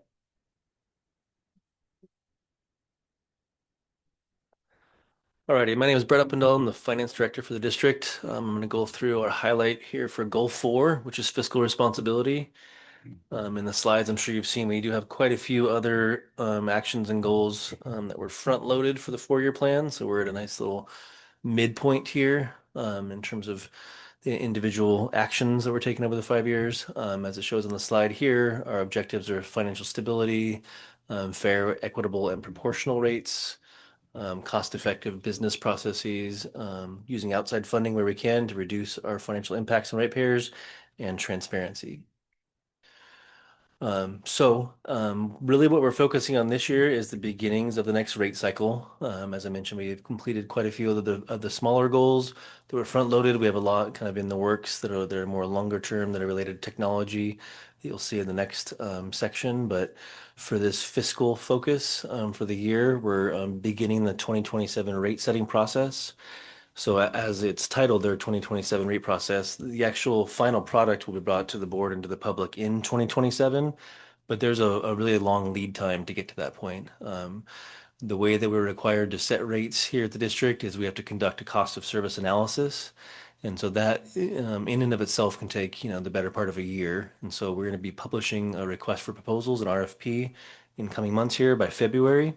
And that is to select a consultant that we want to work with over the next year or so to really help us take a look at all the elements of our current rates structure, take a look at the updated data that we have from the last 2 years, and really kind of begin to frame the decisions for the board and really begin that outreach process with the community to make sure that we are really being transparent in our efforts here with respect to rates and the revenues the district needs to complete all the projects that you'll see in every other goal. As a general reminder, we get 95% of our revenue from rates. And so while we do have other smaller revenue sources, this really is the main source of revenue for everything that we do here at the district. We're going to eventually we'll use our 25-26 demand data. And so that'll include, as we're going through this current year, our water consumption data. We have 2 years that we'll add to that as well, but we'll finish off the kind of the demand analysis once we get the data in the summer of 2026. That'll be about the same time that we update our longer term financial plan. So working with a lot of the things that Alex talked about with a lot of the capital priorities going forward and refining a lot of our estimates for water supply funding, as well as for what Sean was mentioning with our watershed projects. We'll have that kind of underlying plan there, the long range financial plan. That's really kind of the main step, is to find out how much water is going to be needed by our customers, and then where we need to be spending our money. And then from there on out, you get into rate design, meaning how do you apply the rates across all the different customer categories in a proportional and fair manner. Those will be in the fall and winter of next year. So about a year from now, we'll start digging into what we have for options there. Just as a reminder for the board, the rate structure must be based on the underlying costs of providing water, and it needs to be proportional to our customers. And so those sound simple on the face, But what it really does is it forces us to really sharpen our pencils and do our homework and make sure that we can tie a cost to each element that is in our rate structure. So we've talked quite a little bit about tiers today, how and where we draw those tiers, what prices go into each tier. Those have to be data driven and need to be rooted in the actual cost providing the water. So it's not so much of a policy level discussion as it really is a mathematical and arithmetic based discussion. I have a note there for the ongoing evolution of the legal landscape. What that is just intended to kind of prompt here is just that it's Prop 218 has been around for more than 20 years now, but each and every year there's litigation in California that helps define that, and it changes over time. And as Molly will attest to, when the judges give their final decisions, they don't always tell you what you should do going forward. They just tell you what you can't do. And so there's a lot of area in between there for where we think they're telling us we need to go, and the burden of proof. And that's not the right term, but the burden that we have as a rate setting agency to make sure we're showing our work, doing it in a transparent way, and make sure we really have the data correct is important as we go forward. We want to make sure, obviously just for fairness reasons, but also as we know that there is the legal landscape out there where people will challenge it and people will deserve to know kind of how we set our rates. And so And that's why it's important. if I could, I think it's fair to characterize some of what's going on as kind of questioning the tier model is sort of what's going on with these challenges and the court decisions, and the questions kind of keep coming. And, you'd almost look at all this and say 20 years from now or some point, there's no more tiers. It's just a question potentially of how do you get there, and how ugly sort of will the industry churn be to get there? And maybe ultimately there's some legislative solutions that clean this up. Because what happens with these public resolution, what am I, referendums, initiatives, is they're written by a bunch of people that are sitting around that aren't necessarily legislators, and they pass and they become part of the state constitution. Well, the lawsuits are really what begins to frame what typically we would see in detailed legislation and regulation. So, and it is continuing to evolve, I guess, that landscape, and ultimately understanding of what this constitutional element really means in the real practical world. And we're still in the middle of it. And it feels like it's just going to continue to be difficult from a legal context and protecting ourselves and other water districts. Yeah, 218 is probably the best example of that, huh? Yeah, it's a good one. Yeah. Yeah. Set up for a small water company in the desert that then expanded to all of California. Yeah. So that's a very good characterization of the initiative process in California and the struggles we have here today. I think I would just close this part by saying that's why it's really important that we select a really high quality consultant here in the spring, someone that's on top of the legal kind of landscape, and someone that can help guide us, in our not only our studies but in our the writing of our actual cost of service analysis, and be with us there as a partner. Going through this process as it does make big impacts both for us as well as our community. So looking forward to that as we get into next year. And there'll be much more in 2027 as we partner with Adrienne and her team on outreach and communications, but that'll be something we talk about next year at this time. Brett, so for now, yeah, go ahead. if I could, another comment or question for you. I don't know if it's coming up or just it's worth mentioning that I believe, right, during this timing of the rate process is also a time we'll be thinking about potentially bond funding of ARC. So that will be built into this discussion. Of course, a very important discussion, because we have to make sure that the payments are covered in our budget, right? So it becomes integrated in the discussion. And then potentially the item you heard from Alex, we are planning, of course, as we've talked with the board, establishing a reserve for the work site facilities for our employees. But, we'll see what the cost is perhaps when we go out for the large bond funding for ARC, we'd add a little bit to get these work sites enhanced in line with the studies we're doing. But that's just kind of a tickler of some of staff's thoughts and what could be coming as part of this rate and budget discussion coming up. That's all I have for today. Happy to take any more questions or comments. Any comments? Team? Yeah, Larry. Yeah, I have a question, more for Molly than for you, Brett. Do we take a position on the 218 lawsuits?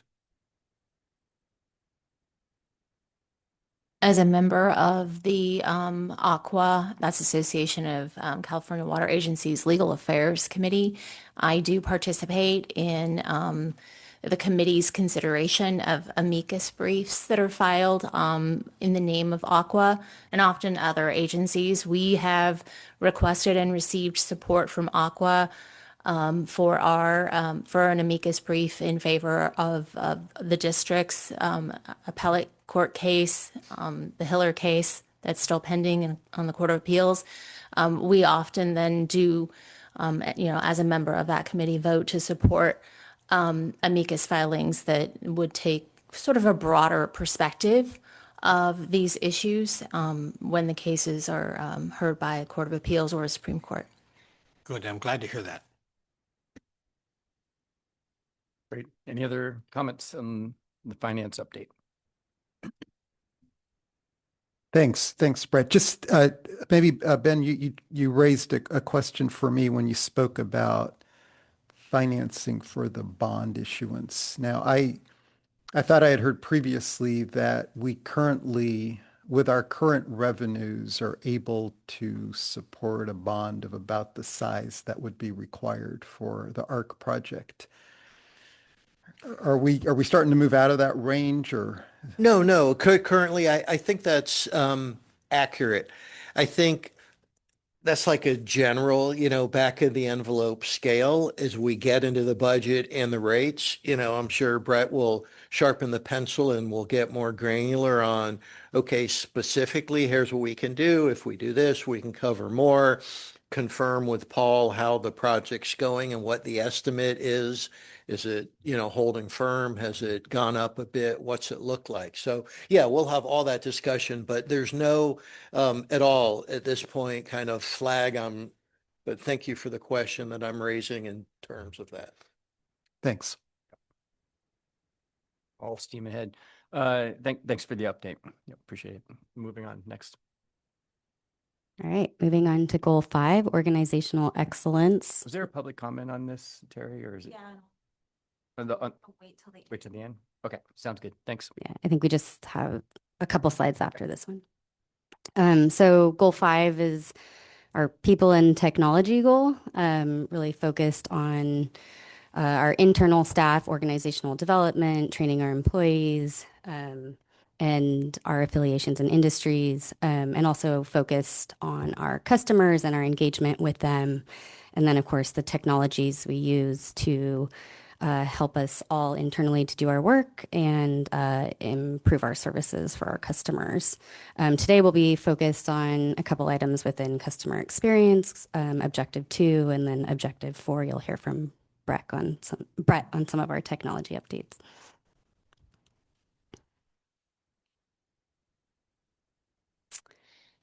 So Objective 2D is deliver data-driven targeted water efficiency campaigns. And this is really focused on delivering more precise campaigns targeted at our customers where we know we have the most opportunity to move the needle on water savings. So for this next year, we will continue our focus on customers with lawns over 50 square feet. This is an audience where we know we do have a great opportunity for reduction. Carrie went over some of that earlier. And our plans this year will include multi-channel targeted cash for grass ads. We did a lot of that this year. We'll continue to build on the new campaign we developed, Let Your Lawn Grow and Let Your Lawn Go and Let Something Better Grow. So we'll have some new materials and really focused around seasonal calls to action aligned with the planting and irrigation cycles. So we're hitting customers when they hopefully are thinking about planting and irrigation, and where they're not, we're helping to gently remind them, and also offer them resources to help them as they're making decisions about their landscapes. We'll continue to focus on customer spotlight stories to really help to inspire participation and to continue to normalize the concept of landscape transformation. And then we'll be promoting our resources, of course, and that includes our new qualified landscape professionals list that we've recently published, which just helps customers to get connected and kind of take some of the first steps in researching and finding someone if they need the extra assistance and professional help with their landscape projects. And then new this next year, and Carrie did a little sneak preview of it earlier, but we will be doing some more focused marketing to our 10% high water user group. And this will have a more tailored approach to these users. As we know, there's some potential for efficiencies there, and particularly the focus will be in the landscapes and around addressing leaks. And so plans for that include engaging with the landscapers who in many cases are taking care of these properties, and encouraging customer sharing of resources with their landscapers. So we don't have the benefit of having the list of landscapers that are attending to all properties. So we'll have to get creative with how we reach those groups, but we'll also lean on the customers to help us with getting the word to those caring for their spaces. So we plan to do a February mailer. It'll have leak detection resources, efficient irrigation, and planting guidance. We'll promote the upcoming landscaper workshop that Carrie mentioned earlier, and promote our conservation assistance program services that we provide. We'll also be launching some ongoing neighborhood-specific Nextdoor ads. We have the ability to do some paid advertising there. We just started playing around with that in the last few months, and have seen some success with just some small investments. And so we do plan to target into this area more, specifically to those users. So as they're getting their mailers and other advertisements, they'll, if they are on Nextdoor, we'll also be getting the message in that way as well for some added redundancy. And then we plan to do some special targeting to Ross, Kentfield, and Tiburon as well. A separate early spring mailer that'll be sort of design forward and have a little bit of a different message and aesthetic to it, to help inspire some water efficient landscaping design thoughts, as well as provide resources for those that may benefit from it. And we'll also be looking to engage with HOAs and the local municipalities for some outreach collaboration to those areas specifically. And so I will now turn it over to Brett. So another goal within this organizational excellence is for our technology, innovation, and process improvements. And so what we're focusing on right now is really kind of the beginnings of our modernization efforts with our district-wide technology. It's going to happen in phases over the next couple of years as we have a lot to catch up on. But within IT right now, the real focus is just moving our services into the cloud and really starting to kind of work towards our ERP, which is the second thing up there, SAP. So first one up there, intranet. So we just are, about 90% of the way through upgrading to Microsoft 365, which is the most current version and cloud-based version of our Microsoft suite. And so that is relatively on track to be done by mid-December here in terms of all district accounts, and it'll really unlock a lot of the collaboration tools and a lot of the modern programs and functionality that Microsoft does offer. So we're looking forward to that just at a baseline improvement. And then what we can do from there is we'll begin to work with an outside consultant to develop our intranet. And so while many of us kind of think of the old intranet as having a web page type look and feel and kind of the internally hosted web page design, the kind of better way to run these is to run it through SharePoints and through the Microsoft platform. And so that's what we're going to be doing, as we develop team sites for kind of more project-based collaboration, as well as a district-wide intranet for resources, common resources that are either HR or legal or communications-based. And then the next phase of that will be actually bringing forth all of our historical data so that it can be used by the different departments in a more consistent fashion. So right now, without getting into the details, we have a lot of kind of different ways, department by department, division by division, of using the platforms we currently have to hold our data. And so the idea would be within the next year or so to have kind of a one more consistent cloud-based way to not only store and access, but also historically kind of document and keep it a little more fresh than it is now in terms of ability to access and ability to search when we do come across projects. So that'll begin over the summer after we've kind of finished off all of our Microsoft upgrades. We'll work on the intranet and our historical data migration. In parallel, not that there's a huge IT team, but the other 2 or 3 IT folks are working on our SAP project. SAP, as a reminder, that's our district-wide ERP, which is the software that we all use in the majority of our work. I know not everyone uses SAP, but in general, for our financial data, for our water demand and our water efficiency data, for a lot of our maintenance plans for our assets and our actual equipment maintenance. That's all held in SAP now, as well as it shows there are payroll and HR. So we're doing payroll and HR first. That should be completed on March of the coming year. And that really, one of the main improvements that'll be felt by all of our employees is the ability to do self-service. So rather than filling out paper-based forms and walking down to our HR department or our payroll department, we should be able to automate many of those functions and just basic things like being able to see your own paycheck and being able to change your withholdings and being able to update the system for life events. That should be a big improvement over our current process.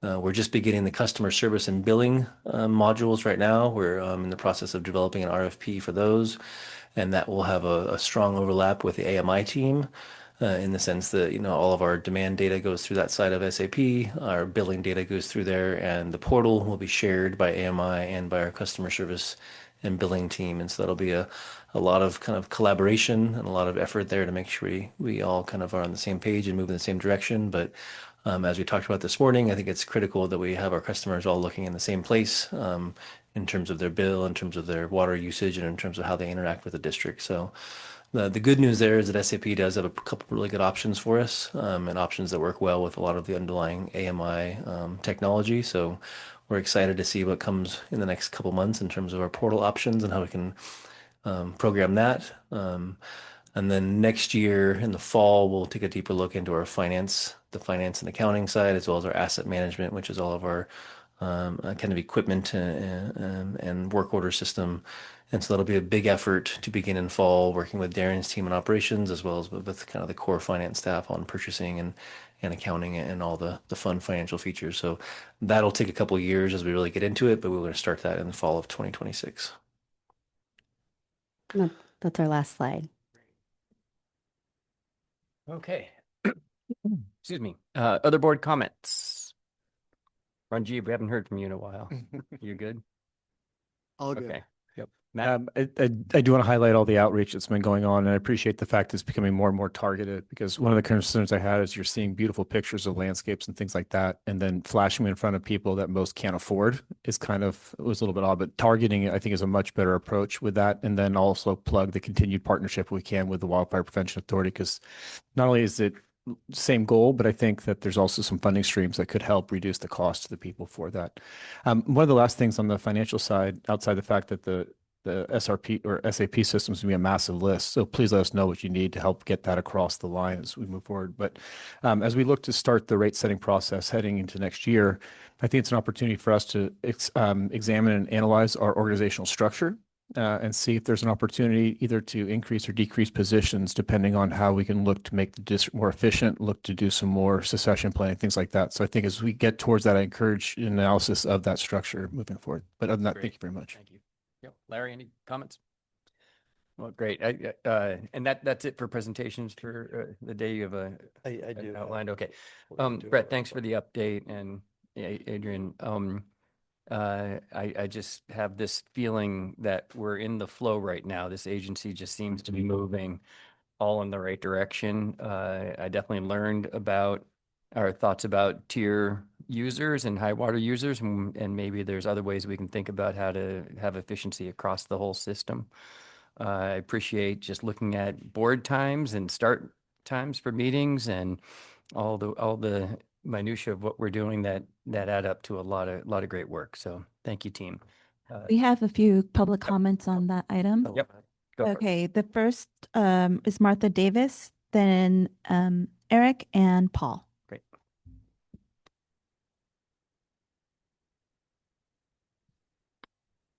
They'll lower this. Thank you. And that's well done that you got all our names in that lineup. Thank you. Martha Davis with Nicasio Landowners Association. Thank you for this session.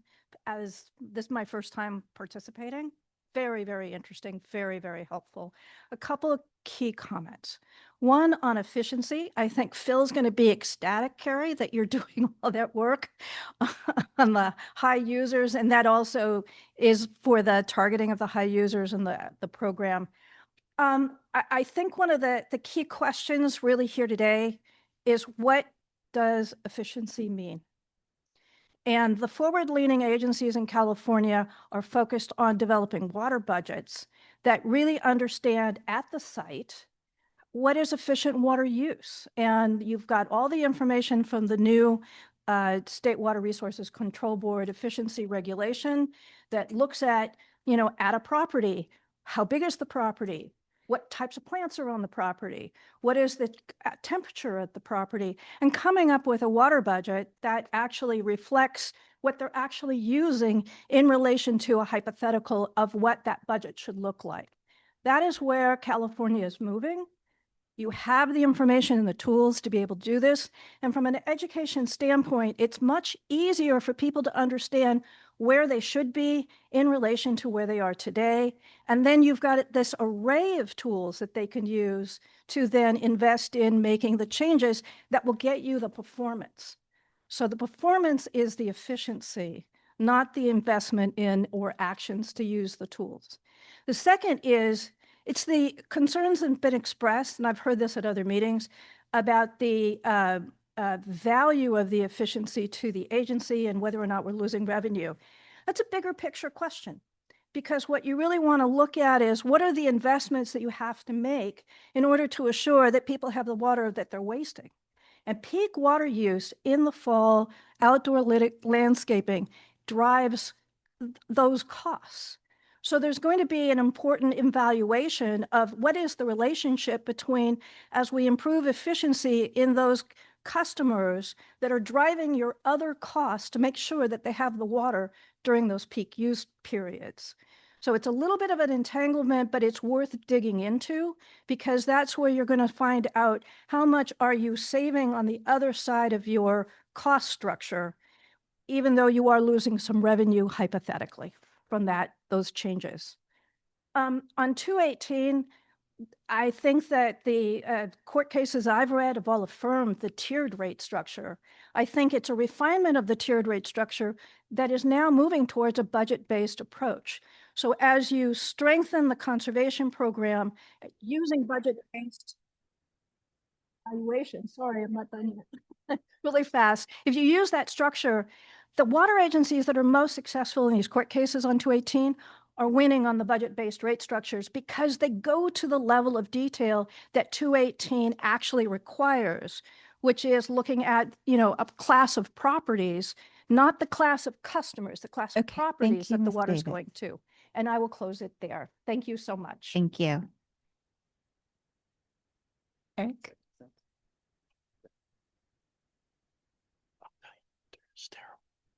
I think she's stolen one of the points that I was going to try and make, which I think water budgets are the things that we should be doing. And for the rate review process, I think there needs to be a draft algorithm that could be used, not necessarily to define the rates as we go forward, but actually to inform everybody as to what the rates could be, and they can use those things to help them guide their water usage. So that's one thing. Next thing is the infrastructure. One of the signal messages that I got when I first started to follow the board and with this board's election was that there was a very large backlog of unfunded infrastructure activities that needed to be attended to. And what I see now is we're making progress, there's priorities, but the burn rate's too slow. We need to spend more money, get on with it.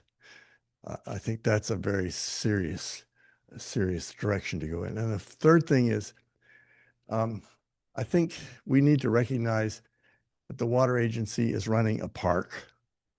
You really need to understand the recreational usage of this area is running a park. We would be well advised to have the budget, the way we report the money, to reflect the fact that you're running a park. There should be a column for recreation, just as there's a column for pipes, a column for other things. It's time to do that.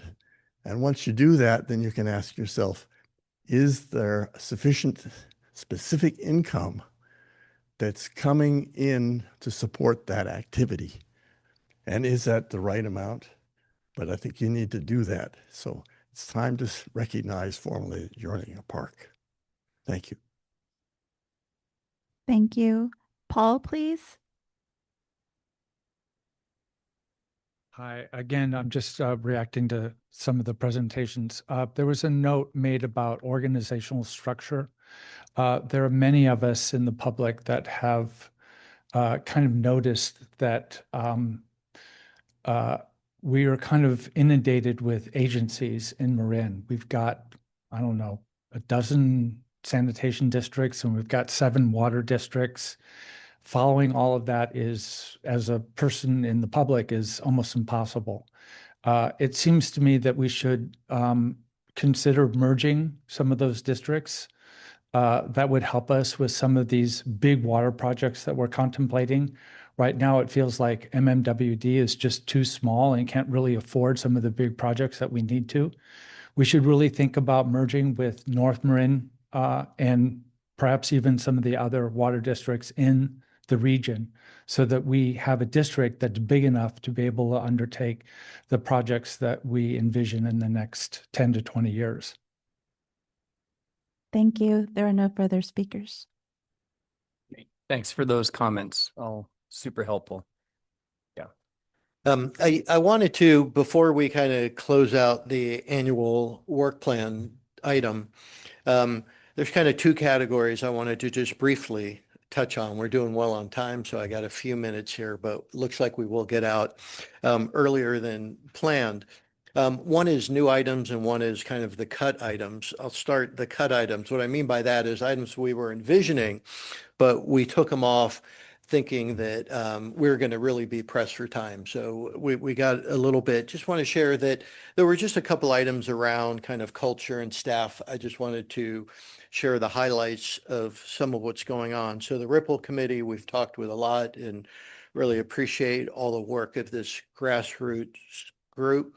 Under currently the initiative, kind of under Alex's leadership, who's helping kind of lead this effort. We brought in a modest contract with a consultant to help the group think about other ways to potentially enhance our culture, to increase employee engagement, right? These are people that spend their life doing this. So anyway, it's a small effort. At some point, we'll be coming back and briefing the board on the ideas and initiatives that came out of that the group wants to undertake. But again, kind of, things were kind of ebbing a little bit, and how do we put more, kind of get energy back in the group? So this was an idea to do it. I think it'll work out pretty well. We'll be coming back. The other related item is kind of employee training, and we do have, between you look at AMI and SAP, just so much kind of technical training in terms of these new programs, as well as leadership training, and we have a turnover still going on. So tremendous amount of kind of training and focus on employee development, including the current initiatives that you probably recall. One that Ripple developed was shadowing jobs, and it's just really played out in a way that I'd say that we hoped. A lot of engagement from across the organization of selecting an area to work and trying that out. Of course, most people want to go in operations because that's fun and cool and not sitting at a desk. So appreciate Darren and all his folks for accommodating, a lot of this. There's other areas, watershed too, I guess, where there's interest. So that was just an item I wanted to touch on. Then new items. We didn't hear any coming from the board today, but did want to respect, comments that have come, and just touch on one that I'm aware of, but maybe there's others that, as I'm talking, the board may think of or not, which is AI. You know, and Ranjiv's been kind of, to me, very thoughtful in terms of just asking the right questions, it seems, because I don't know too many organizations in the country, public or private, that in some way aren't thinking about this in different ways or should be.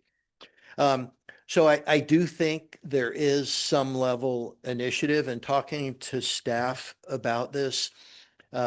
One real opportunity we're going to have is with the deployment of the new kind of upgraded SAP systems, there's opportunities for AI to be incorporated in different aspects that, you know, as we deploy these and just get kind of the baseline functionality working, we'll be able to think about those next level enhancements. But that's a few years down the road. So I think this year at a minimum, I think that we'll add to the work plan kind of a initial look at the industry and what is going on. There's a lot of presentations at conferences that we'll be able to share with the board, kind of the state of AI in the water industry, something like that, with the intent, of course, years to come to dive deeper into it. I don't know if that makes sense to you or if that works. Yeah, thanks, Ben, for you know, reflecting on the AI. It's interesting, you know, so at this Aqua meeting that's coming up this week, I'll be moderating a session on AI and cybersecurity. And so we have a panel of representatives from different water agencies, big and small, Orange County Water District, Sonoma Water. And we had, you know, we held a meeting to talk about the panel, and I was asking them, you know, where are the big technical applications that you're seeing AI now providing a benefit? And they all sort of swung to, it's actually the business side of the agency where they're seeing more benefit right now from AI. And then I think there's also, AI is such a big term. We're all using AI now in all of our apps, right? We've been using it a long time with Google Maps, but now when we're using a Microsoft product, there's AI running in the background. When I write emails, like we all, you know, we have AI. You know, I'll even get messages. Jed Smith never responds to your emails. Why do you keep writing to him? Right? But they literally learn. So It's artificial. There's no intelligence. they do hallucinate, Jed. They do hallucinate. So, but I think a lot of it is going to happen organically on the business side. The tools that we use, a lot of the SAP products are going to start to incorporate AI, and it's just going to happen. The one area where we're not ready for this, but where I did see a lot of interest is in training the large language models on institutional organizational data so that they start to become a resource for the organization. So, you know, you can imagine down the road, if we've digitized all of our board reports, and that's a big ask, project reports, and trained a version of ChatGPT on that, you could ask, you know, please prepare a draft on the history of the Nicasio project, including previous efforts to expand Nicasio. What were the results of those discussions?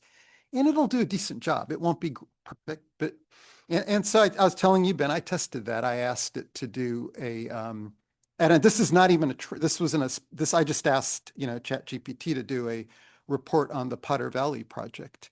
And it was pretty much what Paul spoke about when we had a closed session a few months ago. There was everything in there, and then it stopped prior to the current discussion, you know, that the Secretary of Agriculture got into. So you could see very clearly that it had not, you know, its training on the internet had ended prior to that date. So it didn't know about the latest discussions, but it knew a lot more about the history than I think most of us do.